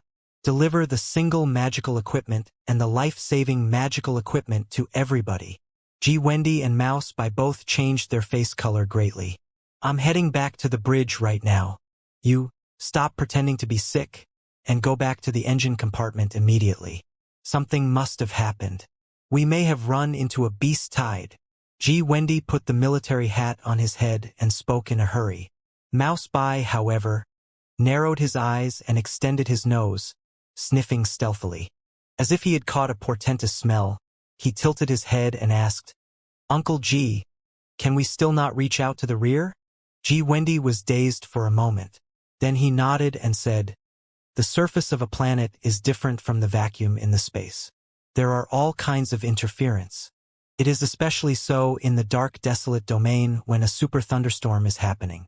It is perfectly normal that we cannot communicate with the rear due to the chaotic spiritual energy. Mouseby nodded and asked again, Uncle G, when we were in the capital city a few days ago, it was said that the speaker of the Star Glory Federation was assassinated. Tens of thousands of civilians were killed, too. The public fury was raised, and the drill was begun in advance. What was that all about? How would I know? Wendy glared. It is not something that you should be concerned about, either. Mind your own business. Mouseby scratched his nose habitually. His eyes were thinner and thinner as he said carefully, Uncle G, I think we should leave the dark, desolate domain and fly out of the atmosphere as quickly as possible. As long as we are out of the atmosphere and enter the orbit of the heaven's origin planet, we will be no longer affected by the weather and can reach out to the rear, right? You must be kidding me, Wendy sneered. One of the biggest purposes of the drill is to improve the combat ability of Burning Prairie in the harsh climate and environment. Yes, we can retreat now, but what can you do when you have a fierce battle with the fleet of the Imperium of true human beings on the surface of an important planet? Can you still retreat? What's more than 10 friendly legions are around us right now, and we have the best warship of the 3 sectors. A little wind and rain have already scared you? There's no reason to flinch even if we run into a large-scale beast tide. Let's just show the demons the awesomeness of the Flying Star sector. Cut the crap and go back to your post now. This is an order. Let me tell you, boy, I can turn a blind eye to other things, but I will see that you are punished in person if you hide during a battle. Wendy sniffed heavily and left. Friendly legions? Watching him striding away, Mouseby wiped the saliva off his face and muttered with a bitter smile. It is not the demons that I fear but the allies. On the bridge of Burning Prairie, Iron Commander Zhou Hengdao and several high-ranked officers of the Federal Army were standing in silence. Water was still dripping down from their raincoats, adding to the coldness from them. Luo Xingzi, who was the leader of the Cultivators from the Flying Star sector, as well as the captain of Burning Prairie and the officers on board, was somewhat at a loss. The situation was 100 times trickier than they had thought. It was much more than a simple beast tide. At around 3 o'clock in the morning, the number 22 Legion of the number 113 Regiment was performing the drill of night rush in the environment of a super thunderstorm at the end of the Thunderous Sound Mountain. Their original task was to occupy the number 2342 Highland after rushing for 150 kilometers at night. However, a cluster of new turbulence of spiritual energy fell down from the sky, increasing the intensity of the thunderstorm by at least 3 levels. Also, the magnetic field was jammed, and almost all the magical equipment lost effect. They were able to neither tell the direction nor reach out to the allies nearby. Moreover, the black rainwater that contained multiple kinds of impurities was disintegrated in the thunder into hazy fog that even the pouring rain could not extinguish. The visibility was very low. They could barely see anything. As it happened, a space gap came into being naturally around the number 2342 Highland. The wormhole expanded instantly and happened to stop right in front of the army. As a result, 3,114 soldiers of the number 22 Legion lost their direction and accidentally trespassed on the Blood Demon sector through the wormhole in the fog. Before the wormhole perished, only one soldier managed to run back. According to the reports of the soldier, the troop that entered the Blood Demon sector had been detected by the demons and was fighting a bloody battle. Every word of the emergency was like a piece of burning charcoal that hurt everyone's ears and eyes. Looking at the map of the No. 2342 Highland and the introduction to the number 22 Rapid Response Legion, and then looking at Iron Commander Zhou Hengdao who was standing like a statue, Luo Xingzi did not know what to say during the moment. Fellow cultivator Luo Xingzi and other fellow cultivators from the Flying Star sector, Iron Commander Zhou Hengdao simply allowed the black rainwater to flow on his mechanical body without even wiping his face. His voice was both cold and tough, like frozen fire. This is about the situation right now. According to our preliminary analysis, there can't be too many troops on the 9 voids, the other side of the dark desolate domain. If the No.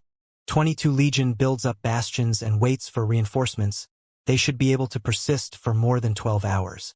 However, since the two parties were already engaged, the Pantheon of Demons will certainly dispatch more troops to the battlefield and annihilate the No. 22 Legion after getting the message. The number 22 Legion is a rapid response legion with the minimal gear. They did not carry any equipment that can build up teleportation arrays. It is absolutely impossible for them to return to the Heaven's Origin sector on their own. We have no other choices right now. We cannot wait and watch more than 3,000 soldiers be torn into pieces by the demons in the Blood Demon sector. We have to get them back. Luo Xingzi, Ji Wendi, and the other leadership of the Burning Prairie Fleet looked at each other in bewilderment, all feeling a headache. They would likely make the same choice if they were in the same situation. However, if they took any action, a total war between the Heaven's Origin sector and the Blood Demon sector, or even one that included the Flying Star sector, might begin. Right now, we have 2 options, Iron Commander Zhou Hengdao said solemnly. Firstly, the best solution. I beg the fellow cultivators of the Flying Star sector, for the sake that we are all human beings, to go to the Blood Demon sector and rescue our compatriots with us. The reason is very simple. The large-scale teleportation array to the Blood Demon sector is still under construction. Right now, it is still not able to teleport a large troop to the Blood Demon sector in battle formation precisely. If our exos and crystal tanks are sent to the Blood Demon sector through the incomplete teleportation array, they will be sprayed all over the 9 voids like snowflakes or even fall to somewhere deeper into the Blood Demon sector. Without a battle formation and unfamiliar with the terrain, the troop will be a bunch of mobs and a tray of loose sand. How can such a troop rescue anybody? It is possible that they will be surrounded by the regular army of the demons and wiped out before they accomplish their task. But Burning Prairie is different. Burning Prairie can perform short-distance space jumps with the super teleportation array on board. The Heaven's Origin sector and the Blood Demon sector are melding in the first place. From the perspective of the 4-dimensional space, we are only a single sheet of paper away from each other. Burning Prairie can stab through the sheet of paper very easily. If 2 or 3 legions on our side board Burning Prairie and jump to the Blood Demon sector, we will be able to ensure the battle formation and the chain of command as much as possible. Also, The tremendous firepower on Burning Prairie will provide support for our rescue mission. In the meantime, the thorough medical facilities on Burning Prairie will allow the heavily wounded soldiers of the No. 22 Legion to be treated as soon as possible. It is very likely that hundreds of lives will be saved in such a way. After we pick up all the soldiers of the No. 22 Legion, we will return to the Heaven's Origin sector through the super teleportation array on Burning Prairie. There will be no need for us to build up a teleportation array in the Blood Demon sector, which will take a lot of time. This is the fastest and cleanest approach. As the Chief of the General Staff of the Federal Army, a soldier, a cultivator, and a human being, I beg you to give us a hand considering that we are all human beings. Zhou Hongdao's request made Luo Xingzi and the leadership of the Burning Prairie fleet shudder for a moment. Luo Xingzi replied drily, "The order we received from the Flying Star sector is that Burning Prairie should stay in the Heaven's Origin sector and help the compatriots of the Heaven's Origin sector resist the demons. If the demons invade on a large scale, Burning Prairie definitely won't hesitate to help the people of the Heaven's Origin sector to protect their homeland until all of us are sacrificed. However, to attack the Blood Demon sector, this is not an attack but a rescue." Instead of waiting for him to finish, Zhou Hongdao interrupted him loudly. "We are not talking about conquering the Blood Demon sector. We are talking about the lives of more than 3,000 comrades and compatriots. If everything goes well, we may be able to find and rescue everybody in 12 hours before the main force of the coalition army of demons arrives." Luo Xingzi considered carefully for a moment and hesitated. "I have to send the intelligence back to the Flying Star sector and ask for the authorization of the cultivators of the Flying Star sector." Zhou Hongdao laughed, with sparks bursting out of his artificial eye. The 3,000 soldiers who are now in the Blood Demon sector on their own could die at any second. How long will it take for you to retreat from the Dark Desolate Domain, send the information back to the Flying Star sector, receive the feedback from the Flying Star sector, and react? 3 days? 5 days?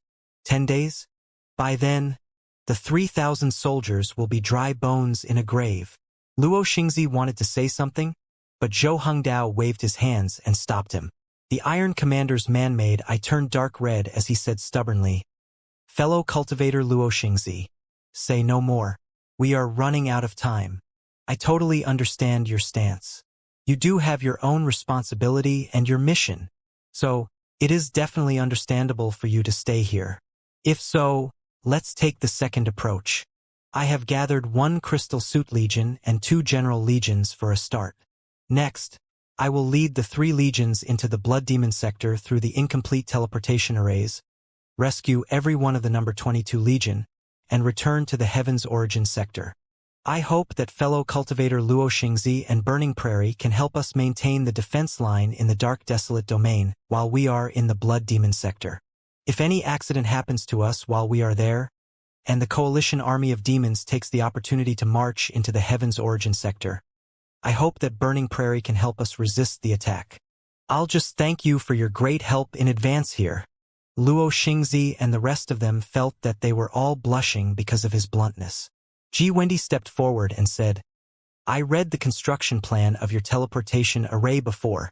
Right now, only half of the teleportation arrays are preliminarily built, with a very low precision of teleportation. If your 3 legions pass through those teleportation arrays, you will be like dandelions in a blowing wind and end up scattered in the Blood Demon sector. You might even be directly teleported to the military camps of the coalition army of demons. How can you fight the battle if so?" Another tutor from the Burning Prairie fleet also frowned. "It's easier to go over than to come back. You'll have to build up a series of temporary teleportation arrays in the Blood Demon sector to send back all the soldiers and their gears. How long will it take? I'm afraid that the coalition army of demons will surround you while you are building the teleportation arrays. It will be impossible for you to retreat in one piece during the fierce battle." "I know," Iron Commander Zhou Hongdao said calmly. "However, if you were in my shoes, would you make another choice?" The bridge was immediately caught in an awkward silence. "All right, it's urgent. My staff will discuss the specific arrangements with you. I'll have to gather the troops and prepare to march out. The rear will be all yours after I'm gone." Zhou Hengdao stood at attention and saluted in the most formal way. The chief of the general staff's courtesy was like a saber slashing the chest of every cultivator from the Flying Star sector. Wait! Luo Xingzi finally could not help but say, "Fellow cultivator Zhou, this is too important an issue. Please, let us consider for a moment." Zhou Hengdao's lips moved. Circles of redness beamed out of his man-made eye as he said, "All right. Thank you for your generous help, fellow cultivators. The lives of more than 3,000 compatriots will depend on your decision. I will go to gather the troops now. We will be prepared in an hour and a half. If you have a different answer, please contact me before that. Otherwise, we will be leaving off through the teleportation arrays." After saying that, he turned around and left without any hesitation. "Fellow cultivator Zhou," Luo Xingzi called him. "Should we try to reach out to the rear? This issue should be approved by the capital." "I will." Zhou Hengdao stopped and nodded. "I've been trying to contact the rear, but the thunderstorm has been too strong. I cannot talk to them to this moment. The soldiers trapped in the Blood Demon sector will be in more danger with each passing second. There's no time for us to bother about the details now. There's a motto in the army that has been passed on from the ancient cultivators. Now that you've established the Burning Prairie Fleet hoping to resist the expedition army of the Imperium of true human beings in 100 years, you will certainly encounter a lot of unexpected, complicated situations. So I would like to share the motto with you. When a general is on a battlefield, he doesn't take orders from the monarch. An hour later, it was already morning. However, at the point of impact between the two worlds, the dark, desolate domain, where the sky was broken, day and night were often indistinguishable. The thunderstorm and the hurricane were still going on. The pouring rain seemed like it would never stop. Dirty water was flowing among the hills, dividing the world into countless dying lone islands. In the middle of the storm and the flood, tens of thousands of exos wearing mystic skeleton battlesuits were standing in silence like statues that rose up from the sky. Behind the warriors in crystal suits, there were countless regular soldiers who were driving crystal tanks or carrying storm bolters and crystal cannons. The rainwater did not shake them at all but was vaporized the moment it hit their burning bodies, decorating them in an unstoppable aura of killing. In front of the 100,000 federal soldiers, Iron Commander Zhou Hengdao was standing in the middle of the pouring rain just like the rest of them. The brilliance deep inside his eyes was glittering together with the shining lightning in the sky. "Warriors of the Star Glory Federation," Zhou Hengdao roared. "We are all clear about our mission now, which is the most dangerous one in the history of the Star Glory Federation. We will pass the broken wall between the two worlds and land on the Blood Demon sector like burning dandelions. Perhaps we will be surrounded by the demon beasts before we stand to our feet.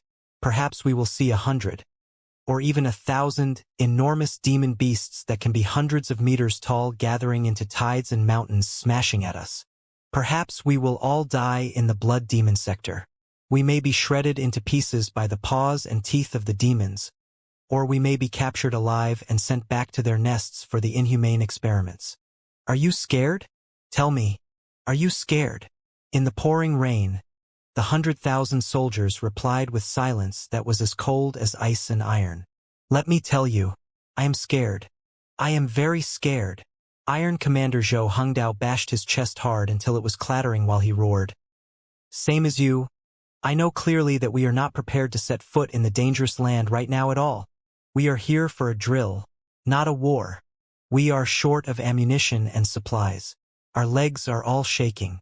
Our hearts are all pounding. Butterflies are flying in our stomachs. We are more than scared. However, 5 hours ago, 3,113 soldiers, 3,113 of our brothers, were trapped in the Blood Demon sector. We are already more than scared when we haven't been faced with anything yet. What about them who are being faced with the nightmare right now? What about the brothers who are trapped in the Blood Demon sector without reinforcements? Think about it. What are they feeling right now? Let me tell you, they will certainly be very scared. They might feel like throwing up in fear. But however scared they are, they will not be desperate. They will certainly summon all the courage and fight to the end. because they are very clear that they are not fighting on their own. Behind them, there are hundreds of thousands of brothers from the entire Heaven's Origin sector who participated in the drill with them. They know that those brothers will be there to save them. Even if there is only one of them left, those brothers will be there to save him. Because they and us carry the same rising dragon of the 9 stars emblem, wear the same black uniform, and boast the same proud name, the Federal Army. This is going to be the most perilous battle since the Federation was founded. It is also going to be the greatest one. Warriors and brothers, I cannot promise you anything, except that I will move forward together with you. Every brother will be rushing forward under my lead. As long as one soldier of the Federal Army is still lost in the Blood Demon sector, I will definitely be fighting with the rising dragon of the 9 stars until I am not breathing. Now, do you still feel scared? If you are still scared, then just shout out our name that has been irrigated with the blood of countless heroes over the past 500 years. Federal Army, Federal Army, Federal Army. In the pouring rain, thunderous roars were echoing from the 100,000 soldiers. The thunder on the ground was competing against that in the sky and even eclipsed it.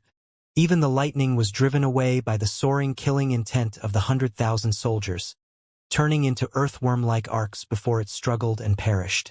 Iron Commander looked at the ignorant soldiers in silence. There was a trance on his face that was mostly covered in steel and rubber. He seemed to be embarrassed by everything that he had said just now, but he also seemed to be unwavering because of the hypnotization of a certain force. Deep inside the crimson man-made eye, the red spot was frozen, but a drop of dirty tear flowed down from the corner of his other eye. Due to the long distance and the pouring rain, none of the soldiers noticed it. Right then, a lieutenant rushed close, with mud spluttering, and whispered to him, "Iron Commander, the allies of the Flying Star sector have agreed to send Burning Prairie to the Blood Demon sector with us. They are now landing and deploying super short-distance commutation rune arrays so that all 3 legions can get on board quickly." Excellent. Iron Commander Zhou Hengdao's eyes were glittering. Ask the commanders of the 3 legions to take action immediately. I want everyone to board within 3 hours. In 3 hours, no matter how many soldiers have been accommodated, we will take off immediately. Iron Commander Zhou Hengdao looked at his beloved army for the last time and walked into the storm. From the broken sky, the super warship Burning Prairie was landing slowly, opening to the 100,000 Federal soldiers. At the same time, on the south of the Grand Desolate Plateau, a rapid dragon-level crystal warship, the fastest model in the Federal, was rushing toward the dark desolate domain at the highest speed. On the warship were Liao, Ding Lingdang, and several other experts who had remained in the capital. They were all carrying the ultimate order issued by Speaker Zhang Hailu in person. As the nominal commander-in-chief of the Federal Army, only the order from Zhang Hailu could override Zhou Hengdao's order, which came from the General Staff. The order for the drill be aborted immediately had been spread to more than half of the Grand Desolate Plateau. The troops at the south of the Grand Desolate Plateau had all retreated to their garrison as per the instructions. However, the north of the Grand Desolate Plateau and the Dark Desolate Domain seemed to be enshrouded in a thick fog that no orders could penetrate through. Occasionally, there were responses from the Dark Desolate Domain, but it was hard to verify whether or not they had been sent by the troops under Zhou Hengdao's control. Several teams had been dispatched from the few war bases at the south of the Grand Desolate Plateau to the north to call back the troops in the drill. However, after 10 years of collisions between the Heaven's Origin sector and the Blood Demon sector, the Dark Desolate Domain at this moment was dozens of times larger than before. It had a coverage of several million square kilometers. It was definitely not an easy mission to locate an army that was possibly avoiding them on purpose in the super thunderstorm. Besides, even if they did find the target, would the communication teams sent by the military be enough to stop Iron Commander Zhou Hengdao? Therefore, Liao and the other experts still took off from the capital city and rushed to the Dark Desolate Domain on the fastest crystal warship. Boom! The crystal warship suddenly uttered fulminations. As it turned out, the power rune arrays broke down again because of prolonged overloading. This was the 3rd crystal warship that they had wasted on their way. Liao could tell from the sound that the warship was hopeless. But there was not a second military base in the hundreds of square meters nearby where they could get on a new warship. All the cultivators boarded on the armed shuttle on the warship, prepared to move on to the next military base. After looking at the time on his portable crystal processor, Liao, however, gritted his teeth and summoned Black Wing. In the battle against Diwu Jian, Black Wing had been hit by the attack of 5 disintegrations of heavens and human. Cracks were appearing everywhere on the body of the sword. Liao was both sorry and angry, but he did not know how to mend it at all. Black Wing sensed his need. It shook in his palm as if it were saying, "That's all right. I'm on it." Seeing that he summoned the flying sword, Ding Lingdang asked in a hurry, "Liao, what are you going to do? It's too slow if we move from one base to another. You bring the main troop and come slowly. I'll simply go there first and check the situation." Touching the cracks on Black Wing, Liao squinted and said, "Many guys on Burning Prairie know me. As long as I find Burning Prairie, I can at least stall them for a while until you arrive, even if I cannot stop them." Black Wing was the fastest magical equipment within the atmosphere that Liao had ever seen. Even the rapid dragon-level crystal warship and many super shuttles were no match for it. More than 10 years ago, when Liao was still in the Grand Desolate War Institution, he had often galloped on the Grand Desolate Plateau with Black Wing's speed. Today, history was reality again. "I'm going with you. I brought my own Furious Flame armed shuttle for the mission," Ding Lingdang said without any hesitation. "As long as you can keep up with me, just come." Liao smiled and dashed to the exit of the crystal warship. He threw Black Wing to the midair. Immediately, black fog spread out and condensed into 2 wings dozens of meters long. Liao leapt up and landed on the sword. The black waves of spiritual energy enveloped him. Integrating with the sword, he roared and rushed north, leaving a long exhaust flame behind him. "Wait for me!" Ding Lingdang shrieked behind him. Her furious flame-armed shuttle turned into a streak of redness and went after Liao. In the dark desolate domain, Burning Prairie lowered to an altitude of about 100 meters from the ground. The spiritual waves raised by the anti-gravity rune arrays were spreading out like tides, blowing many younger trees away. The Marines on Burning Prairie jumped down and built up temporary commutation rune arrays on the ground. Channels of light seemed to be established between the ground and the super warship. The commutation rune arrays were essentially short-distance teleportation rune arrays with fixed destinations. They could move the soldiers, crystal suits, crystal tanks, and other war assets into Burning Prairie from the ground. Thousands of crystal suits and armed shuttles were flying in midair against the pouring rain and entering the super warship directly through the docks and airports on the super warship. If one were to observe from afar, it was like rows of well-trained ants migrating into the body of a giant fish incessantly. In less than an hour, almost half of the soldiers and war assets had boarded. At this time, the remaining 17 legions were still scattered in the dark desolate domain according to the subjects they were training.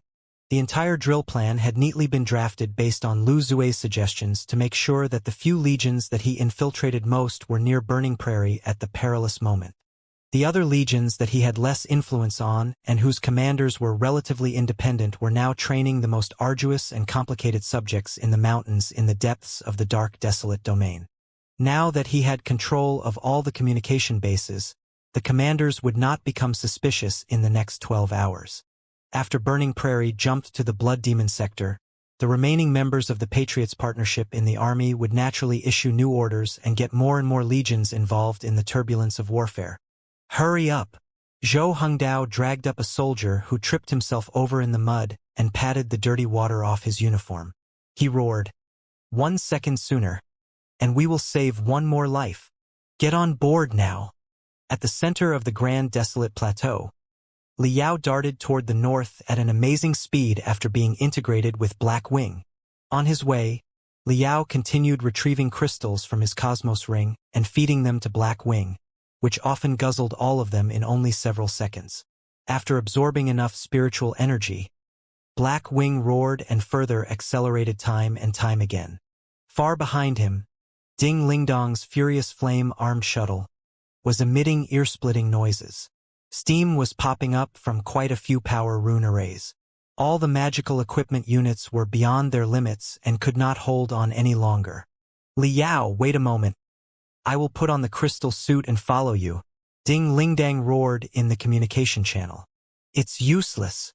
Liao replied in the communication channel. It's impossible for you to catch up with me even if you put on your crystal suit. Also, the crystal suit only has a limited storage of spiritual energy. If you rush for a long distance at the highest speed, not only will the crystal suit be drained, you will consume a lot of your physical strength and spiritual energy, too. When we arrive in the dark, desolate domain, you will be exhausted. How do you plan to stop Zhou Hongdao? Ding Lingdang was not an unreasonable person. She knew that she did not have an ultimate flying sword such as Liao's. If she were to finish the rest of the journey with her spiritual energy, she would be more or less paralyzed when she reached the dark, desolate domain. She would only be Liao's burden. She gritted her teeth and lowered the speed. Can you do it alone? Trust me. I've returned safe and sound from the Flying Star sector and the Blood Demon sector. Liao laughed. How can a minor dark, desolate domain trap me? Okay. Ding Lingdang instantly made the most sensible choice. You go and check the situation first. Try to avoid a head-on clash with Zhou Hongdao and just stall him. Me and the fellow cultivators will contact the military bases nearby and make sure that the ultimate order reaches every troop in the area. Hang in there. We will be joining you in no time. All right. Liao stomped on Black Wing. The wings of spiritual energy on its two sides further expanded, only to shrink again. Like an arrow released from the bow, it accelerated to beyond 5 times the speed of sound the next second. Crack, crack, crack, crack. Ominous noises of explosion were echoing inside Black Wing. The flying sword that had accompanied Liao for more than 20 years seemed to have reached the end of a certain phase, too. Liao was both sorry and anxious. Little Black. But Black Wing released more and more spiritual energy time and time again, leaving an exhaust flame that was as thick as an angry dragon behind them and demonstrating its strength in such a way.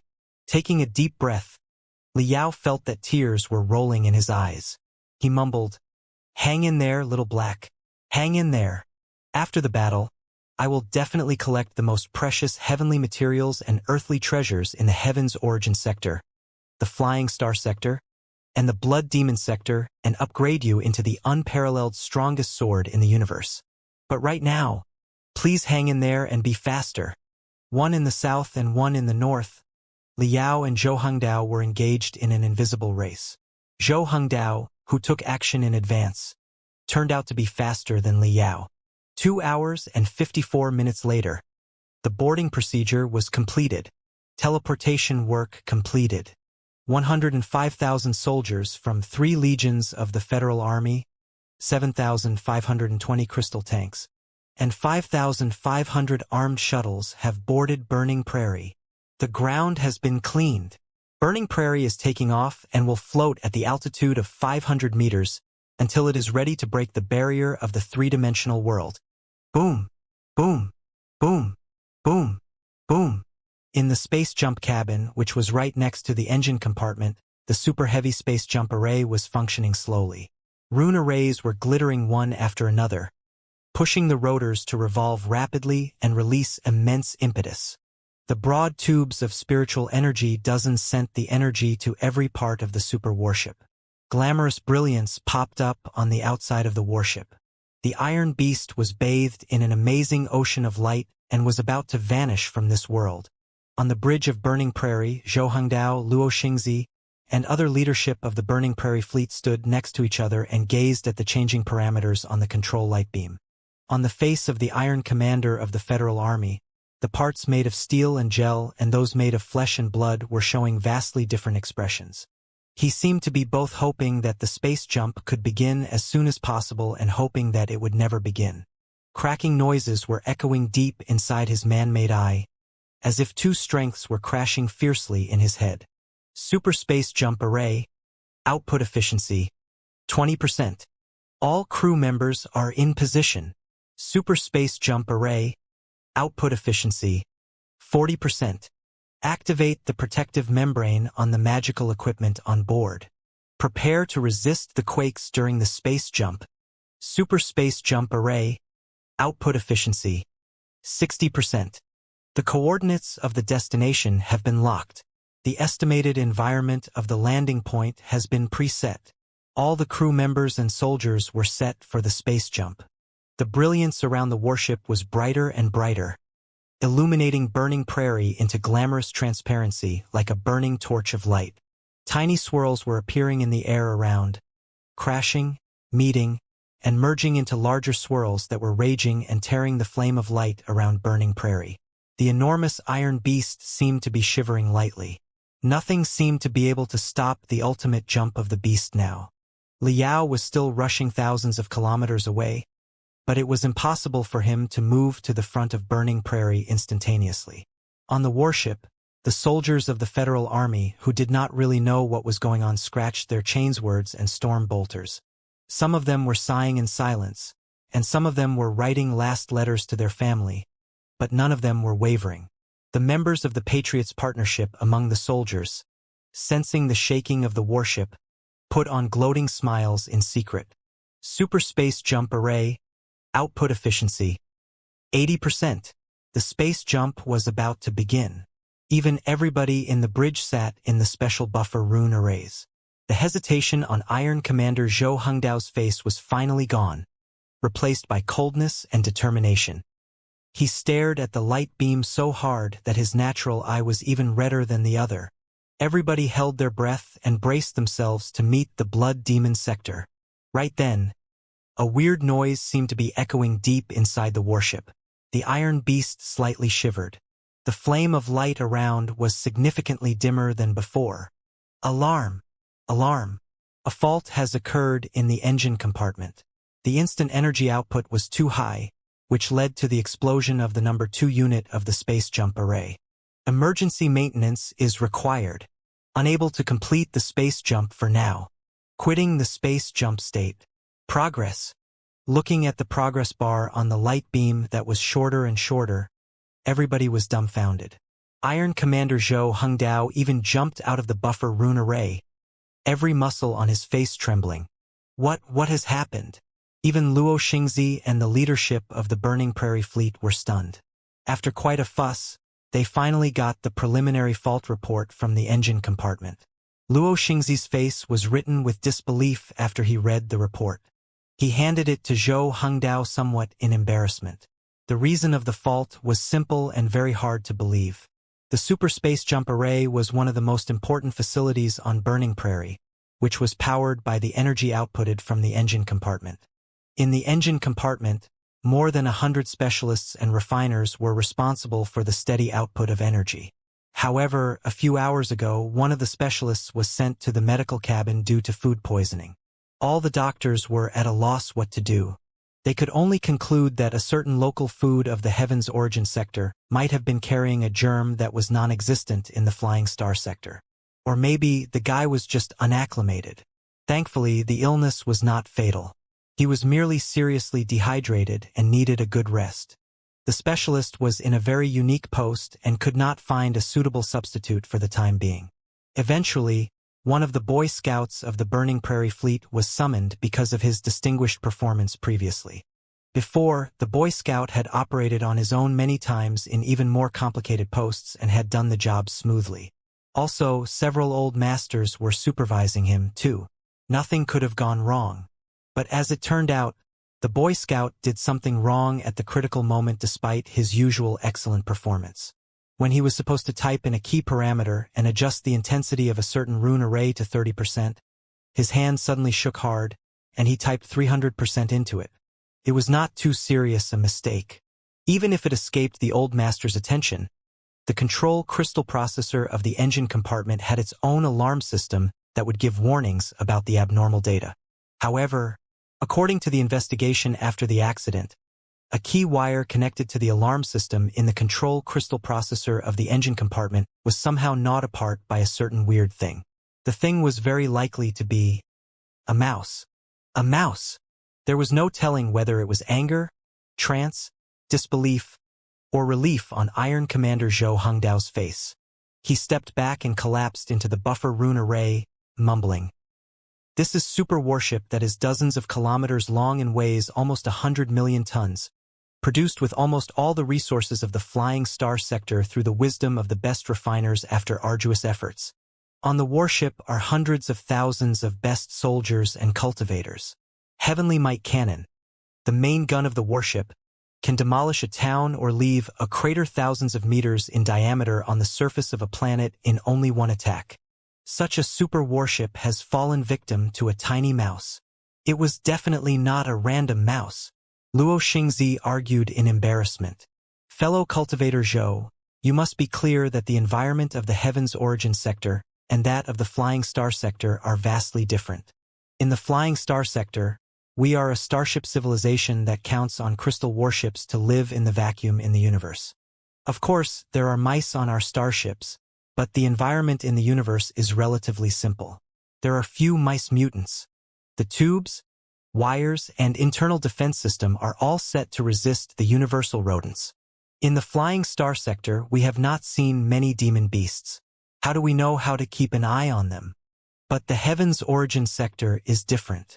This place used to be a world of demons 500 years ago, and now it borders the Blood Demon sector. The Grand Desolate Plateau is also a paradise for demon beasts.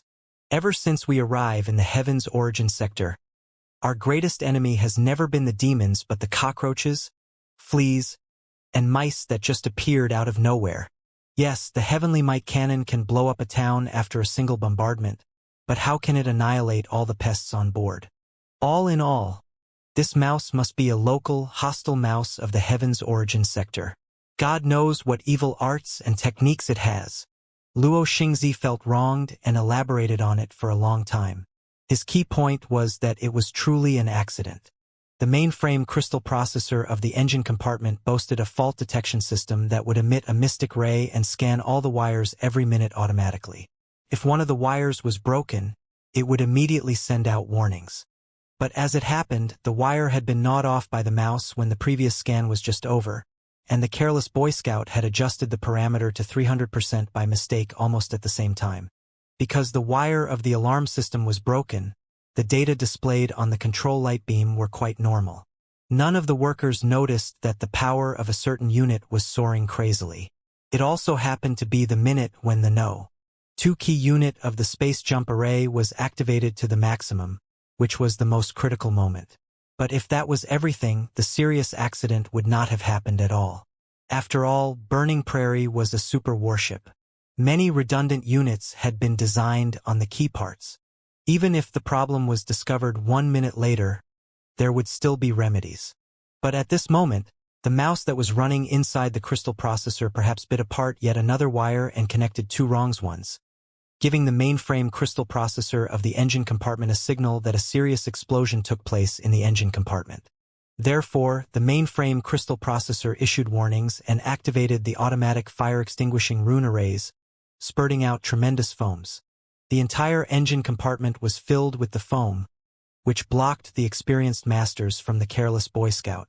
Everybody thought that the engine compartment had an explosion. In the flurry, they did not have time to bother about the Boy Scout's operations anymore. Then, the Boy Scout discovered the mistake that he had just made. Under the interference of the explosion alarms, he was so panicked that he did not turn to the masters for help but tried to fix the problem on his own. However, the more he fixed, the more problems he caused. He made almost all the mistakes that could possibly be made in the next half-minute, which eventually resulted to the paralysis of the space jump array. On the light beam, the supervisor of the engine compartment scratched his nose and explained, with foams all over his head, "This is a tragedy caused by a series of accidents. It is a price we have to pay in order to raise the rookies.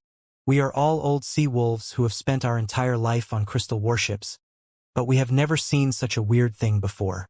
I can only say that we were unbelievably unlucky." Iron Commander Zhou Hengdao did not even have the strength to burst into fury anymore.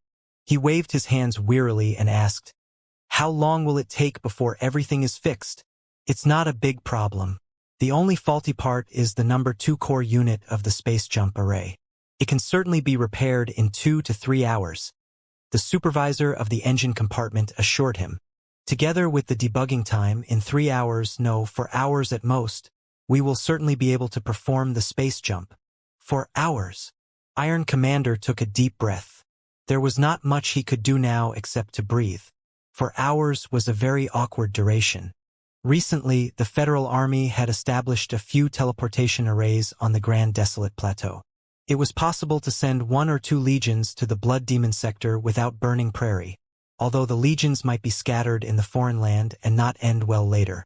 However, according to the plan of the Patriots Partnership, the best move was to drag the Flying Star sector into the trouble. That was why Zhou Hengdao requested to board on Burning Prairie. Everything seemed to be quite smooth. Cultivators from the Flying Star sector had fallen into the trap step and step, but now that such an uncanny accident had taken place at the critical moment, he was a victim of his own scheme. It was a huge project to get 100,000 soldiers on board and off board. The boarding procedure itself took almost 3 hours. It would take more than half a day for the soldiers to evacuate from Burning Prairie, regroup into battle formations, march to the Federal Army's own teleportation arrays, and activate them. It was not counting the strike on the morale of the army. As the saying goes, the longer you delay, the more problems you will have. Only a few people were really under Zhou Hengdao's control after all. The majority of the soldiers were unaware of what actually was going on. But they were definitely not fools. The longer they were delayed, the more unexpected factors would appear. Having no other choices, Zhou Hengdao could only wait for the recovery of the space jump array patiently. A mouse! With a despondent face, he mumbled non-stop, "A mouse? A mouse! A mouse!" At the rear part of the warship, almost 20 kilometers away from Zhou Hengdao, in the engine compartment, Ji Wendy, the deputy chief tutor of the Burning Prairie fleet, was roaring thunderously, too. He was trembling violently in fury, and his neck was so red that it might explode at any moment. Jabbing the young man's face, he shouted, "Mouse Bai, what should I say about you? You acted so perfectly in your training. You've done simulations of space jumps in the Grand Illusionary Land almost 100 times, and it was smooth and immaculate every time. But you panicked and made such an unpardonable mistake when you were on actual duty for the first time and when you were responsible for such an insignificant post. That's not my fault." With foam on his head and dirt on his face, Mouse Bai craned his neck, although he was apparently panicking. It was because a mouse bit apart a wire in the crystal processor. Who could have foreseen that? And you are still arguing. Ji Wendy was mad. Why did you not turn to the teachers, the tutors, or the old masters when you noticed something wrong but decided to act on your own? It was too complicated a problem for you to address single-handedly. I shouted. Mouse Bai defended himself. At that time, foam was everywhere in the engine compartment. Alarms were ringing, too. Everybody thought that an explosion had taken place somewhere and was busy looking for it. I called them many times, but none of them even glanced at me. I thought that it was not a big problem. I handled it in the Grand Illusionary Land before. So, I decided to solve the problem myself, but I didn't know that the mouse. Mouse? You are still talking about mouse. Ji Wendy grabbed him by his ears and picked him up, roaring. The way I see it, it was you who attracted the mouse to Burning Prairie. Why else are you nicknamed Mouse Bai? Ouch! Ouch! Ouch! Ouch! Ouch! Mouse Bai cried and hurried to beg for mercy. Uncle G, it was wrong of me. It was wrong of me. Please loosen me. Let me make up for my mistake and help with the maintenance. Make up for your mistake? You are planning to add to our trouble, aren't you? Tutor Lee, bring the boy to the single detention room and have him grounded for 1 month. Do not let him out 1 second earlier. Ji Wendy was shouting with such a loud voice that his saliva was storming on Mouse Bai's face. The boy shut his eyes like a shuddering mouse in a hurricane. 10 minutes passed. After a huge noise, the door of the detention room was slammed. Mouse Bai was left in the darkness alone. When the tutor outside gradually walked away, the frustration and discontent on Mouse Bai's face were suddenly gone. It was now mysterious and unpredictable, as if it were covered in a faint cloud. In a moment, The feelings that he gave out were totally different from before. He was no longer a teenager but an old man more than 200 years old who had weathered through too much difficulties. His sharp eyes pierced through the thick shell of the warship and stared at the south of the dark, desolate domain, expecting something. Creak, creak. A little mouse, as if made of white jade, crawled to his shoulder out of nowhere. A dark gold streak of light extended from its head to its tail along the spine. The mouse moved agilely and scratched him. I hope my judgment was correct. Mouseby lay down in a corner of the detention room comfortably with his hands as the pillow. The stinky toilet was right next to him, but he could not care less about it. Grinning to the mouse, he said, "It's a pity that we've only just possessed the body. The body cannot withstand any harsher training and can only wield the capability of the refinement stage. Otherwise, we should have been able to play this enjoyable game as well. Forget it. We'll have a lot of chances when we run into the Imperium of true human beings in the future." Why is Iron Commander Zhou Hongdao in such a hurry to start the space jump? Is an unexpected factor that he fears coming? What is the scheme exactly? And what is the unexpected factor? When he spoke unexpected factor, a face suddenly popped up in Mouseby's head, which made the smile on his face even more mysterious. Yes. He thought of someone, a guy who was an unexpected factor wherever he went. Is that you, Li Yao? By Xinghe or Boss Bai, the pirate potentate and the ruler of Spider Den in the past, and by Xingjian or Mouseby, a boy scout in the Burning Prairie Fleet. Spoke with a smile to the mouse, which was possessed by the remaining soul of Yan Xingjian, an unparalleled expert who had once had the greatest chance to march into the divinity transformation stage in the Heaven's Origin sector, the Flying Star sector, or the Blood Demon sector. If it is you, I can only help you so much. Not far away from the bridge of Burning Prairie, in a temporary office, Iron Commander Zhou Hongdao sat on the chair in a daze. The artificial limbs on his body were not moving at all, as if they were rusted. Inside the light beam, it was tens of thousands of people and flapping flags and banners in the wind. Everybody was shouting the same name while singing the soul-stirring national anthem. Li Yao! Li Yao! Li Yao! Li Yao! It was the picture where Li Yao broke through the blockage of the Patriots partnership in the capital city and marched toward the Parliament building. Dozens of media outlets had captured the whole process and montaged it. The lights and shadows were changing non-stop, illuminating Zhou Hongdao's face. The seasoned warrior who would not change his face color in the storm of bullets or the fog of venom found it difficult to resist and slightly narrowed his eyes. Complicated emotions were flowing deep inside his eyes, including a hint of embarrassment. When Li Yao's face was featured under the rising dragon of the 9 Stars flag, Zhou Hongdao even tilted his head, as if he did not have the courage to stare at Li Yao. His iron hand, which was holding a series of badges, was shivering, raising clattering noises. Somebody knocked on the door. "Come in," Zhou Hongdao said lethargically. A middle-aged man, tall, energetic and bald, strode into the cabin, only to be greatly surprised by the sound from the crystal processor. He hurried to slam the door. Sweat all over his forehead, he asked, "Iron Commander, what are you doing? What if the guys from the Flying Star sector overhear it?" Naturally, the riot that Li Yao had raised in the capital city was still blocked in the dark desolate domain right now. The bald man was named Zhou Tie. He was Zhou Hongdao's nephew and the captain of his guards who had fought with him for decades. He was one of Zhou Hongdao's most trusted subordinates. Of course, he was a member of the Patriots partnership. "Ah Tai, come over here and listen to the cheers. So many people are shouting Li Yao's name." In a trance, Zhou Hongdao's eyes were hollow, as if he were recalling things a long, long time ago. "Do you remember what happened after the Battle of Peaceful Tomb 35 years ago? We extinguished the largest beast tide in several decades and executed 5 demon kings. The dead bodies of the demon beasts weren't burnt up until 3 days and 3 nights later. When we returned to the capital city with the dead bodies of the 5 demon kings in triumph, it was exactly what the millions of people in the capital city did. They welcomed us on the 2 sides of the street. The rising dragon of the 9 Stars flags were waved in every street and alley. They were shouting our name. They were cheering for the Federal Army. Federal Army. Federal Army. Federal Army. To this day, I often feel like I'm hearing the roars when I can't go to sleep at night. At that time, they were definitely more excited and enthusiastic than when they are shouting Li Yao's name today. Do you remember, Ah Tai? Do you still remember? Colonel Zhou was silent for a moment.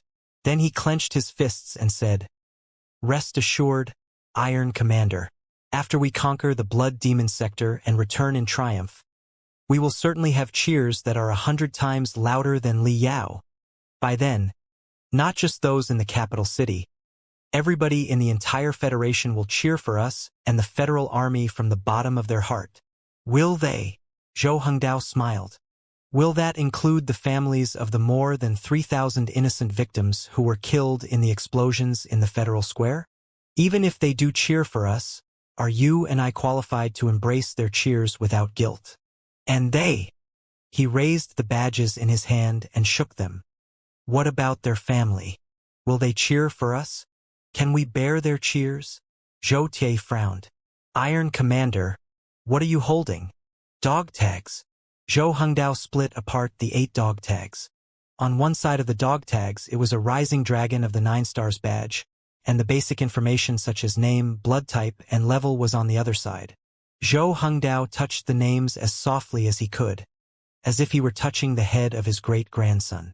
They are the dog tags of the 8 signalmen who fought to the end to fulfill their responsibility only to be killed by us. Chun Gaoi, Song Zhuguang, Jing Guiyuan, Dong Rui, Lu Hao, Shan Xianxia, Deng Juanhao, Xiaolisheng, those are their names. Dong Rui was the youngest of them. He was only 19 years old and only joined the army last year. Song Zhuguang was the oldest of them. He was 66 years ago. He had almost dedicated half of his life to the Federal Army. He was a veteran who had participated in dozens of bloody battles. After dozens of bloody battles, he was not killed by the demons. What a lucky man. Such a seasoned warrior would have been fought over by every troop. It's a pity that he was not killed by the paws and tusks of demon beasts but by the guns of his brothers. And by our order. It was an accident. Zhou Tie's eyes were more or less red, too. He stepped forward and supported Zhou Hongdao, who was shaking slightly. He bellowed, "Iron Commander, it was an accident. You must not blame yourself. Now that Director Liu has been captured, you are the spine for all the patriots right now. In order to save the Federal Iron Commander, you must not fall over at this moment. Accident.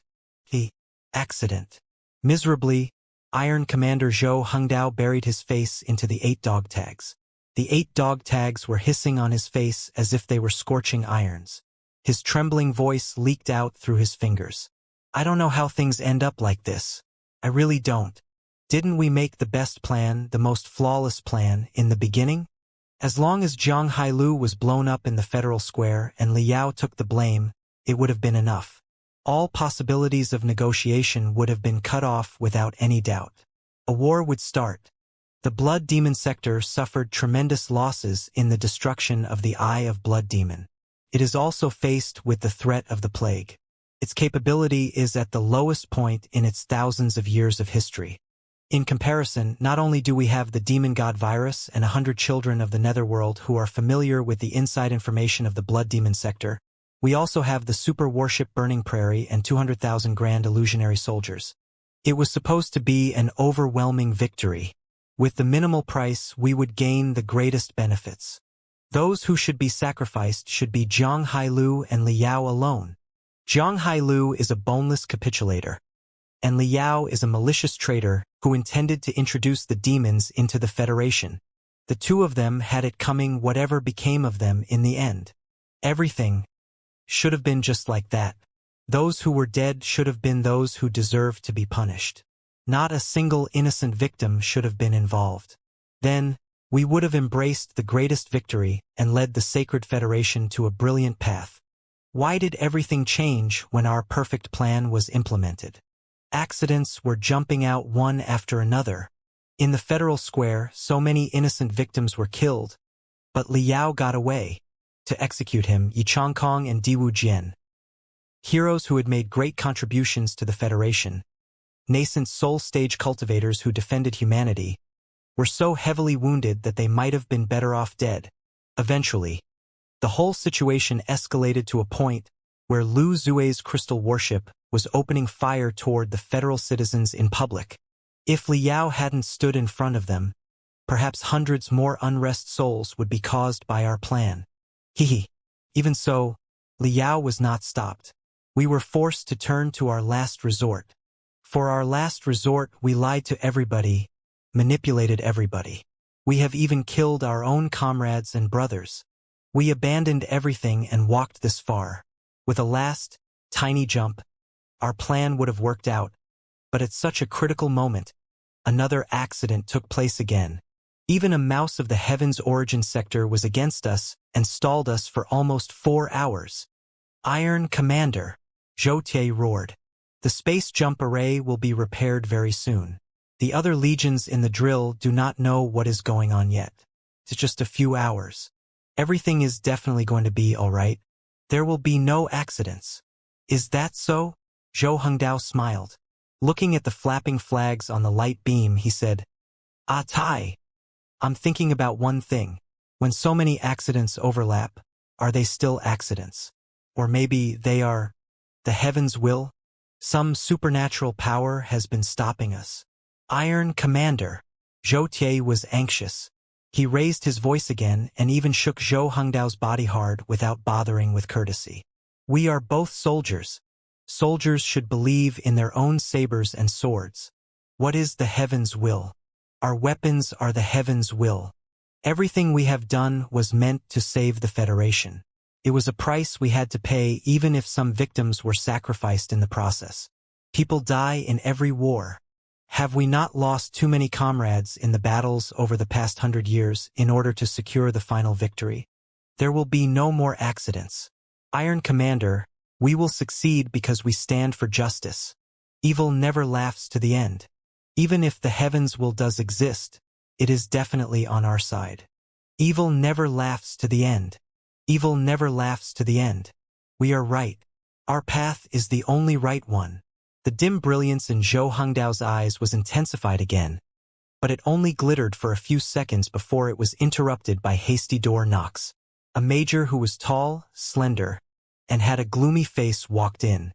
On the surface, he was a member of the communication department in the military, but in fact, he was the liaison officer that Lu Zue had sent to Zhou Hongdao. He brought a new accident. Vulture Li Yao had rushed to the edge of the dark, desolate domain despite all the obstacles. At 1:22 p.m., Vulture Li Yao was detected by the first blockage squad. The two parties were engaged 3 minutes later. Li Yao executed 7 and heavily wounded 9 before breaking through the defense line. At 1:39 p.m., Li Yao reached the second defense line and turned the temporary mobile air defense bastion into an ocean of fire. 25 crystal tanks were destroyed. Unable to estimate whether or not Li Yao was wounded, at 1:55 p.m., Vulture Li Yao and the Wild Sandstorm crystal warship of the 3rd blockage squad encountered. Wild Sandstorm was pierced through from the head to the rear. All the parts from the bridge to the engine compartment to the warehouse were seriously wrecked. It lost all the moving and fighting abilities. Up to this point, in only half an hour, Li Yao pierced through 3 defense lines and has reached the edge of the dark, desolate domain. The messages sent back through the secret communication channel of the Patriots Partnership cast the 3 of them in silence. Looking at each other, they all saw a shadow that was as scourging as fire in each other's eyes and how it was rushing unstoppably, slaying everything in its way in the middle of the lightning and clouds. Nothing seemed able to stop the shadow from marching into the dark, desolate domain. As the captain of the guards for the chief of the general staff of the Federal Army, Zhou Tie was an expert in the core formation stage, too. Over the past few decades, he had experienced hundreds of battles large and small and survived all of them. He was definitely an out-and-out tough man. Even so, thick sweat was still popping out of the forehead of the tough man as he watched Li Yao's accomplishments so far. His face pale, he asked, "Major Jiang, how is it possible?" He penetrated through the 3 defense lines that we carefully prepared in only half an hour. Exactly. Major Jiang, who was the liaison officer sent by Lu Zue, nodded gloomily. According to the latest intelligence, Vulture Liao is now only one step away from the nascent soul stage. Also, he boasted an ultimate flying sword that is amazingly fast. Our armed shuttles and exos couldn't catch him. He took them all unprepared and rushed through all 3 defense lines. Now, he is rushing at the edge of the dark desolate domain. Although his speed might be lowered because of the super thunderstorm, it is possible that he will find us in the next 2 to 3 hours if we don't stop him. By then, whether a fight takes place near Burning Prairie or he successfully delivers the message to Burning Prairie and the legions nearby, it will be quite a nuisance. Thankfully, his companions are not as fast as him. According to our men on the Grand Desolate Plateau, he was leading the vanguard on his own, and those behind him are 3 to 4 hours away from him. The time gap should be enough. He is certainly not unharmed after breaking through the 3 defense lines. As long as he is killed, there will be enough time for Burning Prairie to perform a jump. Our plan is definitely going to work out. Zhou Tie opened his mouth. He looked at Major Jiang and Zhou Hengdao, only to come up with nothing. Zhou Hengdao smiled. Yes, as long as Liao is killed, everything will be back on track. That is what you've been saying since the beginning. However, in the Federal Square, in the Wasted Factory, and in the East Ocean, when we still had 2 nascent soul stage cultivators and more than 10 core formation stage cultivators, was he ever killed? Now, he has broken through the 3 defense lines. Our strength is running low. Most of the Patriots need to control the troops and jam the communications. Who do we have to kill Liao? Iron Commander. Major Jiang narrowed his eyes, with intimidating aura leaking out of his every pore. He gnashed his teeth. Don't forget that we still have several boxes of cannonballs of the Demon God virus that are applicable to real battles. Activate the last plan. Move a legion to block Liao. When the 2 parties are engaged, bombard the legion with the Demon God virus immediately and transform all the soldiers into uncontrollable mutants. Then, Liao will also be corrupted by the Demon God virus. Even if he is lucky enough not to be corrupted by the virus, he will still be harassed by the thousands of uncontrollable mutants. There's no way that he will be able to free himself in only a few hours. The proposal was like a gale from the deepest depths of hell, chilling both Zhou Hengdao and Zhou Tie. Zhou Hengdao looked at Major Jiang in a daze, full of anger, disappointment, and disgust, as if he had seen clearly Major Jiang's true face as well as the true face of all the Patriots, including Lu Zue and even himself, for the first time. Zhou Hengdao stepped back and murmured, You want me to attack thousands of brothers of the Federal Army and transform them into uncontrollable mutants? There's no time to hesitate, Iron Commander. Major Jiang slashed his hand down. They are the last sacrifices. We will win as long as Liao is stalled for a few hours. We can blame it on the demons later. After all, we are very close to the Blood Demon sector. Everybody will believe it if we claim that the Demon God virus has leaked from the Blood Demon sector. I will not do it. Zhou Hengdao seemed to have struggled out of a prolonged nightmare. Taking a long breath, he shook his head. Major, you have gone too far no matter how you look at it. Iron Commander, are you going to abandon our cause at the last moment? Major Jiang took off his hat and shouted. So many brothers have paid with their sweat, blood, honor, and life to make us arrive at the edge of the war. Now, with this last insignificant price, our cause will succeed. Are you going to back off at such a moment and let the traitors such as Liao and Zhang Hailu laugh to the end? Major! Zhou Tie stepped forward and stopped between him and Zhou Hengdao, roaring, Watch your attitude. You are speaking to a general. Yes, General. Please reconsider. Major Zhang's face was red. Like an animal that was pushed to a dead end, he was roaring crazily. There is no going back now. The future of the Federation is on our shoulders. If we pity the lives of thousands of soldiers right now, billions of our compatriots will die tomorrow. Give the order. My men are preparing the Demon God virus. We can definitely stop Liao. Definitely. Iron Commander Zhou Hengdao looked at Major Jiang quietly. His eyes were more and more indifferent and tranquil. Half a minute later, He shook his head slowly but resolutely before he said, one word after another, "No, Major Jiang. I cannot give such an order. Now, as the Chief of the General Staff of the Federal Army and the leader of the Patriots Partnership, I order you to stop preparing the Demon God virus and to refreeze the cannonballs that contain the virus." Major Jiang stared at him for a long time. He bit his lips so hard that black blood was flowing out. His anger was obvious in his silence. "Major, carry out the order," Zhou Tie roared from the side. "Are you defying the general?" Major Jiang laughed in his fury. He gradually put on a scornful smile, and there was unmistakable disappointment in his eyes. "I didn't know that, at the critical moment when the fate of our motherland is about to be decided, what Iron Commander cannot let go of are still his integrity and position. Fine then, the Iron Commander may care about those things, but we who have sworn to follow Director Liu don't. Iron Commander, prepare the space jump now. Your hands need not be tarnished by the accident. The Patriots of the Secret Sword Bureau will see that everything is done. Later, all the curses will go to us, and all the glory will be yours and the Federal Army's." He did not even salute before he turned around and opened the door angrily. "Captain Zhou," Zhou Hongdao asked subconsciously. Before he called, Zhou Tie, the captain of the guards, had already lunged out. Everything happened in just half a second. Zhou Hongdao lunged forward barehanded. Perhaps he only meant to get Major Jiang under control. But Major Jiang, who was at his wit's end, was like a heavily wounded animal that was highly dangerous. Realizing that somebody was attacking him from behind, Major Jiang unsheathed a dagger out of natural instincts and stabbed at Zhou Tie's ribs from below. Qualified to be the liaison officer of the Patriots in the Secret Sword Bureau and the Federal Army, Major Jiang was one of Lu Zue's most trusted subordinates. He was also an expert who had received the harsh training of the Secret Sword Bureau for decades. The attack was soundless and aimed directly at the heart. Maybe his attack was merely a deterrence, and he did not really want to pierce through Zhou Tie's heart, but only hoped to push him back. After all, they were both patriots, and they were at a critical moment.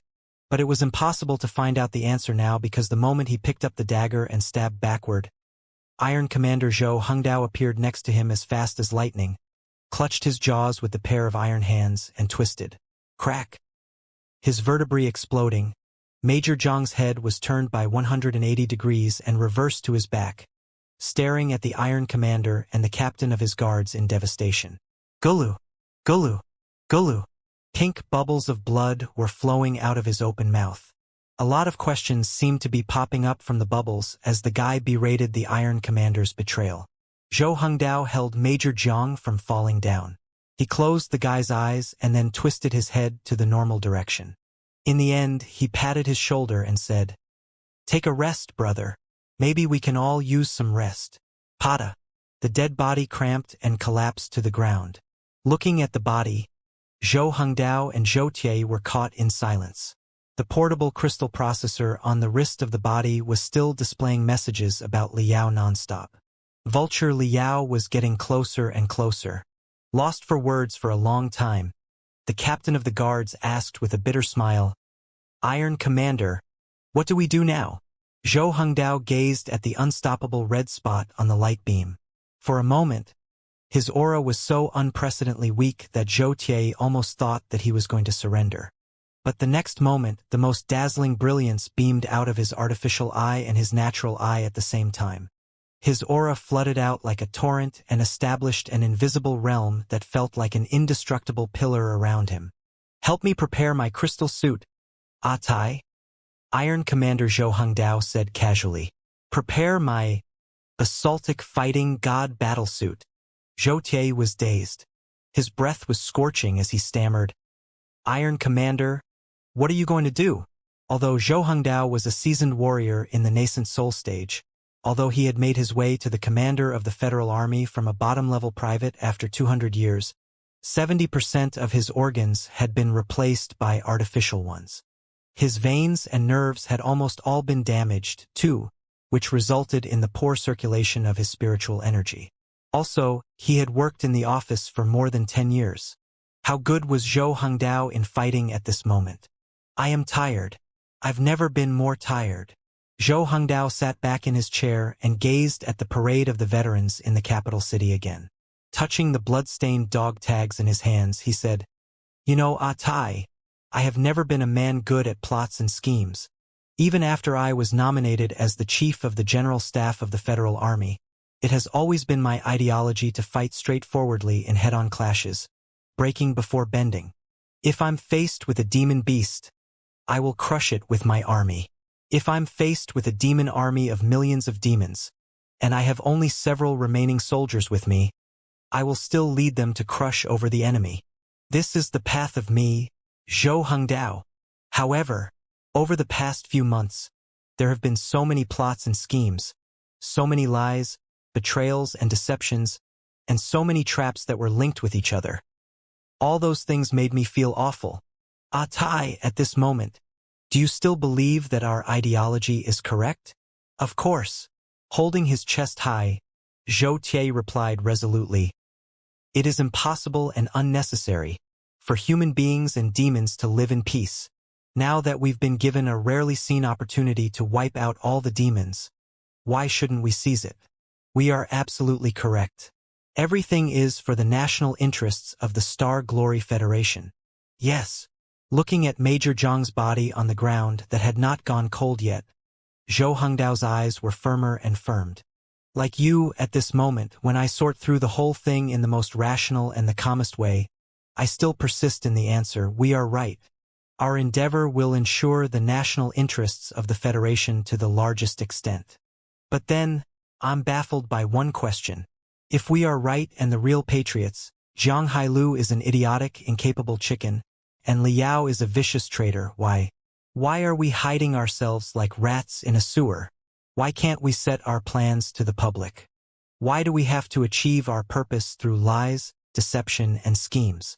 Why can Liao, a guy who is naive enough to be fooled by the demons, show up in public openly, demonstrate his stance openly, and receive the applause of the people openly?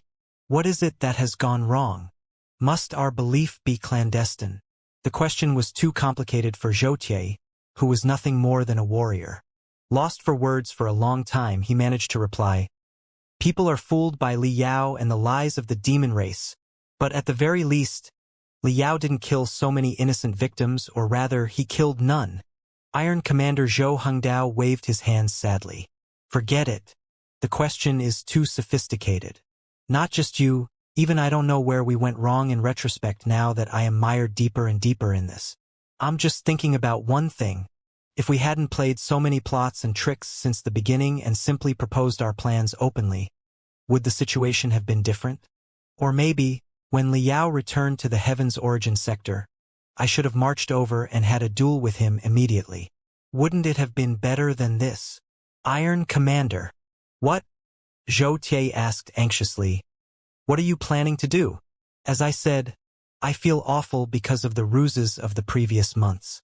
This is Lu Zue's path, not mine." Zhou Hongdao opened his right hand. Spiritual energy flowed out of his body and turned into scarlet fire after being enhanced by the crystals in his artificial limb. However, the fire seemed to have been mixed with a lot of impurities. It was bouncing up and down in creaking noises, as if it would perish at any moment. "Look, the fire is like my belief, which has been corrupted by too many distracting thoughts and is about to collapse." Zhou Hongdao smiled with a pale face. Suddenly, he crushed the fire of spiritual energy into pieces. In a moment, he seemed to be somebody else and was nothing like before. A brand new fire of spiritual energy. One that was more dazzling, scorching, and unwavering, as if a whole army was residing inside, rushed out of his palm. Zhou Hongdao clenched the new fire of spiritual energy, which entangled his body like a slippery snake and enshrouded him in the most brilliant halo. He waved his hands brutally and bellowed, "Damn all the schemes and tricks! I am not a spy of the Secret Sword Bureau. I am a soldier of the Federal Army walking in the daylight. Let me finish the whole thing once and for all with Liao in a soldier's way. Prepare my basaltic fighting god battlesuit. Then, bring your men and control Major Zhang's subordinates." Seal all the cannonballs that store the demon god virus. In an hour, I will slay Liao and return to Burning Prairie. Then, we will march into the Blood Demon sector and annihilate all the wretched demons. Iron Commander. Zhou Tie found it difficult to breathe. Pondering for a long time, he said, Yi Chongkong and Diwu Jian, two nascent soul stage cultivators, have been defeated by Liao. They are all the top-tier experts of the Heaven's Origin sector. Are you suggesting that I'm no match for him? Zhou Hongdao said coldly. Yes, because of the tremendous wounds I suffered in my early life, my capability in the recent decades is not half as good as before. If I am engaged in a head-on fight with Yi Chongkong or Diwu Jian, I may be no match for them. But what is Li Yao's condition right now? Don't forget that, according to our intelligence, however strong Li Yao's so-called superlative height of the core formation stage is, it cannot be higher than the middle level of the nascent soul stage. He has been invincible in the 3 sectors only because of the enhancement of the super mystic skeleton battlesuit. His crystal suit is made of the body scraps of Skeleton Dragon, which was a deadly demon from 40,000 years ago, the weapon system of the Dragon King battlesuit, which is the best crystal suit of the Flying Star sector, and the biochemical technology of the Blood Demon sector. His crystal suit can at least improve his combat ability by 30%. The crystal suit, however, was already seriously worn in the battle with Diwu Jian before it suffered a full-strength strike from the 3 stars slant moon cannon. He definitely didn't have time to repair it in the urgency. Moreover, he rushed for tens of thousands of kilometers, broke through 3 defense lines, and blew up a crystal warship. How could he be utterly unharmed? Liao at this moment is definitely running out of spiritual energy and suffering from heavy wounds. His crystal suit must be on the verge of destruction. 2. Didn't you say that evil never laughs to the end? Didn't you believe that the heaven's will is on our side? If that is the case, is there any reason I cannot defeat Liao? Zhou Hongdao's aura almost ripped the captain of the guards apart like roaring tides. Zhou Tie panted for a long time and gnashed his teeth. Iron Commander, we will go with you. Don't you see, Atai? Zhou Hongdao said in a sad smile. This is the competition of the righteous path, between me and Liao. If our belief is correct, I will certainly be able to execute him. On the contrary, if I do not have the courage to face Liao, who is heavily wounded and who is running out of spiritual energy, and I have to ask someone else to attack him together, will I still be qualified to insist that ours is the correct path?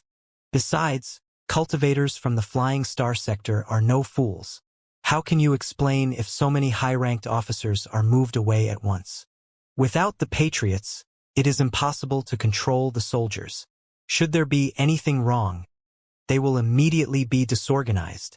Zhou Tie wanted to say something more, but Zhou Hongdao simply waved his hands and stopped him. That's all for now.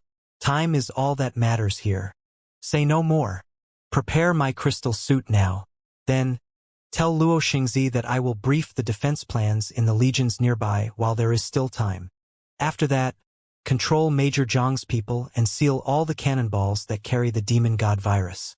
If anything goes wrong, destroy the cannonballs immediately. Do you understand? Iron Commander. Captain, this is an order. Yes, for eyes that were as tough as iron collided in midair, raising invisible sparks. Zhou Hongdao smiled in relief. He took out a jade chip from his pocket and handed it over to his nephew.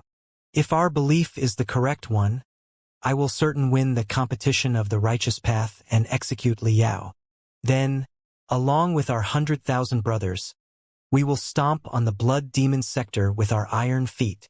However, if I am executed by Liao. In tears, Zhou Tie bellowed, Iron Commander, it's impossible. Why are you crying if it's impossible? Are you not confident in our path at all? Zhou Hongdao scolded. Listen up. If I am killed by Liao, you can do things as you see fit. The general principle is that none of our brothers are to attack each other, and no innocent ordinary people are to be involved anymore. Understood. Zhou Tie stood at attention and saluted so hard that his finger almost pierced into his temple. Also, try to deliver the jade chip to Director Liu through the secret channel. Zhou Hongdao gave the jade as well as the 8 bloodstained dog tags to Zhou Tie. They were so heavy that the captain of the guards almost couldn't hold them up. Director Liu? He is hopeless now. What's this? Zhou Tie was greatly baffled. Of course, the Patriots partnership still had underground forces in the capital city, but the price would still be very high to deliver a jade chip to the most heavily guarded prison in secret. What was the item that deserved such a price? It is hope. Zhou Hongdao looked toward the south. There was no telling whether he was staring at Liao or someone even further down south. Maybe this will be the last hope for the Patriots partnership to rise again and stand at the peak of the new federation in daylight. All right, carry out the orders. I can't wait to block Liao's path now. In the storm, a super heavy crystal tank rushed out and smashed into the mud, raising dirty tides and making the earth fulminate together with its power rune arrays.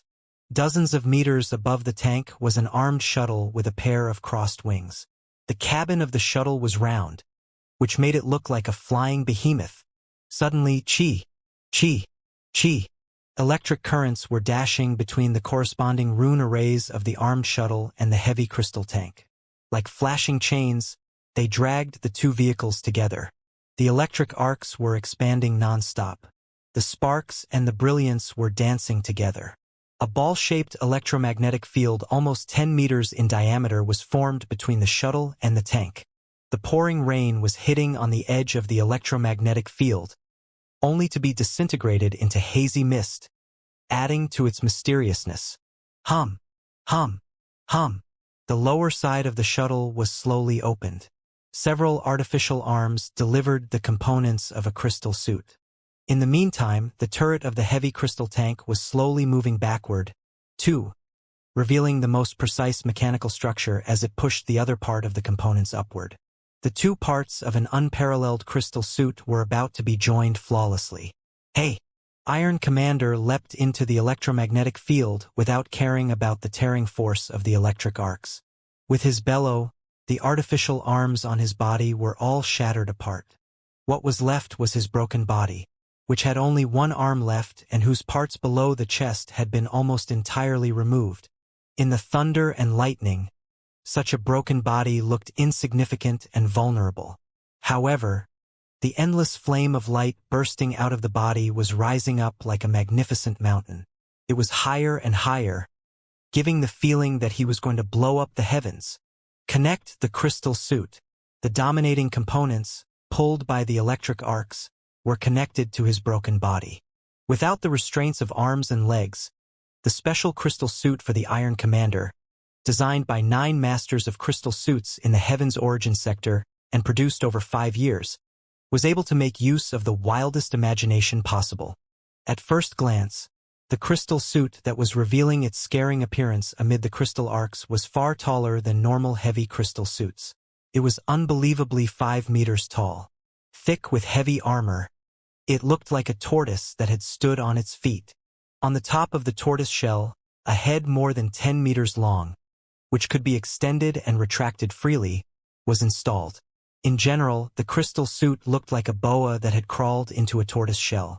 It was both aggressive and defensive without any openings.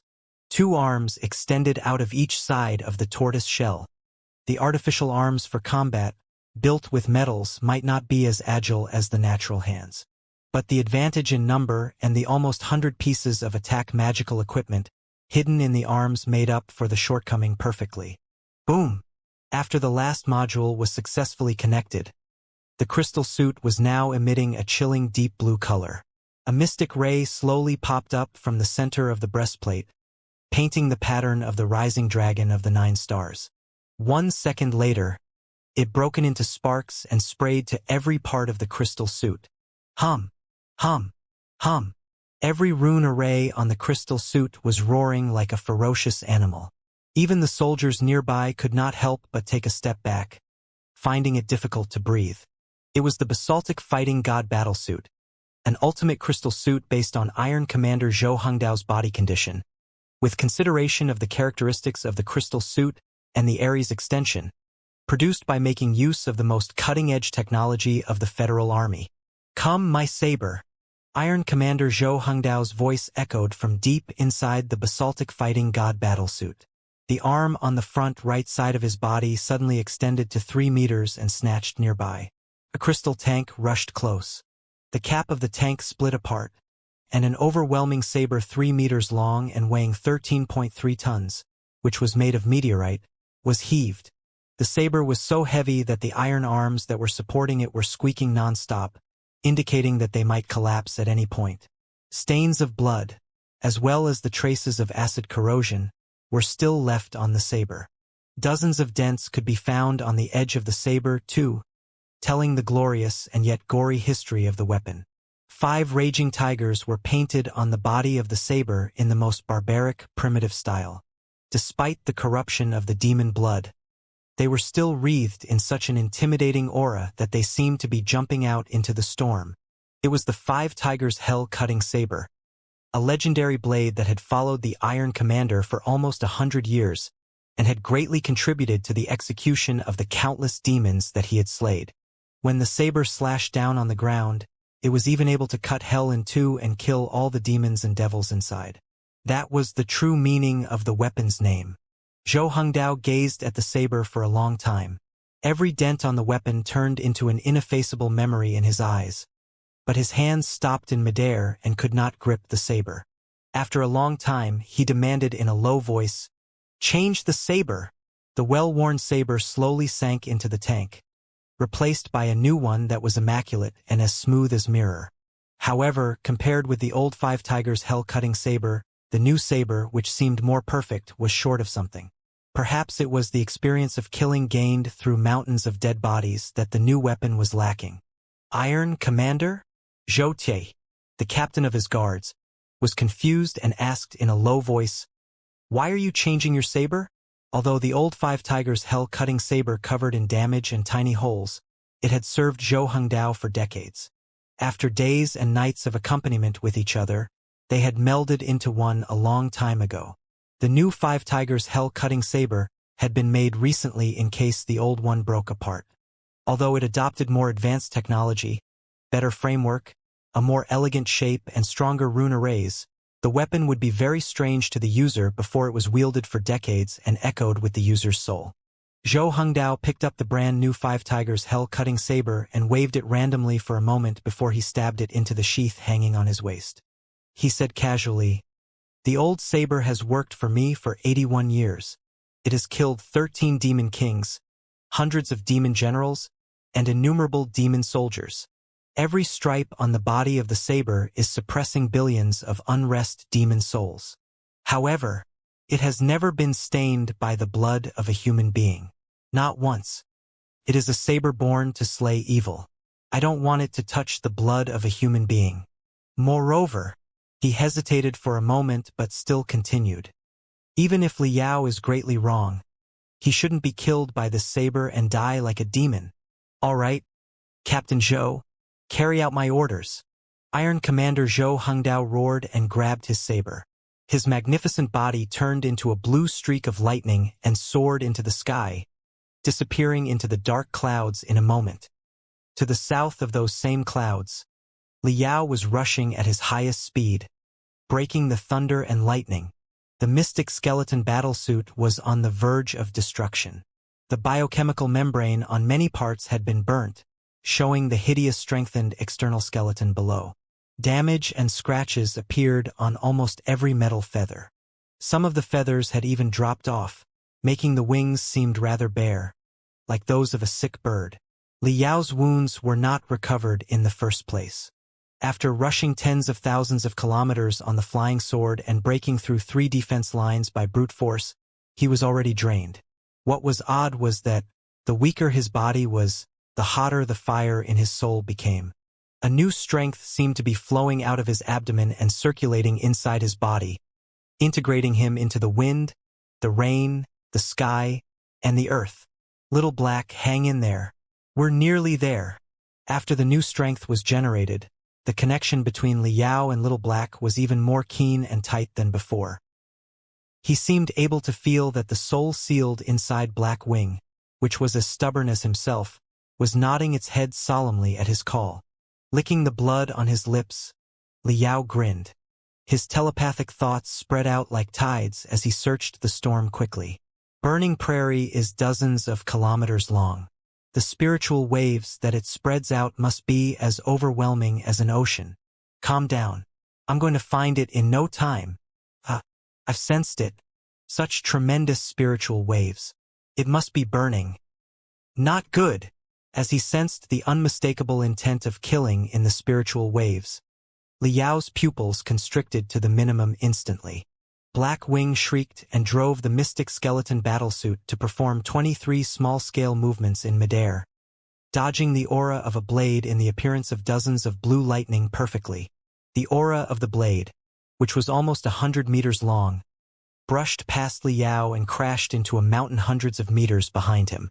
After a crack, it split a huge rock at the peak of the mountain that was more than 100 meters in diameter. The giant rock rolled down from the peak thunderously in two halves. In the middle of thunder, lightning, and pouring rain, two shadows confronted each other in silence. Immense flames of light and electric currents were flowing around both of them, which were expanding unstoppably and enshrouding them in their own domain. They even attracted the thunder and lightning and absorbed the natural power to increase their own intimidation. The electric arcs around Liao were as red as blood, scorching, passionate, and furious. The electric arcs around Zhou Hengdao, on the other hand, were as cold as iron, solid, determined, and unwavering. Before the two parties were engaged, the electric arcs under their control had already marched toward the enemy as vanguards. Spluttering noises were echoing non-stop in midair, and light balls that were as brilliant as fireworks were erupting. In that moment, even the thunderstorm in the 10 square kilometers nearby seemed to have turned feeble, awed by the two of them. The wind and the rain could not enter their domains but were only disintegrated into red and blue mist at the periphery. The mists were colliding, swallowing, mauling, and melting too. Zhou Hengdao raised his meteorite saber slowly. The telepathic thoughts condensed in the electric arcs and exploded right in front of Liao's face, one word after another. Vulture Liao, you are on the wrong path. Go back now. Squinting and grinning, Liao bared his sharp canine teeth and raised his saber inch by inch. I don't intend to go back now that I've embarked on this path. Moreover, it is you who is on the wrong path, Iron Commander. The Blood Moon Dragon Hunting Saber versus the Five Tigers Hell Cutting Saber. Vulture Liao versus Iron Commander Zhou Hengdao.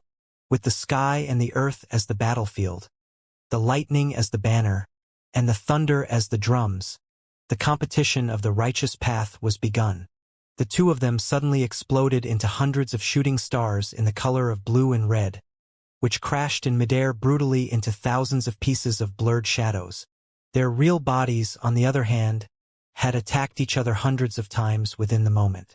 The two sabers were crossed. Exhaust flames resembling torrents were spurting out of their backs at the same time. Several of their power rune arrays broke up almost at the same time. The two of them were blown away and consumed by the swirls of spiritual energy, unable to stabilize themselves for a long time.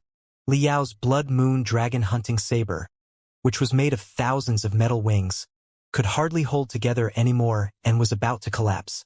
Zhou Hengdao's brand new Five Tigers Hell Cutting Saber, on the other hand, had dozens of dents, too. Gaps that looked like spider webs were quickly spreading on the body of the saber. They pointed their broken weapons at the opponent from far away. The aura of the blades rushed out and illuminated the earth that was as dark as ink. The two of them made full use of their spiritual energy the moment they were engaged without any reserve. What accompanied the collision of sabers was the competition of the spiritual energy, where their infinite will, belief, and soul power were condensed. In every second, tremendous telepathic thoughts were unleashed from their heads, tied up with the spiritual energy, and darted to the enemy's forehead like flying swords.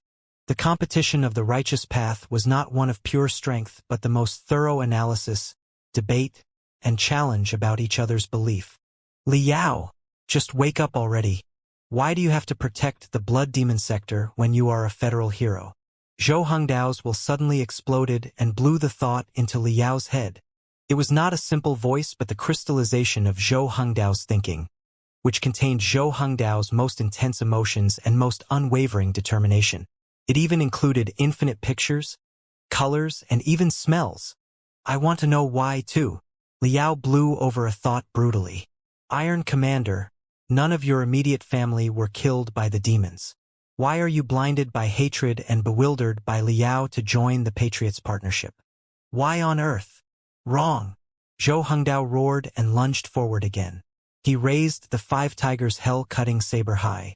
The blade shone brilliantly and attracted the turbulence in the clouds. Hundreds of lightning arcs hit the tip of the saber, only to be absorbed by it. The 5 ferocious tigers painted on the saber turned into 5 mystic rays and really lunged out while the weapons slashed down toward Liao destructively and overwhelmingly. It is exactly because I don't have a personal grudge with the demon race that I joined the Patriots' partnership. As a soldier, all the decisions I made are based on the most rational thinking and the clearest head. I was neither blinded by hatred nor bewildered by Liao. My path was chosen after repetitive calculation and careful deduction. It is absolutely correct. The thought exploded in Liao's head in only 0.1 seconds before the arrival of the 5 Tigers' hell-cutting saber, which was mixed with the power of the thunderous tigers. Having nowhere to dodge, Liao could only raise his weapon to resist. After a huge crack, the feathers on the Blood Moon dragon-hunting saber were blown everywhere, and the weapon was almost broken apart. It went all the way back and was pressed back into his own shoulder blade. Zhou Hengdao's fighting will was higher than ever.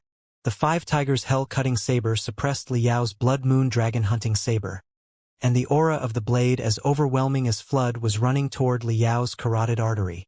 Liao gritted his teeth. The toughest wings beamed out of Black Wing again, providing powerful impetus, and pushed back Iron Commander together with his saber. His brain seemed to be colliding with Zhou Hengdao's as he roared. Is butchering tens of thousands of innocent victims part of your repetitive calculation and careful deduction? 2. Voila! Zhou Hengdao was blown dozens of meters backward. Quite a few rune arrays on the basaltic fighting god battlesuit broke apart at the same time. The 5 Tigers' hell-cutting saber was kept in his back and shivering slightly in the miserable rain. That was not the original plan. The deaths of the tens of thousands of innocent victims were not within my calculation. I will certainly answer for it when everything is over, Zhou Hengdao roared. But just because something is wrong with our approach doesn't mean that our path is wrong. Regardless of what you say, the Blood Demon sector is at the feeblest moment in the past 1,000 years, and we have more than 100 children of the Netherworld, the demon god virus, burning prairie, thousands of warships of the entire Flying Star sector, and hundreds of thousands of grand illusionary soldiers. We are at the strongest moment in the past 1,000 years. Answer me, Liao. Do you think that we cannot win such a war? Do you have zero confidence in the Federation? Answer me. He did not wield his weapon, but the question slashed toward Liao with his telepathic thoughts that were condensed into an unstoppable aura. Boom! The invisible aura was crushed into pieces when it hit Liao's spiritual shield more than 10 meters away from him. The streak of light bypassed Liao in an arc and dashed backward, disappearing in the storm. Of course, I am confident in the Federation. Liao breathed heavily, accelerating the circulation of his spiritual energy and trying to recover his numb arms. Our greatest enemy is not the Blood Demon sector but the Imperium of true human beings. Now that the Blood Demon sector is willing to surrender, we can solve the problem with no bloodshed. Why do you have to sacrifice so many lives that are unnecessary to be sacrificed?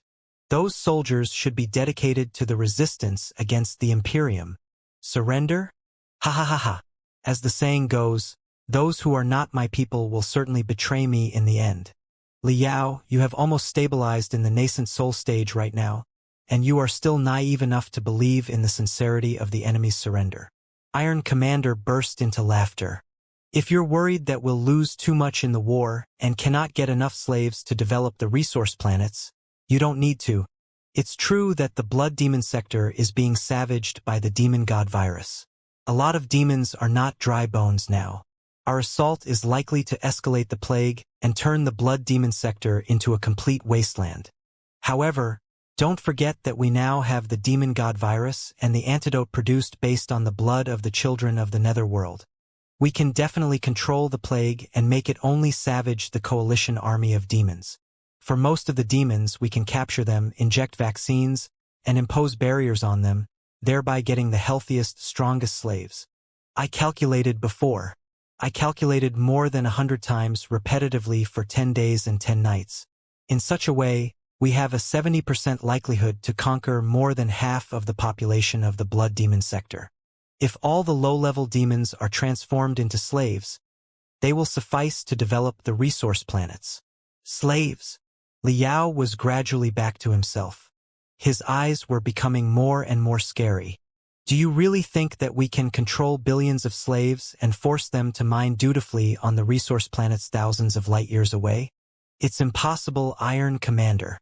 The slaves will definitely rebel.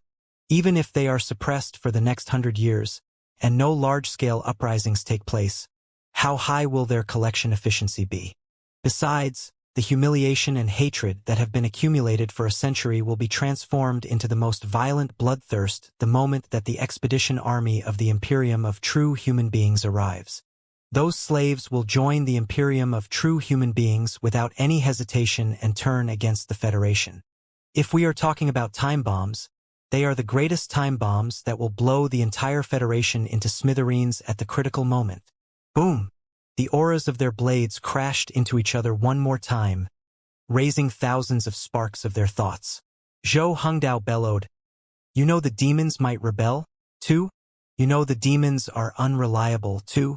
And yet, you are trying to introduce those guys into the Federation and integrate them with human beings? Yes, you are right. Because of the shackles and the barriers, the demons who are now slaves may rebel or turn against us when the Imperium of True Human Beings arrives. Then, let's say your plan works out. The demons are integrated into the Federation without being punished in a war. Will they not betray if so? Yes, they will. Greed is the nature of all creatures. They are still likely to rebel. Without the suppression of shackles and barriers, and when they are at the heart of the Federation, they will only rebel faster and cause greater damage to the Federation. Faced with a great war, the most important thing for us is solidarity, which is impossible between us and the demons. It is better to slay the hidden problem once and for all with the weapons of the people of my generation than to wait until they divide the Federation in 100 years. Iron Commander, you couldn't be more wrong. Liao slashed out hundreds of auras like tornadoes. Since you captured Elder Nether Spring and even learned the secrets about chaos, you must know that human beings and demons are of the same origin. 40,000 years ago, everybody was human being. They were forced into such appearances because they had to. The hundreds of auras were taken by Zhou Hongdao the hard way, who would rather his breastplate explode than back off. His 5 tigers hell-cutting saber blew toward Liao's hands again. 40,000 years ago. You know that it was 40,000 years ago, too. 40,000 years of blood and hatred are enough to turn us into 2 entirely different species that will not stop killing each other until only one of them stands. Under his brutal attack, Liao's blood moon dragon hunting saber was finally blown away, but it took a circle in midair agilely before breaking into hundreds of streaks of brightness all of a sudden and returning to Liao. With the interference of the blood moon dragon hunting saber, Liao tore apart his breastplate and revealed the hellish river cannon. A light ball that was long prepared was shot out like a supernova outbreak. But right now, we have found a way to transform them reversely. Crack, crack, crack, crack. Zhou Hongdao's broad shoulder plate and breastplate exploded into pieces, revealing hundreds of tiny flying swords that dashed out and darted toward Liao's attack. Hundreds of brilliant light balls immediately erupted in midair. It is exactly because of the simple-mindedness of people like you that we decided to start a war at any cost. Appearances can be changed, but what about their hearts? Even the heart of a human being can be fickle, not to mention demons. Do you not understand that appeasement only brings disaster? Liao, stop being obstinate.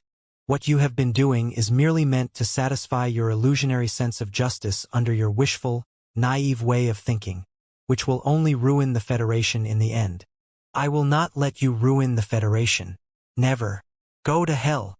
While the hellish river cannon was dealing with the hundreds of flying swords, the long boa in the basaltic fighting god battlesuit suddenly dashed out of the turtle shell and pecked Liao's head brutally.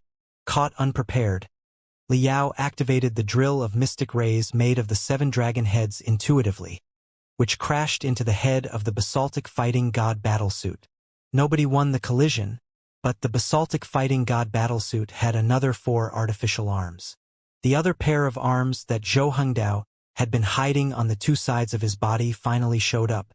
14 fingers with 7 fingers in each hand, moved quickly and performed almost 1,000 gestures within a breath, which overlapped into a powerful, aggressive rune array, bolstered by the spiritual energy sent from the marrow crystals embedded inside the arms. The rune array was developed instantly and turned into a cluster of blue mystic rays in the shape of a tiger head. Boom! The tiger-shaped brilliance hit Liao's abdomen brutally. Blood soared out of Liao's body. His defense was finally crushed. Zhou Hengdao took the opportunity and slashed right at his head, knocking Liao hundreds of meters down into the mud on the ground. Pooh! Pooh! Another few rune arrays on the mystic skeleton battlesuit exploded, burned, and perished. The crystal suit was as slack as the shell of an opened lobster.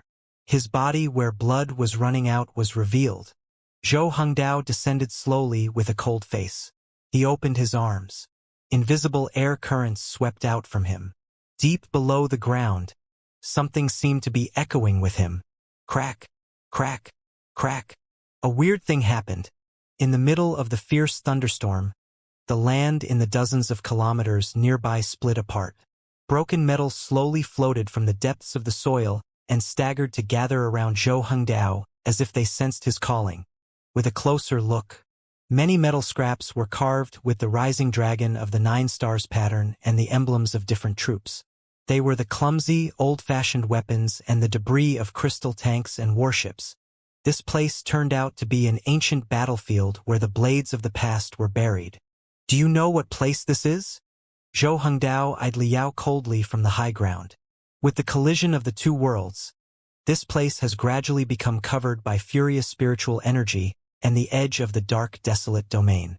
But 200 years ago, this place was the Broken Wind Valley, center of the north of the Grand Desolate Plateau. 200 years ago, the remnants of the Far East Demon Kingdom, as well as the last forces of the Alliance of Demons on the Grand Desolate Plateau, gathered here. More than 5 million demon soldiers were concentrated in this place. The Federation summoned all the forces nationwide. 2. The Federal Army and the elites of the major sects had an epic battle with the demons in exactly this place. Human beings secured a glorious victory in the Battle of Broken Wind. The last organized demon forces were kicked out of the Heaven's Origin sector. Since then, the Grand Desolate Plateau has been under the government of the Federation, and human beings have occupied the entire Heaven's Origin sector. Those weapons, tanks, and warships were all left in the Battle of Broken Wind. Look, there are even teeth and claws marks of the demons on them now. Our ancestors' undying souls are still around. For 500 years, the pioneers have shed their blood and paid everything they had to banish the demons and establish a prosperous country that dominated the Heaven's Origin sector. It is the foundation of the Star Glory Federation to slay evil. I will not allow any scoundrel to tarnish the spirit of the Federation, wreck its foundation, and destroy our motherland. Just look. All the souls of the martyrs below the sky will not allow you either. Zhou Hengdao roared crazily. The fire of his life was soaring to the sky. All the debris floating in the sky seemed to be encouraged by him and gathered around him quickly. Bam! Bam! Bam! Sabers ran into sabers, swords crashed into swords, firearms entangled with each other, and the broken crystal tanks pressed into the broken crystal warships. Like a snowball, they grew larger and larger still. Eventually, all the debris of war was concentrated into a super-large saber hundreds of meters long. Z, Z, Z, Z. Zhou Hengdao's telepathic thoughts were transformed into electric arcs, which were flowing on the saber that was even more magnificent than a crystal warship, holding all the different parts of the saber together. His forearms were stretched out to the maximum before they suddenly slammed downward. "Wake up, Liao!" Boom! The super-large saber made of the ancient weapons 200 years ago, surrounded by an overwhelming aura almost 1,000 meters long, flew toward the ground in such a brutal attack that it seemed as if the planet would be destroyed. It was like a waterfall from the galaxy that had rushed close faster than light and blown everything around Liao to smithereens. After a thunderous roar, the land hundreds of meters nearby was crumbled. The aura of the blade dashed out of the holes that looked like spider webs. Pillars of light were shooting at the sky from the earth. Even the overwhelming thunder, clouds, and lightning were eclipsed by the brilliance of the attack. After only 1 second, the attack pierced almost 100 meters into the ground. Liao was completely suppressed and drowned deep beneath the soil. The earth went peaceful again. His scent could no longer be sensed. Hoochie! Hoochie! Hoochie! Hoochie! The Iron Commander breathed heavily in midair. His forearms, because of the excessive spiritual energy, seemed to be melting as if they had just been picked up from a furnace. Hee hee. As it turns out, my path. Before he finished, Zhou Hengdao's smile was frozen. He clearly sensed that, under the suppression of the super-large saber, an uncanny force was rising higher and higher, getting stronger and stronger. G. The super-large saber was pushed up inch by inch from underground. "It's impossible," Zhou Hengdao roared. His basaltic fighting god battlesuit turned into a cannonball as he stomped on the grip of the super-large saber. His spiritual energy surged out and almost burst the legs of his crystal suit. The super-large saber pressed downward again, only to be held back by the uncanny force after it descended only 1 inch. Soaring upward from the gaps of the saber along with the force was Liao's burning resolution. "You're wrong, Iron Commander. I never tarnished the spirit of the Federation. I never violated the vows the pioneers made. Everything I have been doing is to defend the country and the spirit of the Star Glory Federation. You think that slaying evil is the spirit of the Federation? You are terribly mistaken. Slaying evil is just an approach. Protect the homeland and all ordinary people is the true spirit of our nation.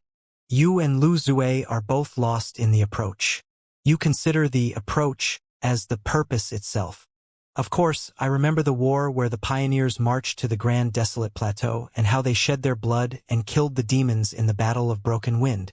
But I remember the purpose of the expedition more clearly. It was much more than for the expansion of territory. Most importantly, hundreds of millions or ordinary people were living in the demon caves and demon cities on the Grand Desolate Plateau. Enslaved. We marched to the Grand Desolate Plateau to save those ordinary people. It is recorded as such clearly in every history book of the Federation. It is also believed by every citizen, every federal soldier, and every cultivator of the Heaven's Origin sector. At the very least, I have no doubt about it. The Star Glory Federation was founded to protect the ordinary people and to preserve humanity. Even when we were at the weakest moment after the country was just established, our predecessors never thought to stay safe in their territory but cast their eyes to the entire world. Our predecessors' weapons were directed toward wherever there was slavery and oppression. They never hesitated to rescue ordinary people, even if it meant a war against the Far East Demon Kingdom, the strongest nation at the time. Don't you understand, Iron Commander? In the eyes of our predecessors, the Federation does not have a boundary, and there are no limits for our citizens, either. Ordinary people in the Heartland, ordinary people on the Grand Desolate Plateau, and the ordinary people in the Blood Demon sector are the same. All of them are the targets that our predecessors aimed to liberate and protect. That is the real spirit of the Federation. Since you are aware of the same origin theory, you should know that the millions of low-level demons, namely the ignorant black blood demons and chaotic blood demons, were all transformed from ordinary people in the beginning. Are they any different from the ordinary people enslaved by the demons of the Grand Desolate Plateau in the past? Shut up, Zhou Hengdao roared.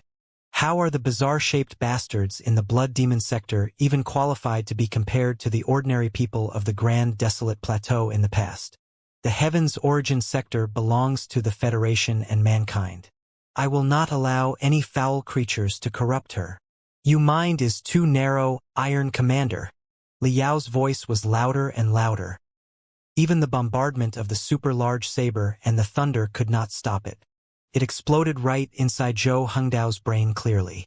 If you insist on those who are not my people will certainly betray me in the end.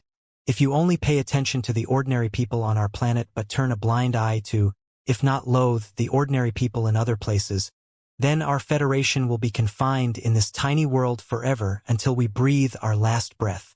When the stronger forces crush over, we will be destined to doom if we are alone.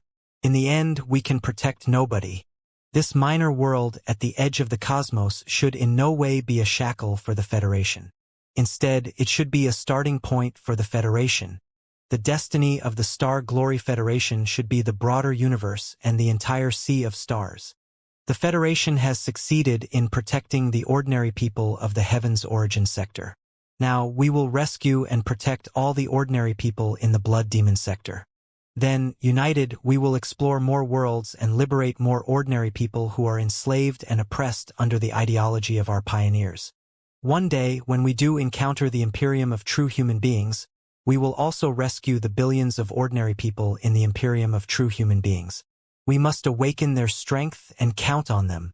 Only in such a way can we defeat the strong enemy while we are significantly weaker. We will dissolve the Imperium of true human beings from the inside and illuminate the center of the Sea of Stars with the brilliance of the Star Glory Federation. And the foundation of our cause is the real spirit of the Federation, the ideology that ordinary people must be protected. Boom! The super-large saber that was stabbed deep into the ground suddenly shone in crimson brilliance, as if the undying flames at the core of the planet were flowing up through the gaps inside the saber. After a momentary impasse, the super-large saber expanded abruptly and exploded in a deafening noise. The thousands of weapons of the past, after being burnt to thousands of degrees, were melted into an orange river of iron. They were dispersed and floating in the river again. Even Iron Commander Zhou Hengdao was blown away. His basaltic fighting god battlesuit was riddled with holes by the scraps of the weapons. One of the arms had been chopped off, too.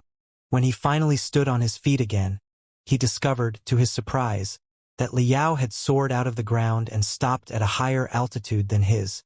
The mystic skeleton battlesuit on Liao's body was beyond recognition now. Part of the scraps were even deeply embedded into his flesh and blood. Even his facial cover was half broken, revealing a pair of sparkling eyes. He seemed to have just been picked up from magma. Steam was popping up from every inch of his skin that was exposed to the air, just like his intimidating aura, expanding crazily at a speed that Iron Commander Zhou Hengdao could not comprehend. The war debris from 200 years ago was attracted by Liao's surging spiritual energy and danced around him like the asteroid around a planet. They were colliding, melting, and taking a new shape. It was the shape of an unparalleled saber. It's impossible. It's impossible. Ah! Iron Commander Zhou Hengdao burnt his life and soul without caring about anything. His spiritual energy was boosted to such an extent that it was beyond the limits of his crystal suit. In the intense electric arcs and flames of light, the supercrystal suit was collapsing inch by inch, with his broken crystal suit as the cost. His will stretched out in all directions like an octopus. More ancient weapons rose up and flew to him, only to be pressed into a saber that was larger and more dominating than the previous one. 200 years ago, the debris of the magical equipment through which the Federation won the Battle of Broken Wind 200 years ago now became the best weapons for the two cultivators in the middle of a bloody fight. In the wind, storm, and thunder, 200-meter-long sabers, surrounded by their will, beliefs, and strength, took quickly shape. Iron Commander, brilliance that eclipsed the lightning beamed out of Liao's bloodshot eyes. He roared, "It is not me who sullied the spirit of the Federation and corroded its foundation but you, the guys who call yourselves patriots. You claimed that you were not blinded by hatred and that everything you did was based on careful calculation and repetitive deduction in the best interests of the Federation. If so, Why did you not dare to put your plan forward in Parliament? Why were you scared of telling the people the whole truth? It's simple. Because you were very clear that when the people found out the truth, learned the same origin theory, and knew that the pantheon of demons was going to surrender, they would never agree to your conquest plan. They would never agree to fight a war that would only be a recipe for disaster at the cost of the lives of countless their compatriots, for nothing more than turning the ordinary people of a different world into slaves. You knew too well that you'd be standing on the opposite side of the majority since the very beginning. That is why you never dared to tell everything to public and could only achieve your goal through deceptions, schemes, and all the clandestine methods. The super-large saber in front of Iron Commander Zhou Hengdao grew a few secondary edges that looked like tusks after several cracking noises. He was too focused on building up the saber to respond to Li Yao's criticism. Maybe you are right that we can conquer the Blood Demon sector with a minimal price should the war begin. Li Yao's will illuminated the dark battlefield. His roars awed the rocks dozens of kilometers nearby like thunder, crushing Zhou Hengdao's soul non-stop. But what can you get after the Blood Demon sector is conquered? What we will gain is a minor Blood Demon sector that is far from enough to help us resist the imperium of true human beings, and what we will lose is our trust in each other and the foundation that has supported the Star Glory Federation for 500 years. If you butcher the demons and enslave them, or even their offspring who have done nothing wrong while knowing clearly that demons were transformed from human beings and that the countless bottom-level demons are just ordinary people in a different appearance, the spirit of our country will collapse, and the Star Glory Federation will really be screwed. Everything that we swore to protect and preserve will be wrecked by our own hands. That is your path. If you walk down the path, you will only witness the rise of another imperium of true human beings, instead of a great Star Glory Federation. Boom! Their ultimate sabers finally took shape. The two sabers, both hundreds of meters long, absorbing infinite lightning and thunder in the sky, triggered an aura of almost 1,000 meters. Deafening noises were echoing as they collided. Li Yao laughed. In that moment, his brain was clearer and more peaceful than ever, as if he had become one with the entire ancient battlefield.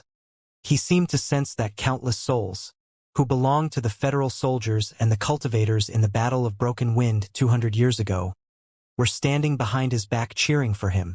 Do you know, Iron Commander? In my eyes, all the patriots are coward.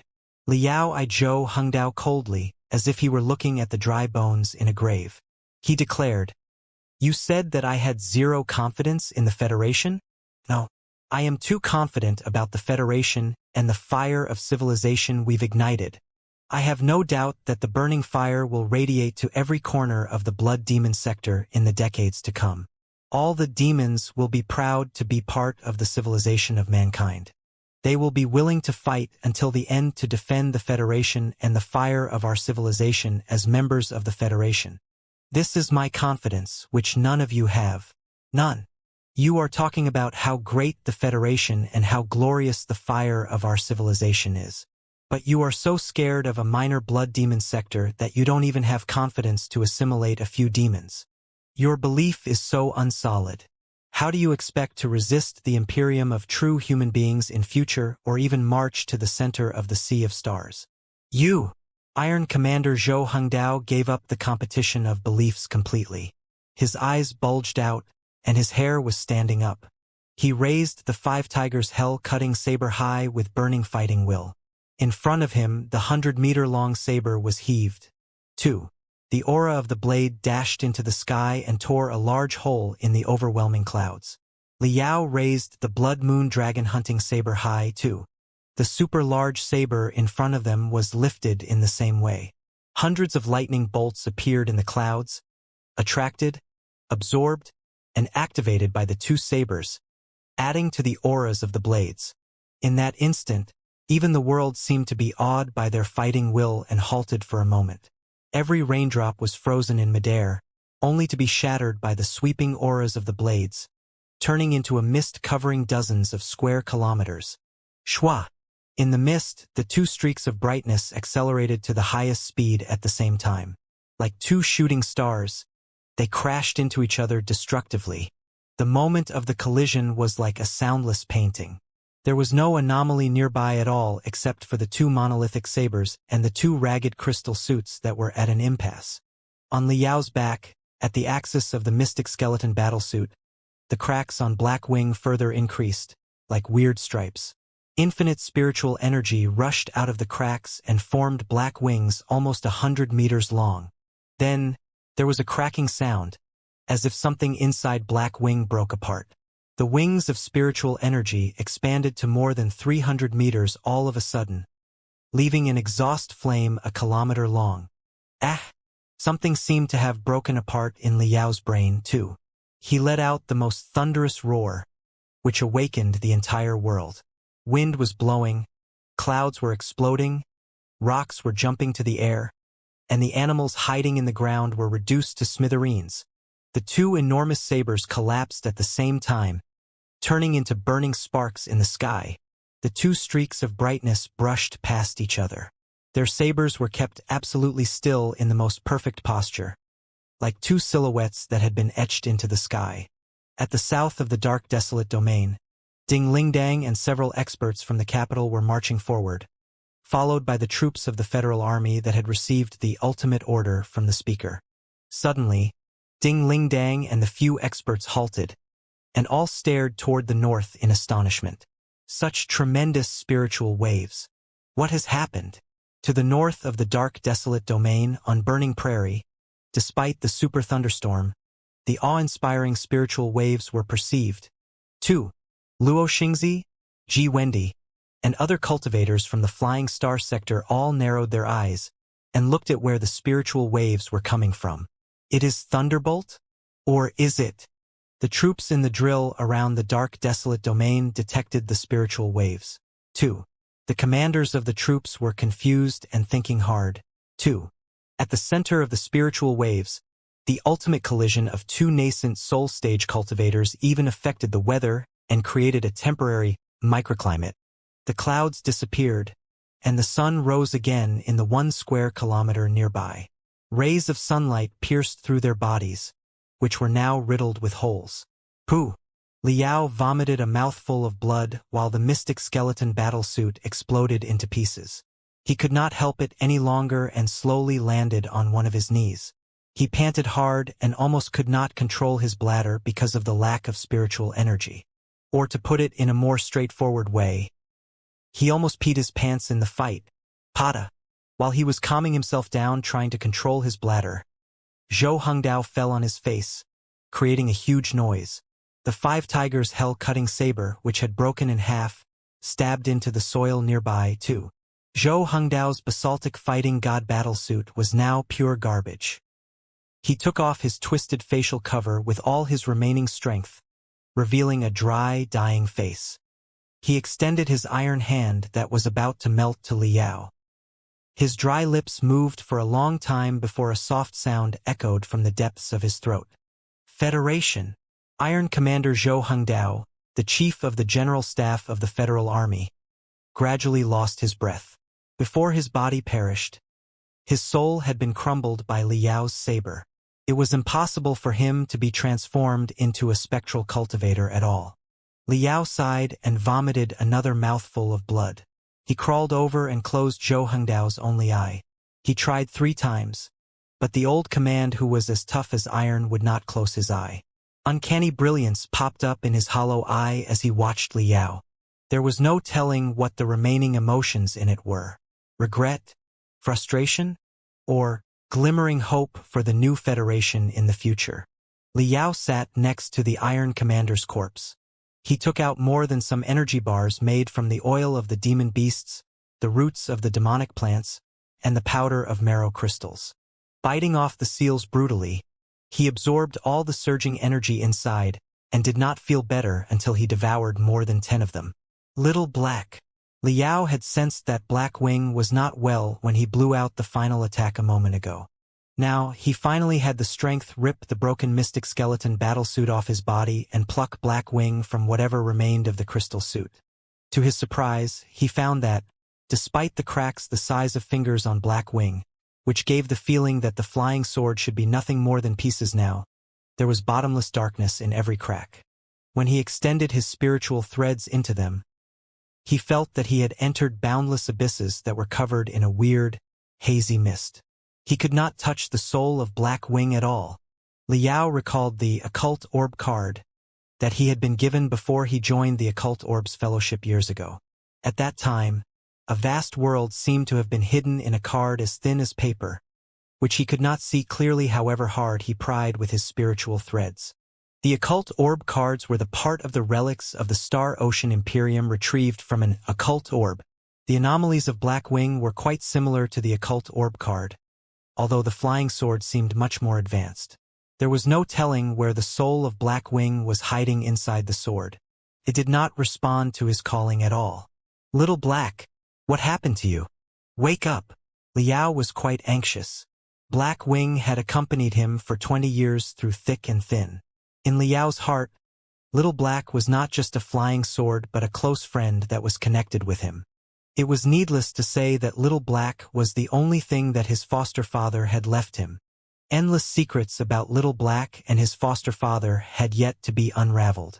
In the past, when he had been weak, he did not feel too much about it, but now that he had traveled far and wide and even entered the nascent soul stage, the more he considered it, the more immeasurable he thought his foster father was. His foster father had once said that he had traversed dozens of worlds. In his early years, Liao did not understand the weight in those words. He had taken them for his father's drunk talk. But in recent years he had felt shocked whenever he thought of it. He had experienced such incredible events after traveling in only 3 sectors, but his foster father had toured in dozens of sectors. What a soul-stirring journey it must have been if it was true. Who was his foster father exactly? Where did he come from, and how did he end up in the Heaven's Origin sector at the edge of the cosmos? What about Black Wing? Why was a flying sword behaving like a living creature and even appearing to be sealed? Before, Liao had intended to find about the answers to the questions after the preliminary cooperation among the Heaven's Origin sector, the Flying Star sector, and the Blood Demon sector was agreed and the minor apocalypse was settled. One must be graceful. His foster father had raised him for 10 years and taught him countless training tricks without him knowing, which had laid a solid foundation for his rapid advancement later. If his foster father had been wronged and forced to flee to the Heaven's Origin sector, it was Liao's responsibility to seek justice for him. At the very least, he had to find out his foster father's identity and see if he still had other family members who should be given the message of his death, so that his father's life could come to a proper conclusion. However, right now, Black Wing was in a weird state of near broken. It seemed as if it would shatter if he touched it too hard. Due to the shortage of facilities, Liao did not dare to act recklessly. He could only retrieve a cluster of oil from his cosmos ring and smeared it on Black Wing carefully before he covered the sword with a piece of soft skin and sent it to rest in the cosmos ring. There was no way that he could further study it until he returned inland and found an advanced refining workshop with full facilities.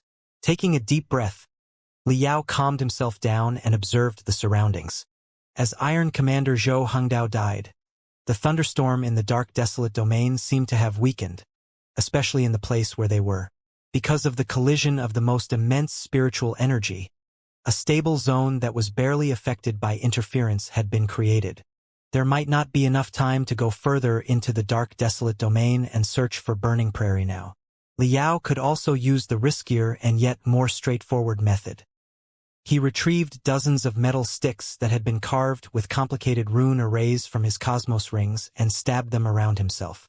With the metal sticks as the framework, he crossed more bars on it and built it up, eventually assembling them into a large piece of magical equipment like an iron cage. Atop of the iron cage was an extendable antenna that stretched upward almost 20 meters. Z, Z, Z, Z, Z, Z. As the rune arrays were slowly activated, the iron cage was surrounded by electric arcs. The metal sticks were shivering, resonating with Liao's brainwaves and significantly enhancing them. The iron cage was sort of a spiritual tower in a different form. With its assistance, Liao turned himself into a communication base that could spread out his telepathic thoughts through the antennas and the metal net. However, the transmission distance of such a communication base was still very limited. Besides, the remaining parts of the dark desolate domain were still in the middle of the thunderstorm, which brought tremendous interference. There was no telling whether or not they could pick up his message. But the situation was too urgent for Liao to consider such issues. He glanced at the weapons of the old days that were scattered on the ground. He was having all kinds of illusions and seemed to see the federal soldiers and the cultivators who had sworn to protect all human beings in the Battle of Broken Wind 200 years ago. All the predecessors were around him. None of them were looking at him. They were all gazing into distance. In that moment he seemed to be one of them too, a random soldier on the battlefield. No drumming, no roaring. The only sound was the fluttering rising dragon of the 9 stars flag in the wind. Accompanied by the melody of the flag, Liao sat cross-legged and concentrated his attention, broadcasting to the entire dark desolate domain. Brothers of the Federal Army taking part in the Furious Fist Drill, cultivators who are cooperating with the Federal Army, and allies from the Flying Star Sector. I am Liao, broadcasting to you from the south of the dark desolate domain about the ultimate order from Zhang the Speaker of the Parliament. The order is as follows. I repeat, all personnel who hear this broadcast, abort all activities. Effective immediately, Liao's telepathic thoughts rippled out under the enhancement of the electric arcs. The ripples were so weak that they looked like butterflies in the storm that were flapping their wings helplessly. Liao stared at the storm and the clouds far away, his head aching and dizzy. He felt that his brains were about to flow out of his nostrils and ears at any point. But he did not stop. He exploited his brain cells time and time again, triggering more telepathic thoughts and sending them to the depths of the dark desolate domain.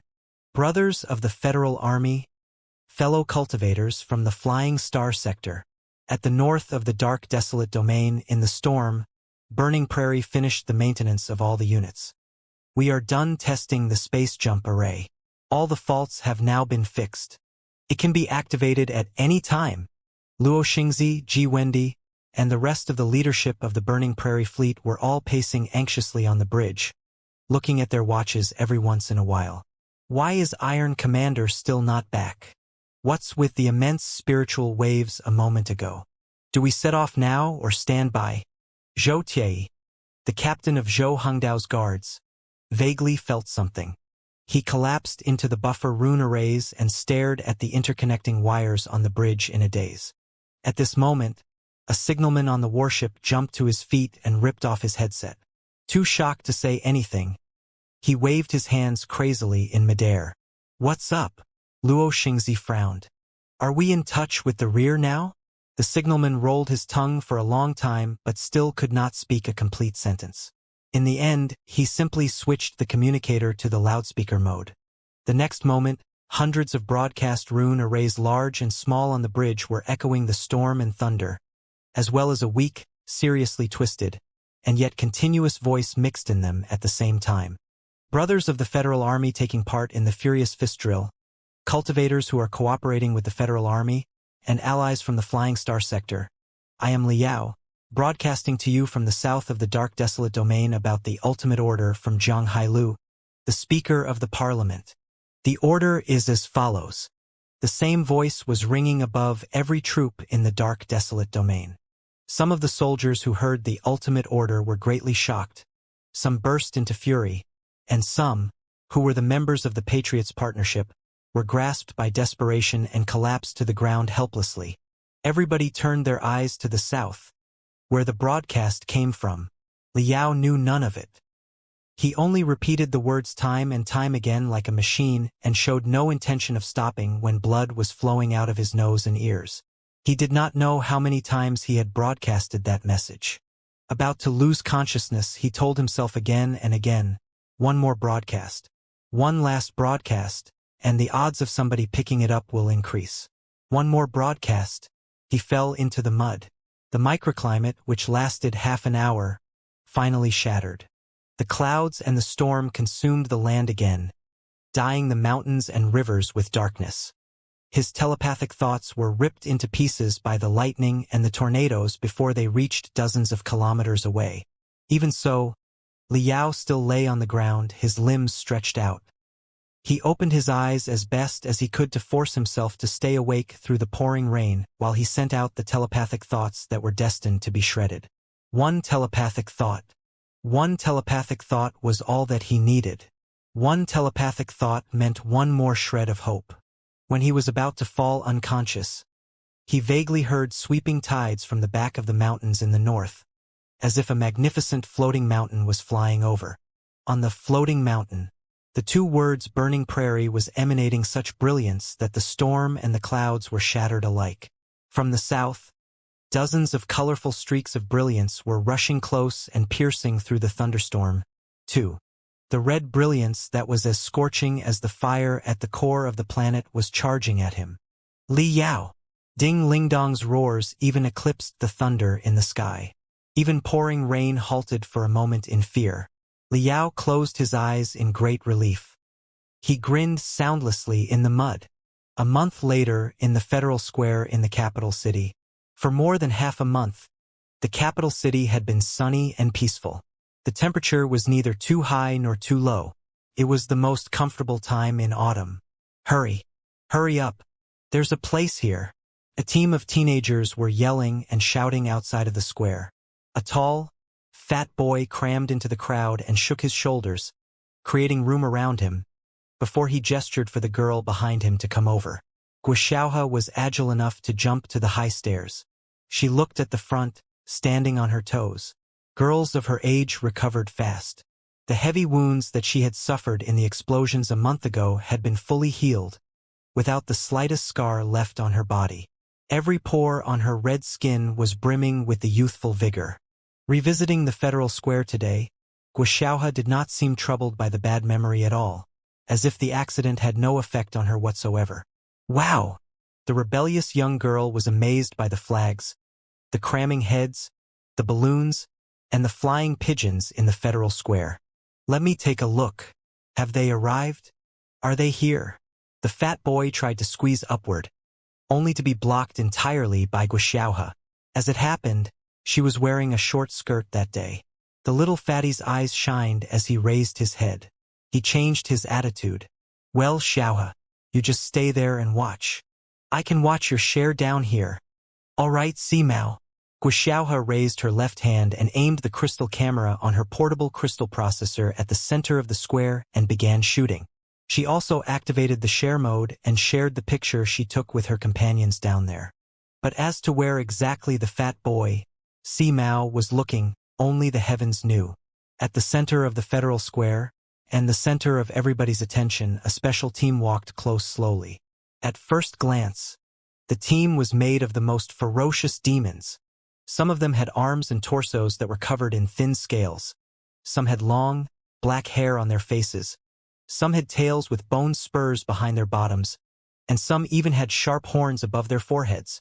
When they moved out of the crystal tanks, stood in neat rows, and marched toward the rising dragon of the 9 Stars flag at the center of the Federal Square, their hideous appearances and alien auras put the Federal Square in silence despite the pack of people. Even Guxiaohe also gasped at the edge of the square and shrieked together with her companions. However, nobody panicked or glared at them. On the contrary, people were looking at the demons with admiration, sympathy, and even some embarrassment. The demons were not wearing the standard armor of the coalition army of demons, either, but the brand new, black formal dress of the Federal Army. Every demon was wearing 3 to 4 medals in front of their chest. At the center of their hats, a rising dragon of the 9 Stars bag was nailed squarely. They were not demons but the soldiers of the Flying Tigers Legion, who chased the enemy to the dark desolate domain in the Battle of Dawn 2 years ago, only to be captured by the Netherworld Watch and sent to the Netherworld at the North Pole of the Blood Demon sector for the experiments of the demon god virus. Today was the day of their homecoming. Led by Han Tuhu, the warriors, whose appearances had mutated but whose hearts did not, walked to the national flag firmly in goose step on the land of their motherland with their feet that had grown sharp talons. Below the rising dragon of the 9 Stars flag, their families were waiting for them. Their parents, their wives, and their children. In that moment, the soldiers who had traveled in the foreign land for 2 years, tortured and deformed, could see nothing else. Not the crowd that was greeting them on the 2 sides of the road, Not the leadership of the Federal Army in the auditorium who were showing complicated feelings, and not even the rising dragon of the 9 stars flag that was flapping in the wind. The only things that they could see were the faces of their family that were both familiar and strange, and their eyes that were speaking to him. All the soldiers were hesitating. Their formation was no longer as organized as before. They seemed both eager to stride forward and short of courage to do so. After Liao caught up to the troops in the drill and disrupted the war that was about to break out, the remaining soldiers of the Flying Tigers Legion had naturally been the happiest ones when the news was out. Living in the foreign land for 2 months, they could not wait to go home. However, they were faced with a tricky problem. They were all experiment subjects for the demon god virus, and every one of them had been subject to dozens of experiments. Their cells had mutated so deeply that they showed resistance to the reduction drugs. The regular divine blood of chaos, synthesized based on the blood of Xianxia and the children of the netherworld, was not enough to remove the features of the demon race at all. It would at least take a year and a half before the drugs targeting their peculiar symptoms were developed, and even such drugs might not work out. They were caught in a dilemma. Should they continue staying in the blood demon sector for a year and a half or even longer, and reunite with their family after their original appearances were restored, or should they go back immediately with such hideous appearances? The moment they heard that they were able to go home, all the soldiers had been so excited that they had chosen the second path without any hesitation. However, after they did come home and return to the sunlight of the Heaven's Origin sector and their compatriots, fear and panic had popped up in their devastated hearts again. Some of them had even halted and hesitated, looking at the front with reluctance. The soldiers and their family, one side with the appearance of demons and the other side as normal human beings, seemed to be blocked by an invisible wall. They were close to each other, but they were far away. The Federal Square was absolutely quiet. The 100 light beams floating in midair sent the pictures from all angles to the audience, casting all the citizens of the Federation into silence and thought. Wuxia was so nervous that she held her breath and clenched her fists. She was too young to understand how many feelings were concealed in the wet eyes on the light beams, but she could not help but start hoping for the best. The soldiers and their family were silent for a long time like group sculptures. Suddenly, a green-faced, long-tusked soldier seemed to read something from the face of his family after he saw them in the crowd. He covered his tusks in self-abasement and stepped back. He lowered his head, meaning to run away. But before he turned around, an ant whose hair was half white had already run out and held both him and his tusks and claws in her arms. A mother's devastating cry was echoing in the sky of the Federal Square that was dead silent. "My son!" The invisible ice was shattered into pieces by the cry.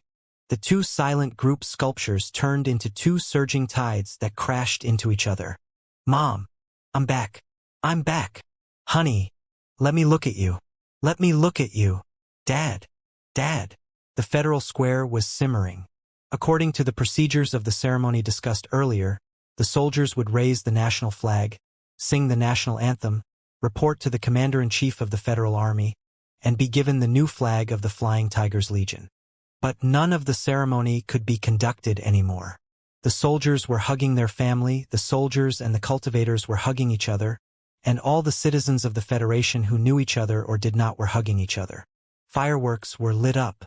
2 colorful words were shot into the blue sky and the white clouds. "Welcome home."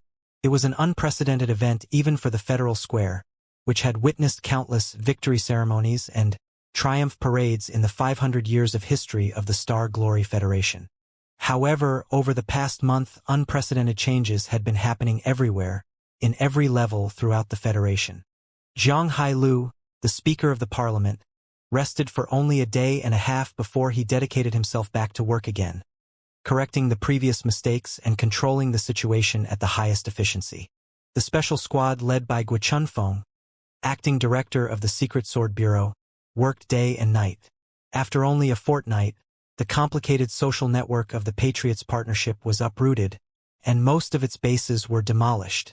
After Lu Zue and Zhou Hongdao, the 2 leaders of the organization, were captured and killed, the Patriots Partnership had essentially lost the ability to counterattack. It was merely catching its last breath. In the meantime, within the Patriots partnership, not everybody had been aware of Lu Zue's plan, either. In fact, few people knew that Lu Zue had been prepared to butcher tens of thousands of compatriots and blame it on the demons. Even Iron Commander Zhou Hengdao had been unaware of it beforehand. Some of the Patriots only knew that they were going to assassinate the speaker in order to save the Federation by removing the national traitor. Some other Patriots did not even know that they were planning to assassinate the speaker. They only maintained that human beings and demons could not live under the same sky, and a war had to be fought no matter what. With that in mind, they had helped the organization. When the truth was out, the members of the Patriots partnership who had been fooled completely collapsed. Some of them turned themselves in, and some of them even killed themselves after leaving a note. Even the most obstinate diehards were unveiled one after another after being reported by their companions. That day, 1 month later, the Patriots partnership had been crushed and could stir no more trouble. The preliminarily communication channel between the Heaven's Origin sector and the Blood Demon sector had been established, too. In fact, the soldiers of the Federal Army led by Han Tuhu returned to the Heaven's Origin sector partly for the home visit and partly to demonstrate the wish of peace of most of the chaotic blood demons on behalf of the Skyfire, the newly risen force in the Blood Demon sector. The soldiers who had features of the demon race would be the best bridge for communication between the two parties. After Han Tuhu broke the ice, in the near future, Xianxia, the new Dark Lady of the 9 heavens of the Pantheon of Demons, would arrive in the Federation to officially discuss the terms of peace with a large-scale delegation. After the agreement was signed, it would mean that the Blood Demon sector had completely surrendered. However, even if the surrender agreement was truly signed, it was just the first step of an expedition to light years away. The Federation in the past only had hawks and radical hawks. Even Speaker Jiang Hailu, who was often considered the most prudent, hated the demon's guts and was in no way a pacifist who was scared of war. The two parties had been fighting each other brutally for hundreds of years. The hatred could not be resolved easily by an agreement. For the leadership of the two sectors, or maybe the three of them including the Flying Star sector, how the people should live together in peace was quite a headache. Other than the politicians, the specialists in the universities, think tanks and research facilities, not restrained by their identities, had more freedom to propose their revolutionary ideas. Whether human beings should live in peace with the demons or fight them, how human beings could live in peace with the demons, and how human beings should fight the demons if they decided to.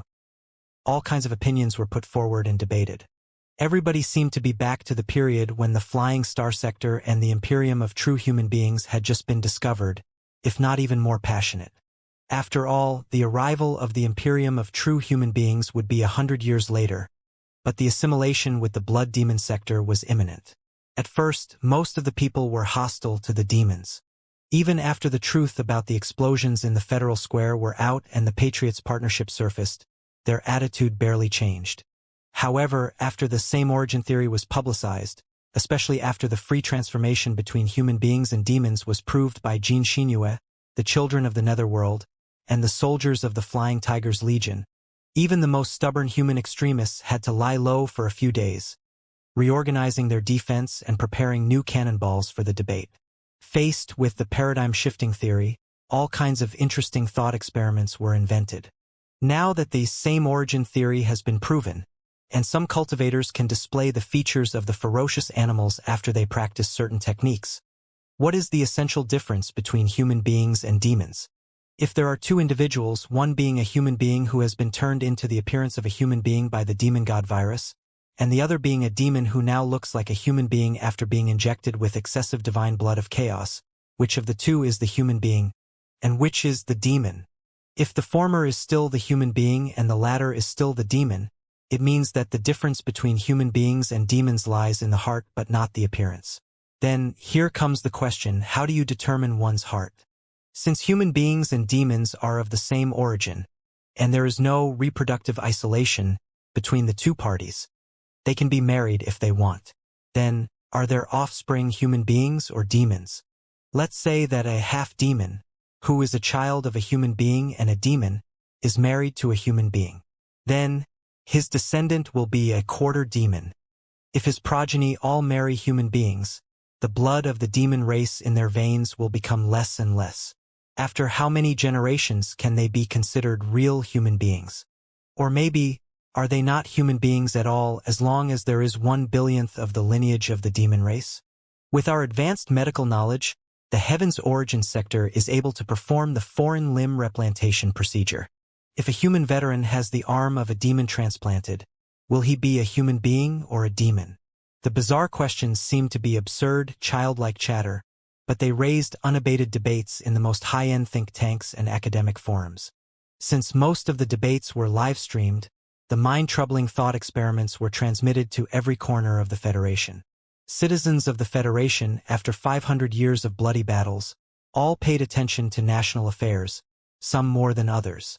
As for the cultivators, they were almost all reflecting on the questions that concerned their beliefs because of the responsibility on their shoulders. In that moment, it suddenly occurred to the people of the Heaven's Origin sector that executing demons meant something vastly different in the new era. Although such thought experiments were not enough to eradicate their hatred, the voice that demanded an immediate battle to slaughter all the demons with the virus had been significantly weakened, if it still existed at all. Even the most obstinate extremists, when faced with the newborn babies of the demons who were identical to those of human beings and knowing that they could be transformed into human beings, were not brazen enough to call for a slaughter now. That was basically the situation among the politicians and in the academic circle. However, for the general students and citizens, their focus was not the fancy competition of beliefs but things that were more mundane, concrete, and practical, such as, how touching it is. Simao, the little fat boy, sobbed and went to Xiaohe. Xiaohe, my heart is melting. Please give me a hug. No problem. Come on. Xiaohe opened her arms, too, and turned to the fat boy, only to crawl below the fat boy's arms the moment before they reached each other. She also kicked his big, fat bottom hard. Behind the place where Xiaohe was standing was a bearded, muscular man. The muscular man was also sobbing hard. Seeing that the fat boy was staggering at him, he opened his arms and shouted, "Our heroes are finally home. They're home now," being bear-hugged by the muscular man. The fat boy nearly vomited the food that he had eaten last night. Xiaohe and the other few girls burst into laughter. Dodging other boys who were asking for hugs, they took each other's hands and ran out of the crowd. The boys whose scheme had been seen through were not in the least embarrassed. They shrieked and chased after them. After going through all the trouble to free himself from the arms of the muscular man, Simao ran up again like a bear who was trying to steal some honey. The bunch of young people were laughing and playing in the middle of the layer of golden leaves. A moment later, they sat in one row on the steps next to the square, drinking beverages, shaking their legs, and watching the clouds in the sky. Xiaohe pouted her lips and said, "Anyways, the war is not going to happen for now. The emergency mobilization of the Federal Army has been aborted. Our dream of joining the Army is now at a dead end. We can only study dutifully and go to college now. How boring that is. In fact," Simao scratched his hair for a moment and hesitated before he said, somewhat in embarrassment, "It is not very bad. My dad came home yesterday. He said that he will be staying at home for half a month. I hadn't seen him for a long time. He was so thin that I could barely recognize him. It was quite pitiful." "Huh." Xiaohe pointed at the fat boy's nose and observed in amazement, as if she had discovered a new continent. "Simao, you have always been the most radical of us all. Wasn't it you who came up with the idea to join the army together? Didn't you say that your father is a battle hero and you would be, too? Father and son slaying the demons together. Wasn't it your dream? Hee hee." The fat boy chuckled in embarrassment. He scratched his head faster and faster. "I stand by what I said. However, after learning that my father's troop was going to take part in the drill on the Grand Desolate Plateau and would probably be among the first echelon to march into the Blood Demon sector, my mom didn't sleep well for quite a few days. She found my dad's photo and looked at it time and time again. One night, I even overheard her crying in the room. Starting from that day, I began to think that, if the demons insisted on a war, we should of course beat those son of bitches. but it wouldn't be half bad if the war was no more and my father could return safe and sound to my mother. Guxiaohe was suspicious. That is not what you said before. I didn't know that it would be like this before. Simao is quite right. Another girl who had 2 ponytails said in a gentle voice. My dad is not in the same troop as Simao's dad. But he was in the drill, too. After he set off, my mom was praying at home day and night. She got hundreds of statues of deities, Buddhas, and the experts of the past. My house was essentially a factory of statues, with smoke popping up all day long. My dad is coming home tomorrow, too. My mom was so excited that she cleaned every statue carefully and even asked for my help. We spent the whole night doing that. She thinks that it's the deity's credit. All in all, another boy took a long breath in relief and said, a martyr is glorious, but it's best to not be one if possible. Don't you agree? Guxiaohe touched the rising dragon of the 9 stars tattoo on her cheek and suddenly thought of something. She nodded. I suppose so. I suffered some minor wounds a month ago, and my mom and dad were already devastated. I can't imagine what would happen to them if the war really broke out, and I died on the battlefield. Her words cast all the teenagers into silence. They were all at a carefree age and had only decided to join the army to fight the demons because of their hot blood. After a month of calming down, they had all more or less learned something else. Hey, why so serious? Simao jumped up to his feet like a meatball. He glanced at everybody in great excitement, and his eyes stopped on Guxiaohe for the longest time. Suddenly, as if he were doing a magic trick, he took out a pile of cards from his back. Hey, my lackeys, look at what's in Brother Simao's hands. Do you know why Brother Simao summoned you today? Yes, we are here to watch the heroes, but it is not just the heroes of the Flying Tigers Legion that we are watching. There is an even greater hero that I would like to introduce to all of you. What's this? Everybody's eyes shone and took a card from him. Reading the card, they discovered that it was a VIP card for a fan meeting.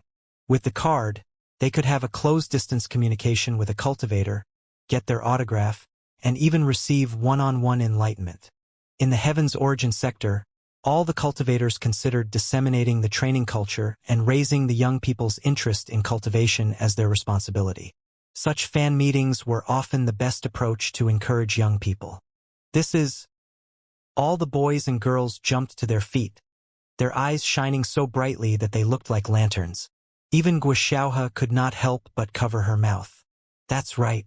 The hero that I would like to introduce to you today is a legend of legends, a miracle of miracles, an unparalleled training genius in the Heaven's Origin sector, the Blood Demon sector, and the Heaven's Origin sector.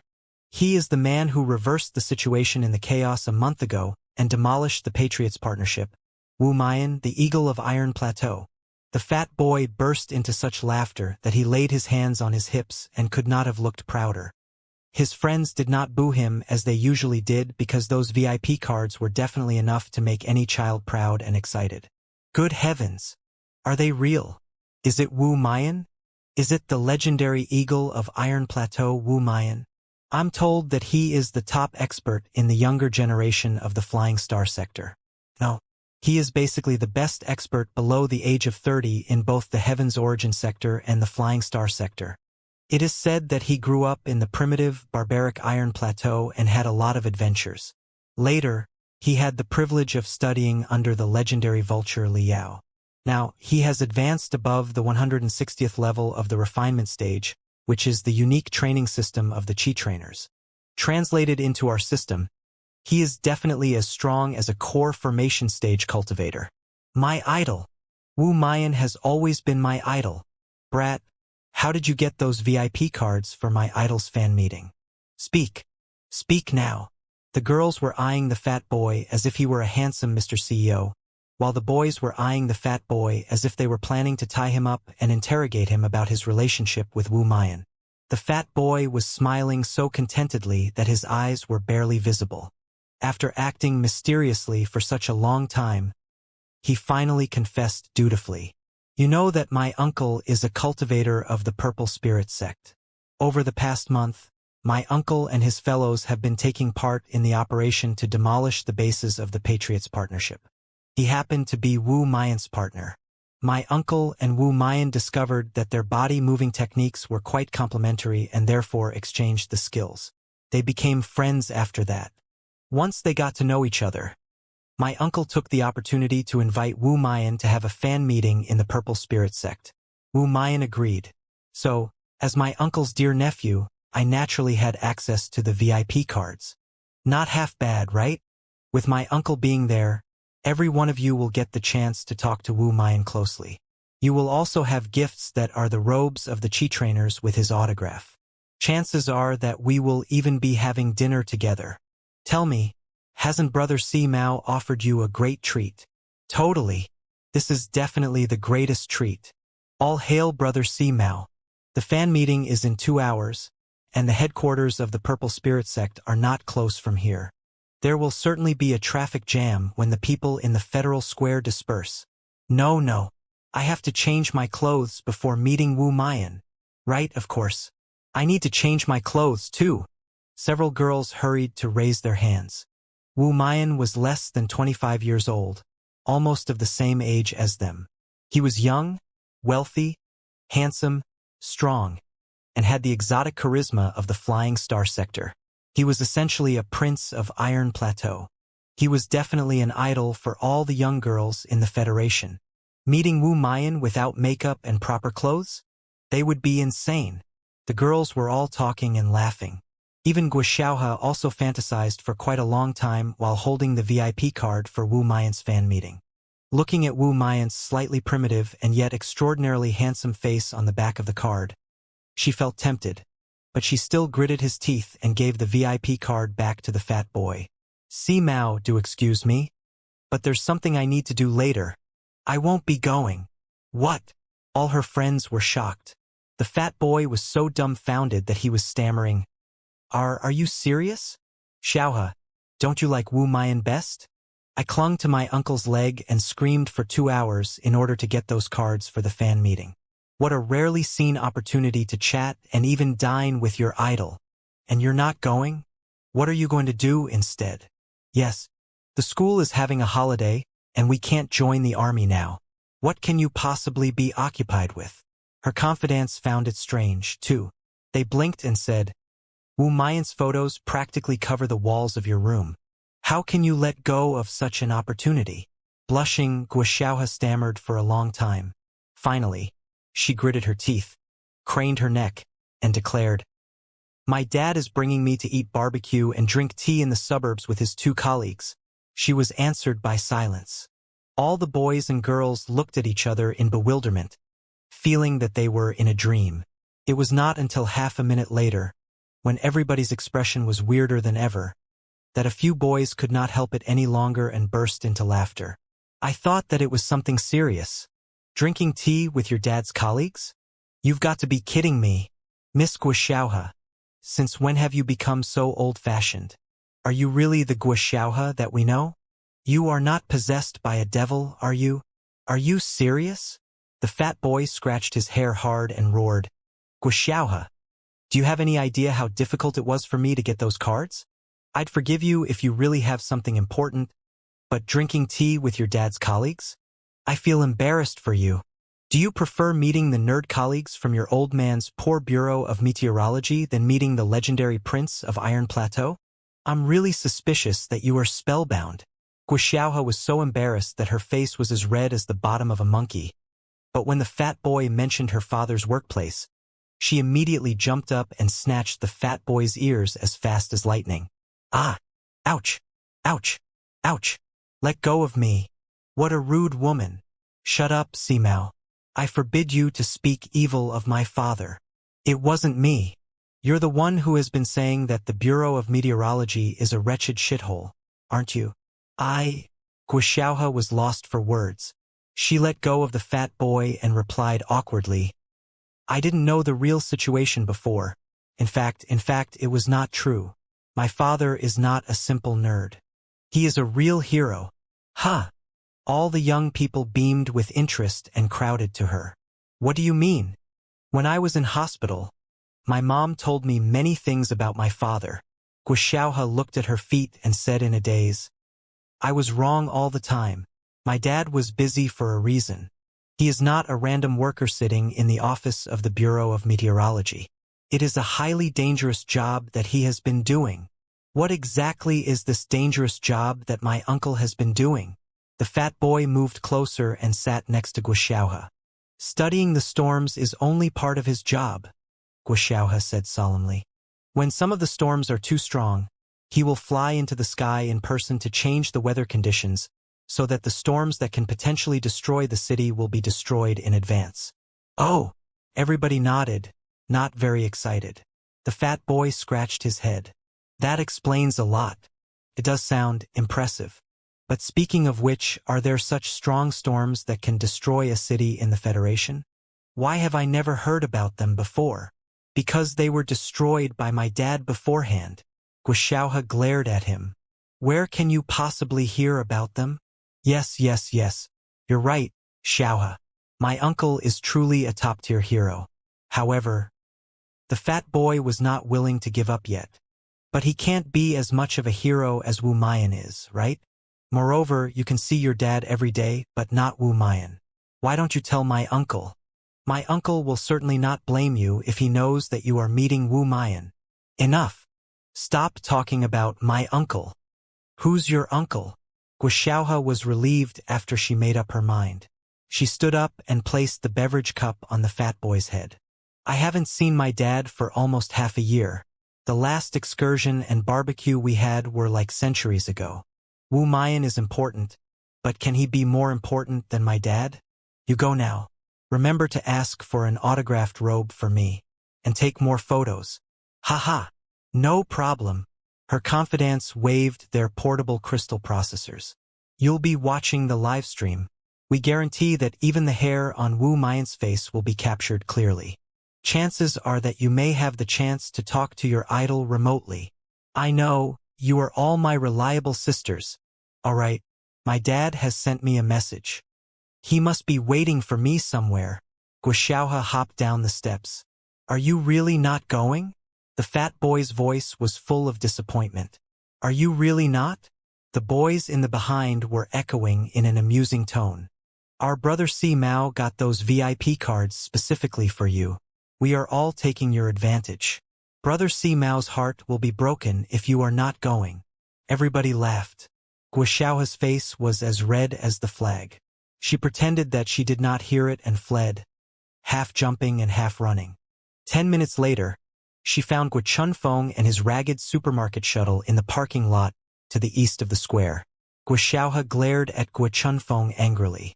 With an innocent smile, Guo Chunfeng had no idea what he had done wrong. Dear Dad, Xiaoxia crawled in the shuttle and jabbed Guo Chunfeng's chest. Not that I'm blaming you. I know that you are a pedant and you can't come up with anything refreshing. You want to bring me and Mom for tea drinking and barbecue. That's fine. But did you have to choose today? Do you know what today is? This is your wedding anniversary. Buddy, do you have any idea what wedding anniversary means? I even sent a message to you a few days ago. You said that you'd got it and you would prepare a big surprise for us. As it turns out, your surprise is to hike, barbecue, and drink tea with your daughter, your wife, and your colleagues? My dear father, is your head really different from the minds of us the normal people?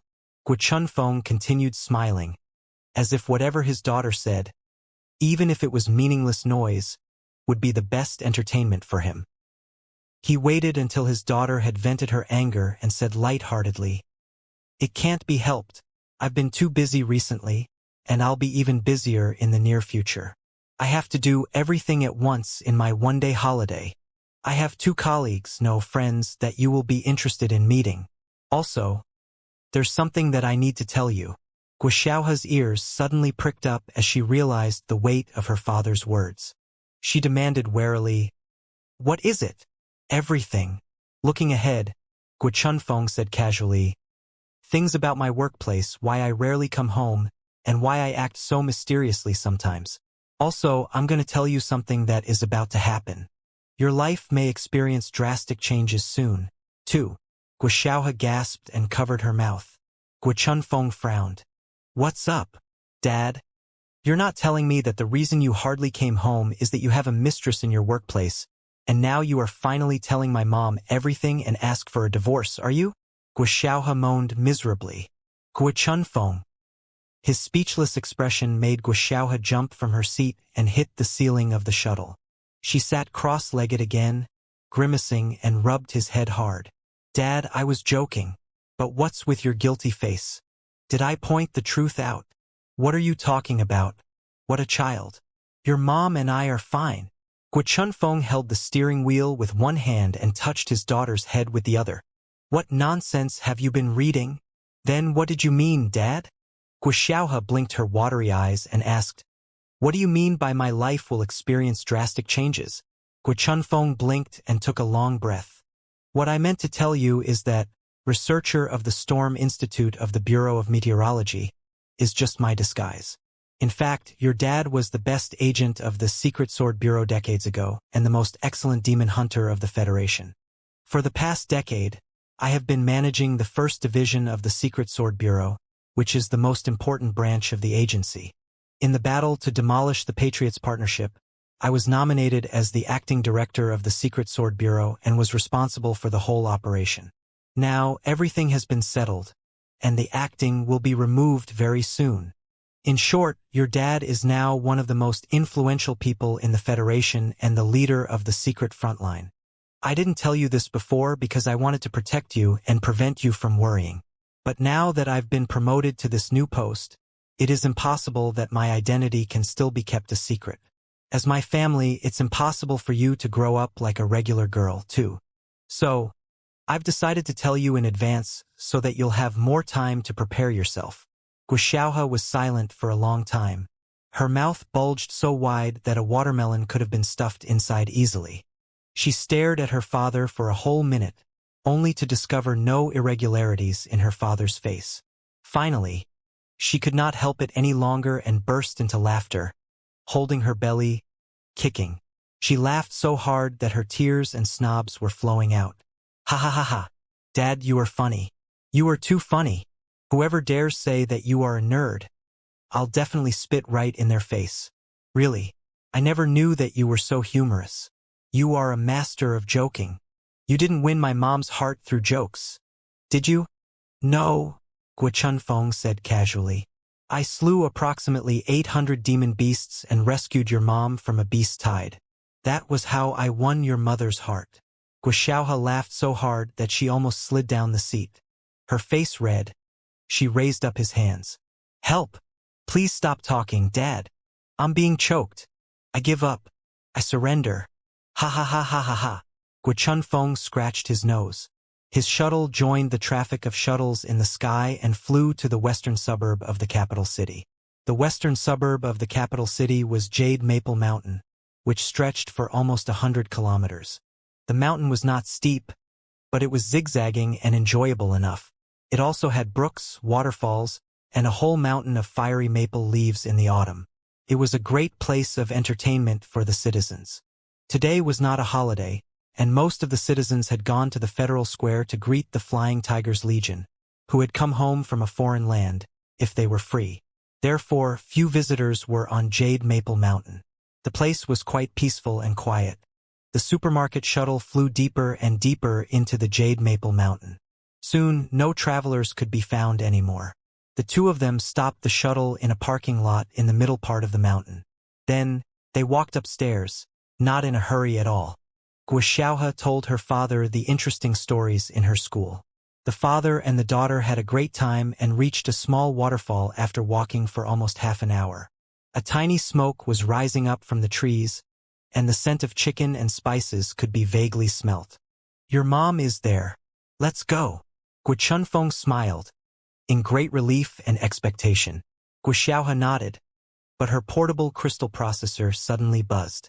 She raised her wrist, only to beam with delight. She quickly pushed Guichunfeng. Dad, you go there first. It's a message from Simao. They are attending Wu Maiyan's fan meeting today. That boy. Oh right. He's back at the capital city, too. Guichunfeng was dazed for a moment. Then, with a mysterious smile, he walked forward. Guxiaohe opened the message and enlarged the light beam to the maximum. Immediately, countless heads were showing up in front of his face. She was seeing the liveliest scene and hearing the most deafening noises. Wu Mayan, Wu Mayan, Wu Mayan, Prince of Iron Plateau. Xiaohe, Simao, the fat boy, and a few of her confidants all moved close to the camera. They were so excited that they might pass out at any moment. Look, look, it's really Wu Mayan. He just greeted us.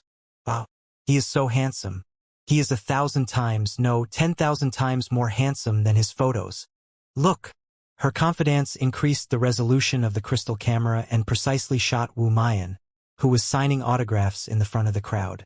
Wu Mayan was wearing a pure black suit, which was covered with dark golden stripes according to the distribution of his muscles, outlining his magnificent body. His slightly messy hair covered half of his eyes, but the brilliance occasionally beamed out through the gaps, giving the feeling that he was a hybrid of a leopard and an eagle, full of wildness. Guxiaohe's heart almost melted. She scratched her hair hard. Damn it! Why did the fan meeting have to be today? At this point, Wu Mayan happened to be smiling at the camera and even waved at them. Her confidants immediately shrieked in ear-splitting noises and lunged at Wu Mayan, without caring about Guxiaohe anymore. Simao, the fat boy, was left behind. He sniffed in front of the cameras. How can they do that? It's just a handsome guy who is young, strong, and wealthy. Do they have to be so crazy? But it doesn't matter.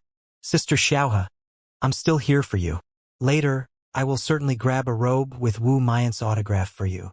Should I deliver it to you tonight? Speaking of which, will my uncle be at home tonight? Guxiaohe quickly minimized the light beam. Hearing the deafening sounds, she sighed with great regret and walked to the waterfall. Not far away from the waterfall, her mother and a woman whom she did not know had set up the grill and prepared the materials. They were roasting the food in the smoke. Her father, on the other hand, was washing and dissecting the fish while chit-chatting with a male colleague near the brook not far away. Mom, I'm here. Nice to meet you, Aunt. Guxiaohe greeted them politely. She then glimpsed at her father's female colleague, only to discover that she was wearing a ridiculously huge hat with complicated spiritual stripes carved on the brim of the hat that were emitting a pleasant smell of fire. Below the hat, most of the stranger's face was covered by a pair of red, broad-edged sunglasses. Her mouth was rather big, and her lips were firm with attractive colors like jelly. Don't call me Aunt.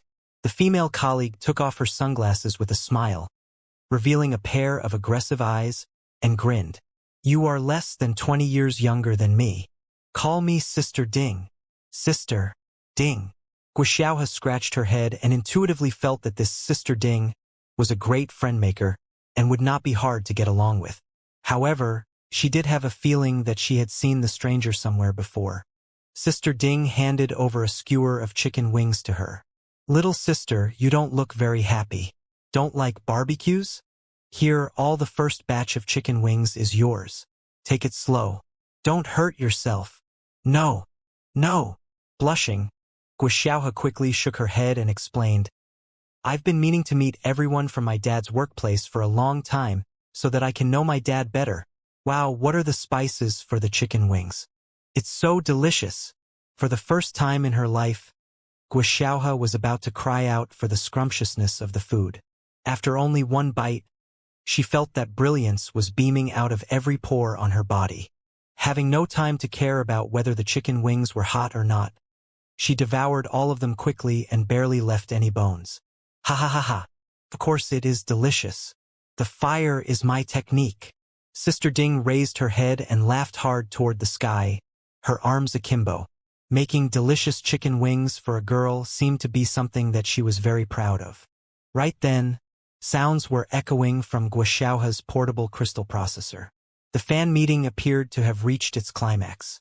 Ha! It's Wu Mayan's voice. Sister Ding observed her face and immediately understood what is going on. You like Wu Mayan, don't you? Yes. Guxiaohe nodded, somewhat in embarrassment. She could not help but enlarge the light beam a little bit. Her confidants on the other side of the light beam had basically gone crazy. Xiaohe, we just hugged Wu Mayan. Hugged him.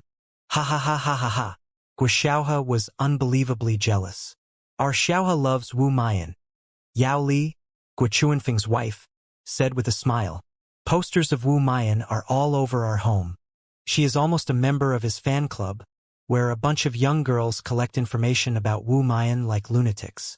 Is this brat so charismatic? I really don't know what young people nowadays are thinking. Sister Ding sniffed. I find him very unattractive, not to mention that he is also a coward. After only several punches, he was already weeping and begging for mercy. A far stretch from Li Yao years ago. However, if I had known that Sister Xiaohe likes him, I would have asked him to change the date of his fan meeting so that he could join the barbecue with us. But it doesn't matter. I'll call him later and ask him to come here early after the meeting. We'll have dinner together. How does that sound, Sister Xiaohe? The weird conversation dumbfounded Guo Xiaohe. Bulging her eyes, she stared at Sister Ding for a long time. Finally, an image that she was very familiar with, along with a thunderous, sparkling name, popped up in her head. The name almost struck Guo Xiaohe into a coma like a streak of lightning. As if daydreaming, she stammered, Ding, ding, ding, ding ling dang. Sister Ding smiled and handed over another chicken wing. You're right. That's me. Wu Mayan. Wu Mayan. Wu Mayan. Excited shouts were echoing from the portable crystal processor. All her confidants and the boys, including Simao, had gone crazy. However, Guo Xiaohe was no longer attracted by them. Her head went blank, and she took the chicken wing from Ding Lingdang's hands subconsciously. She looked at the chicken wing and then at Ding Lingdang, wondering whether she should be panicked or thrilled. Ding Lingdang. It was truly the Crimson Queen Ding Lingdang. She was a super expert who had been famous in the Heaven's Origin sector for more than 10 years. Compared to her, Wu Mayan, the Eagle of Iron Plateau, who had only been in the Heaven's Origin sector for 1 year, was just a rookie. He was definitely no match for her in terms of capability, fame, or influence.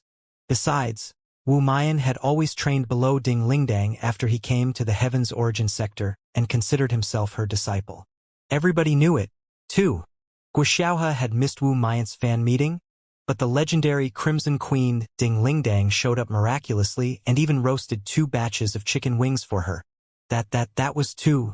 Holding the chicken wings in a daze for a long time, she suddenly shrieked and jumped to her feet, rushing to the brook not far away. She waved the chicken wings at her father and shouted, Dad! Dad! You invited Ding Lingdang to barbecue with us? That is Ding Lingdang, the Crimson Queen. Dad, how did you manage it? That is incredible. Highly incredible of you. Guo Chunfeng was washing and dissecting the fish with a male colleague of his. The 2 of them had prepared a bucket of small fish. Hearing the voice, they turned around at the same time and smiled at her. Guo Xiaohe's crazily waving arms suddenly halted, as if she was magically frozen.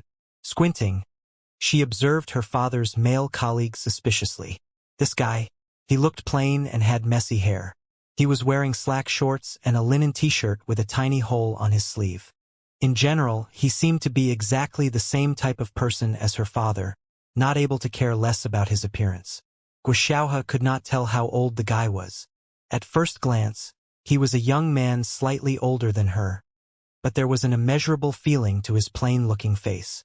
After she blinked, the feeling was gone, and the guy was another mundane, unattractive person. However, Guo Xiaohe vaguely felt that, like her father, when the guy squatted near the brook, he was like a rock, a blade of grass, or a tree. They seemed to be part of the mountain, as if they had naturally grown here. As for the face, Guo Xiaohe was quick enough to stuff the chicken wing into her mouth and bit it hard in case she shrieked again. The plain-looking young man extended his hand to her with a smile. Nice to meet you. I am Li Yao. Guo Xiaohe took a breath for a long time. She tried to hold it back but failed. In the end, she was shrieking at the top of her voice. Good heavens! Was she in a dream? Could not possibly be not a dream, right? Vulture Li Yao? Vulture Li Yao. Vulture Li Yao was an ultra-level federal hero. In the few years at the beginning, it had mainly been for the purpose of propaganda. However, as his endeavors in the Flying Star sector and the Blood Demon sector were publicly known, all the citizens of the Federation, from seniors 180 years old to little kids, were all impressed by his legendary experiences of fighting the immortal cultivators, destroying the Eye of Blood Demon, and disrupting the Patriots' partnership. If Wu Mayan, the Eagle of Iron Plateau, was a regular idol and Ding Lingdang, the Crimson Queen, was a super idol, then Vulture Liao, as Wu Mayan's master, could not be described as an idol at all. Calling him an idol would be a great insult to him. He was the kind of illustrious individual that should only appear in textbooks or exams. For example, briefly describe Vulture Liao's experiences in the Blood Demon sector and analyze the procedures of him breaking into the Eye of Blood Demon, which would frustrate and infuriate the test takers and make them wake up in fear from nightmares. However, the god who should only appear in textbooks or exams was wearing slack shorts, a t-shirt and slippers, showing up in front of her face with a smile, a bucket of fish. Xiaohe. I hugged Wu Mayan one more time. One more time. Ha ha ha ha. I've hugged him for you. On the light beam, her confidants who did not know what was happening on her side were still yelling. Xiaohe, I planned to ask my uncle to have dinner with Wu Mayan so that I could bring you together. He agreed at first, but later, he said that he had to have dinner with his master at night and could only meet us another day. Rest assured, I'll definitely make an appointment with him for you another day. It's all on me, the fat boy said, half to ask for compliment and half in regret. Guxiaohe moved her lips and intended to explain to her friends, but she put down her portable crystal processor when it almost reached her mouth. How should she explain? Should she tell the guy that it would be unnecessary because Wu Mayan's master was standing right in front of her face and would be having dinner with her and Wu Mayan? Calm down. I must calm myself down. Guxiaohe rubbed her chest hard for a long time. Still, she could not help but jump to a giant rock nearby in the end and roar to the sky. How can anybody calm down when they run into something like this? Am I mad? Or is it the world? 2 hours later, everybody had enjoyed enough food and drink. Guxiaohe had finally managed to recover from the overwhelming shock and accept the fact that her father was the director of the Secret Sword Bureau, as if she had just woken up from a dream. But the girl was rather carefree. She was playing with Ding Lingdang delightedly immediately after she was back to herself. Liao and Guochunfeng went to the depths of Jade Maple Mountain with 2 empty buckets. It was said that there was an icy spring at the bottom of a cave inside the mountain. The water from the spring could add quite a unique flavor to tea. Liao stretched out his arms and patted his puffy belly, smiling. After being busy as bee for more than a year, I almost feel as if I'm not suited to this new lifestyle, having rested for half a month. I feel that my bones are itching, and I have to find something to do. Why don't we swap our jobs? Guochunfeng smiled too. That is very easy for you to say, young brother. You've been living your life comfortably this past month, eating, sleeping, and training. How enjoyable it was. But I was 10 times busier than before. Those who are capable must be troubled. Who else could find all the members of the Patriots Partnership lurking in the Secret Sword Bureau, the Federal Army, and other government agencies except for you, Brother Gua? Liao grinned. How does it feel, Brother Gua, Director Gua? You are now the absolute leader of the secret frontline of the Federation. With the authorization of Parliament, you've also received the top confidential intelligence of the Federation and the Blood Demon sector. Even the jade crystal disk that stores Elder Netherspring's memories is yours to parse. You now have even more power than Lu Zue did in the past. How does it feel? That's all temporary. Guochunfeng shook his head and said, It has to be done in order to uproot the Patriots Partnership. After everything is over, I will report to Parliament in person and submit my proposal to restrain the power of the Secret Sword Bureau. At the very least, it should be checked and balanced in a certain way. Only by doing so can we make sure that the ambitions of an individual will not expand infinitely and that the tragedy of the Patriots Partnership will not happen again. As for how it feels, in short, grueling. You know that I have never been a man lustful for power. I am only interested in cracking cases and capturing criminals. If a second person was qualified to be the director of the Secret Sword Bureau, I would be more than happy to give them the post and continue working as the supervisor of the First Division as before. There's nothing on my mind right now except to solve everything as quickly as possible, so that I'll have more time to spend with my wife and my daughter. Liao smiled. I think you've done a great job as the director, Brother Gua. I've read the case files.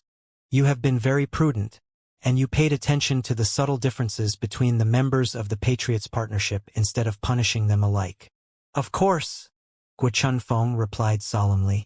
The biggest taboo of such cases is amplification, like how Jin Tui struck the remnants of Elder Nether Spring in the Blood Demon sector, or how Lu Zue struck the children of the Netherworld on our side. Such cases were merely means for them to remove their dissidents. If we punish all the members of the Patriots Partnership in the same way, it will shake the foundation of the Federation and raise new mistrust.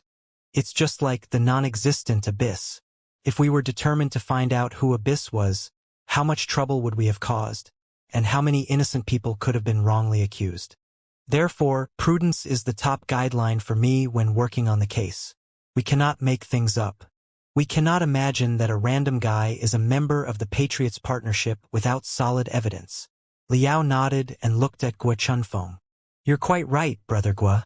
However, speaking of Abyss, I feel that he might not be non-existent. Gua Chunfeng was dazed and stopped. What do you mean?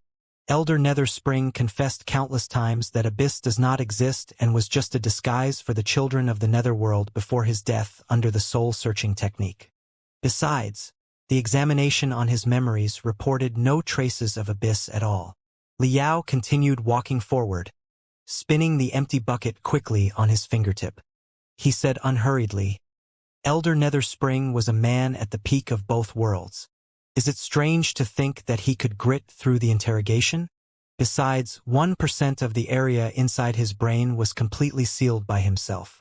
Nobody knew what was hidden inside. Now, the information has perished together with his brain cells. Gua Chunfeng followed him up. You are suspicious that Abyss is not non-existent? What proof do you have? Nothing. It's just my intuition. Liao smiled and tapped his temple. However, my intuition has often proved to be correct. I'm not going to let go of the lead. I will certainly pursue further until I dig out the real Abyss. Brother Gua, what's up? Let's keep walking. Oh, okay. Look, that is the blue light cave I told you about. Hidden among the rocks at the front was a small cave. The two of them walked in the cave, talking and laughing. The seemingly small cave was much more spacious than it appeared to be. It was cold and full of beautiful stalactites whose colors were changing non-stop under the light. They found the blue water spring at the bottom of the cave. Liao picked up a handful of water and tasted it. The water was indeed sweet and refreshing. Great water, Liao complimented and was about to fill in the empty buckets. Wait, blinking his eyes, Gua Chunfeng suddenly interjected. Let's not hurry to fill in the buckets. The blue water spring has another great advantage. There's this sand bamboo worm living at the bottom and in the wall of the spring. It is fresh and succulent. One of the best meats in the world, I would say. This is the best season to eat them. Let's me see if I can find any. The spring was only half a meter deep.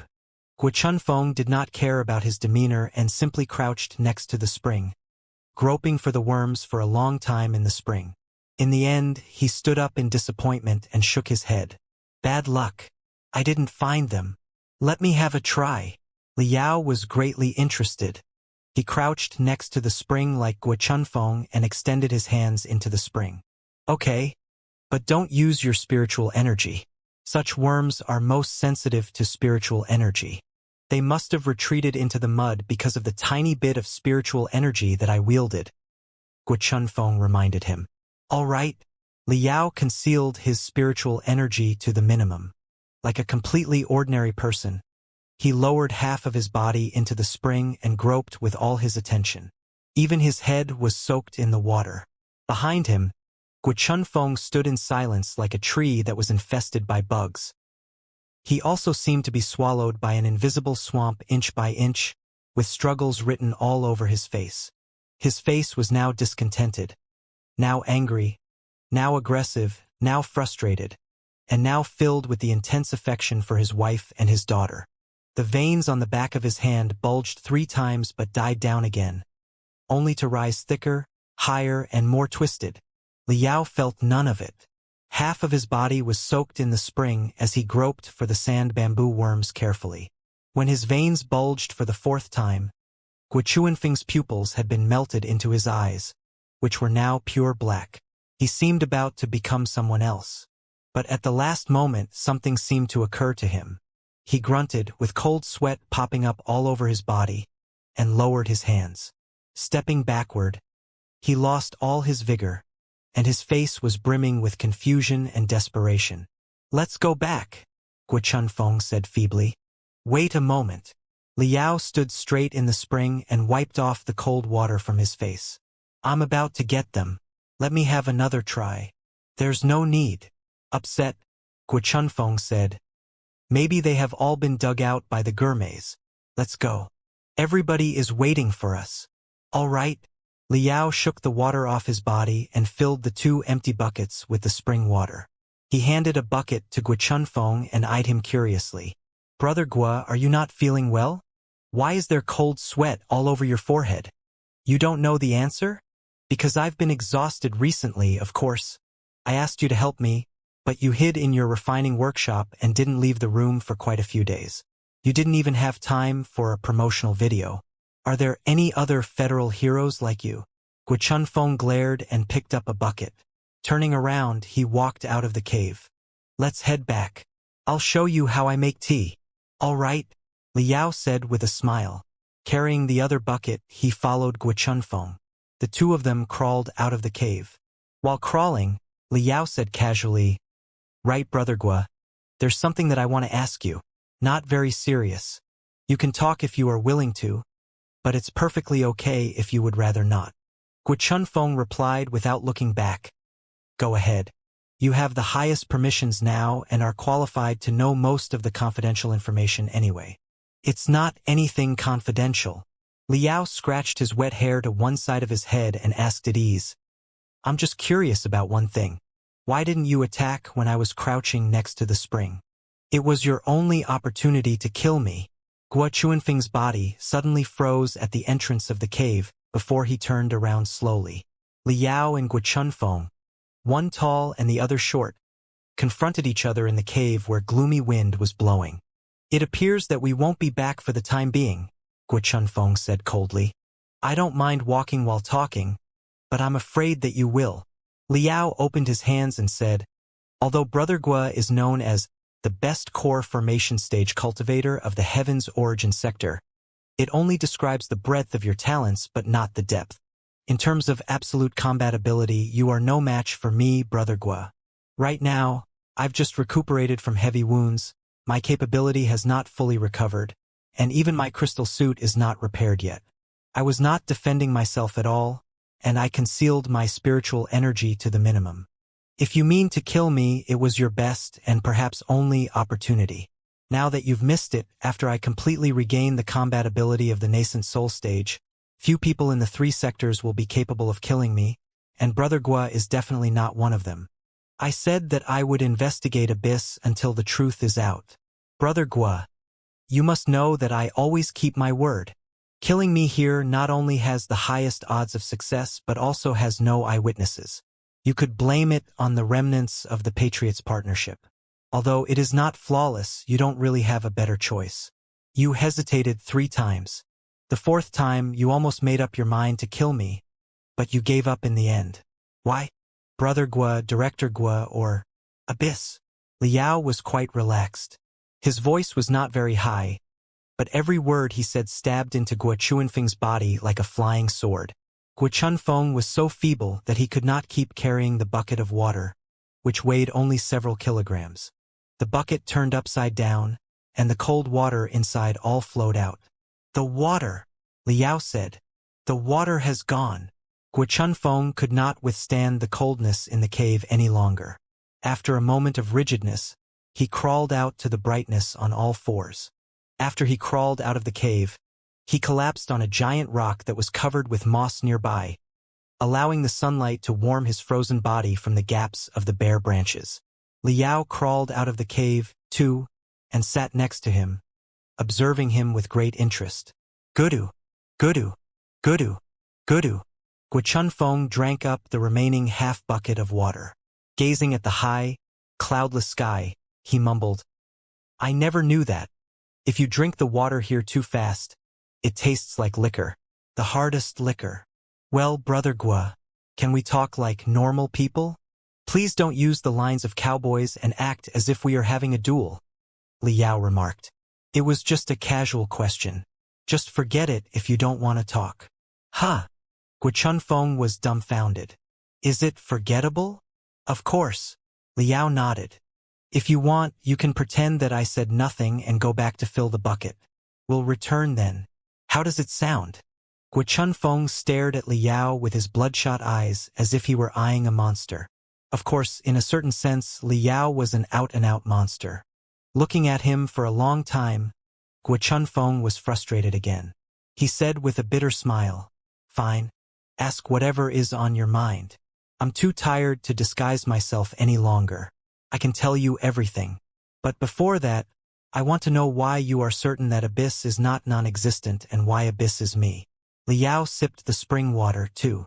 Clicking his tongue, he observed, It doesn't taste like liquor at all. It's just water. About Abyss. Here, let's have a proper analysis. First of all, what baffled me most was Elder Netherspring's death. Let's review the scene for a moment. At that time, I snuck into the base of the Patriots Partnership in the East Ocean alone, released Neltharion to pry into the secrets of the base, and happened to run into the members of the Patriots Partnership who were interrogating Elder Netherspring with the soul-searching technique. Then Elder Netherspring was dead, right in front of my face. That's too uncanny, isn't it? Guichunfeng was dazed. Elder Netherspring was a powerful man. Is it strange that he kept some of the drugs inside his head and, after condensing enough drugs, killed himself at the critical moment when the base was under attack to avoid further suffering? It's not strange that he killed himself, but why did he choose the time when I snuck into the base? No earlier, no later. Liao gesticulated as he spoke. If you think about it carefully, Elder Netherspring's death was the trigger for everything that followed. If Elder Netherspring hadn't died at that time, the Patriots Partnership wouldn't have extracted his memories into the Jade Crystal Disc. Without the Jade Crystal Disc, I would have been short of the critical proof to unveil Lu Zue's real face. It would have been possible that the war between the two sectors was not stopped. If that is what happened, maybe you and I would be in the middle of smoke, bullets, and dead bodies on a battlefield right now. We can even say that Elder Netherspring destroyed the Patriots Partnership with his own death and avenged himself for Lu Zue's capture and torment. Is it really a coincidence? Guichunfeng frowned. Your words are getting stranger and stranger. What could it have been if not coincidence?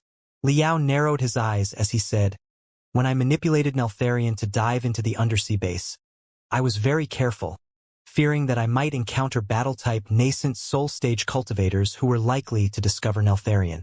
Thankfully, there were only 3 battle-type core formation stage cultivators and a research-type nascent soul-stage cultivator in the interrogation room.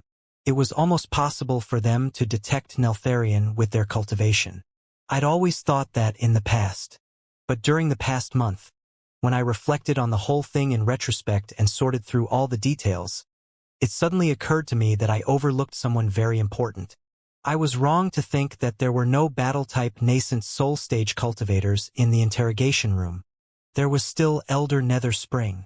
He had been a strong demon emperor in the beginning. Although his strength system had been transformed, and he had been devastatingly tortured, his level was not lowered, and his senses must have been as keen as before. Stimulated by the drugs such as the brain exciter, his senses could have been multiplied. He was an out-and-out battle-type nascent soul-stage cultivator. More importantly, Elder Netherspring knew of Neltharion's existence because he had been caught out by the device once before. Liao picked up a twig and wrote Netherworld on the moss. He explained, on the gloomy wind islands at the north pole of the Blood Demon sector, in his secret base named Netherworld, Elder Netherspring once caged the experts of both human beings and demons, including Sua Chaolong Han Tuhu, the Fire Ant King, for the experiments of the demon god virus. But I snuck into the base, investigated the surroundings with Neltharion, and planted bombs. In the end, I demolished the netherworld, which was a major blow for him. During the battle, I observed Elder Nether Spring at a close distance through Neltharion multiple times. Although he didn't perceive it on the spot, he must have noticed the existence of such a piece of magical equipment later and remembered the features of Neltharion's spiritual waves. Playing the same move on a demon emperor or a nascent soul stage cultivator, it would be committing suicide. Therefore, just because Neltharion escaped everybody else's attention doesn't mean that Elder Nether Spring didn't discover it. Guochunfeng was deep in thought. So, you are suggesting that, in the interrogation room, Elder Nether Spring sensed the peeping of Neltharion keenly and inferred that Vulture Liao was nearby based on his discovery. So, he killed himself right in front of your eyes intentionally so that the jade crystal disk that his memories would be stored in could be the critical proof for you? So, Elder Nether Spring's death was not a coincidence but a great chess move that he calculated carefully? He destroyed the Patriots' partnership at the cost of his life. Liao nodded. You could say that, but the reason alone is still not enough. It must be noted that, although the Patriots' partnership locked Elder Nether Spring up for 3 months and tortured him with the soul-searching technique, I was also Elder Nether Spring's mortal enemy because I sabotaged his spore stratagem. Perhaps, Elder Nether Spring hated me more than he hated the Patriots' partnership. His death could naturally destroy the Patriots' partnership, but I would be the winner in the end. With Elder Nether Spring's cunningness, would he allow me to take such great advantage? I was perplexed by the problem for a long time until I jumped out of everything and made a different assumption. What if Elder Nether Spring killed himself intentionally not just to destroy the Patriots' partnership? Is it possible that he had other chess pieces or backup plans that would be triggered after he was killed and the Patriots' partnership was demolished? Guochunfeng was silent for a while before he slowly said, "Therefore, you suspected that Abyss did exist and, as Elder Nether Spring's last chess piece, could gain some benefits from the destruction of the Patriots' partnership." Liao nodded quickly. Only if Abyss did exist as Elder Nether Spring's last hope would he possibly ignore his grudge for me briefly and kill himself. That way, although I would get things my way, Abyss would have even more benefits. If my guess is correct, the 1% of his brain that was sealed contained all the files about Abyss, but it's a pity that all the files are gone with the wind now. Guochunfeng took a long breath. Fair enough. But even if Abyss does exist, why are you certain that it is me? Liao smiled and said, I've been suspicious about you since the very beginning. Before I returned to the Heaven's Origin Sector, Xianxia and I made a list of Abyss suspects, of which your name ranked at the top. Less than 100 years old. Amazing talents in training. Rose to fame decades ago. Orphan without both parents. Working at a certain critical post. Brother Gua, the description of Abyss is like your resume. If you are not Abyss, the real Abyss will be embarrassed when he sees you. It is because I was suspicious about you since the beginning that I considered you my greatest enemy on my way to the capital city. However, when new evidence presented itself, I thought that I was paranoid again like the old times. Therefore, my suspicions about you disappeared. Later, I was too busy dealing with the Patriots' partnership to think about Abyss. When I've been free over the last couple of days and thought of it more carefully, I found that Brother Gua's many reactions in the battle were quite weird. Guochunfeng raised his eyebrow. What's weird? Staring at him in the eyes, Liao said, The weirdest thing of all is your trust in me for no reason. It must be noted that, when I got the jade crystal disc, I was all by myself and far away in the East Ocean. However, you already captured the key people such as Ding Lingdang and Professor Mo Xian before Lu Zue did. It means that, even before we met or talked, you were already sure that I was innocent, that Lu Zue was the real schemer, and that he had ill intentions by capturing Ding Lingdang and the rest of them. Why? Why were you so certain that Ding Lingdang was a good person and not a child of the netherworld? And on what grounds did you find me trustworthy? Ding Lingdang trusted me without reserve because we love each other. Professor Mo Xian trusted me as best he could because I saved his life before and fought side by side with him in the Flying Star sector. Even so, they were only assured that I was not the blood devil after communicating with me. What about you? Why did you trust me when you hadn't met me and when you did not have the slightest evidence? Not only did you rescue Ding Lingdang, Wu Mayan, Xianan, and Professor Emotion in advance. You even reached out to me on your own initiative. You gave me the map of the headquarters of the Secret Sword Bureau and drafted a highly perilous plan together with me. Eventually, the entire Secret Sword Bureau was evacuated, and you even went to Hidden Star to confront Lu Zue by yourself, buying time for me at the risk of your own life. That was quite incredible of you, Brother Gua. If you were an 18-year-old young man, your recklessness would have been understandable. But you were the mighty supervisor of the Demon Execution Division of the Secret Sword Bureau and a seasoned warrior of the trade. Your nerves are thicker than the thighs of ordinary people. The future of the Federation was on your shoulders. Why did you trust me without any evidence and without meeting me? Why did you help me even if it meant that you might be sacrificed? Why were you so confident that I was definitely not the villain and that Lu Zue was behind the scheme? It must be noted that, if your judgment was incorrect, you would have lost the future of the entire Federation in the gamble. If you are not a prophet, there is only one explanation. You had some critical information in your hands that nobody else knew about, and the critical information was enough to prove that Lu Zue was lying. Liao had another mouthful of spring water. He wiped his lips and continued. But then, I was even more confused. Brother Gua, Lu Zue was your boss. You might have been in charge of the field work, but he had the enormous Patriots partnership under his command, too. What information could possibly have been grasped by you and you alone? With Lu Zue's cleverness, he would have seen through it if you investigated him in secret, in which case you would have been doomed. I was confused and couldn't figure out the answer until I had an epiphany and realized that everything would make perfect sense if you were Abyss. You are Abyss, and you had a certain mysterious connection with Elder Netherspring. Therefore, you knew that Lu Zue was lying. Lu Zue killed Elder Netherspring, which made him your sworn enemy. That is why you helped me deal with him. One more reason. Personally speaking, who gets the most benefits from the fall of Lu Zue and the Patriots partnership? Me? Of course not. You know that I'm not interested in politics or power. The fame right now is just amusement for me. It is you who has gotten the most benefits, Brother Gua. You have been promoted to the director of the Secret Sword Bureau from the supervisor of the First Division.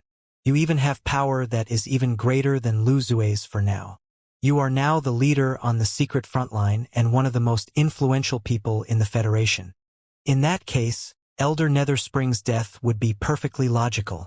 Perhaps he had been waiting for an opportunity to destroy the Patriots partnership with his death ever since his capture.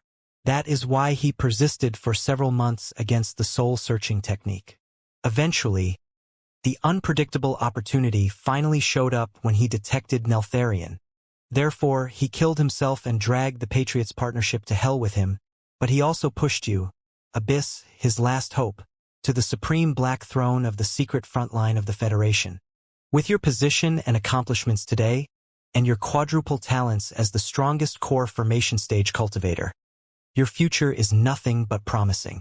Even if the Heaven's Origin sector, the Flying Star sector, and the Blood Demon sector do collaborate, Brother Gua will definitely be one of the giants in the new Federation. Would there be a better ending for Elder Netherspring? Gua Chunfeng raised his head to drink more water, only to discover that the bucket was empty. He grabbed the bucket from Liao's hand and said, "Very marvelous deduction. Despite the lack of evidence, everything does make better sense now. No, it is not good enough yet. There's a critical point that makes the whole reasoning illogical." Liao stared at him, his eyes shining. Before, Lu Zue and his lot made the conclusion that Abyss was non-existent partly for the reason that such a person was non-manipulable. Why would a human being who did not have any secrets or even memories of the demon race be willing to listen to Elder Netherspring's command? Even the 100 or so children of the Netherworld, whose secrets Elder Netherspring knew about, had betrayed him. Why wouldn't Abyss? I thought so too at first, so I came to the conclusion that Abyss does not exist. However, after I inferred that you were Abyss, I discovered, to my surprise, although you were not acting according to Elder Netherspring's plans, you did not completely betray him either. The fact that you charged into Hidden Star by yourself even seems to be a gesture of revenge to me. Why? Why did Elder Netherspring choose you as Abyss in the beginning? Why did he trust you without reserve to the last moment of his life? And why did you not betray him or join Lu Zue and his Patriots partnership, instead standing against Lu Zue, avenging Elder Nether Spring at the risk of your own life? Guo Chuanfeng's eyes were somewhat hollow. He seemed to be staring at both a place far, far away and a past long, long ago. He mumbled in the softest voice, "There's one answer to both of the two questions. Is that so?" Liao pricked up his ears. Guo Chunfeng poured a handful of water and rubbed his face for a moment. Then, a feeble voice came through the gaps in his fingers. "It is because Elder Nether Spring was my biological father."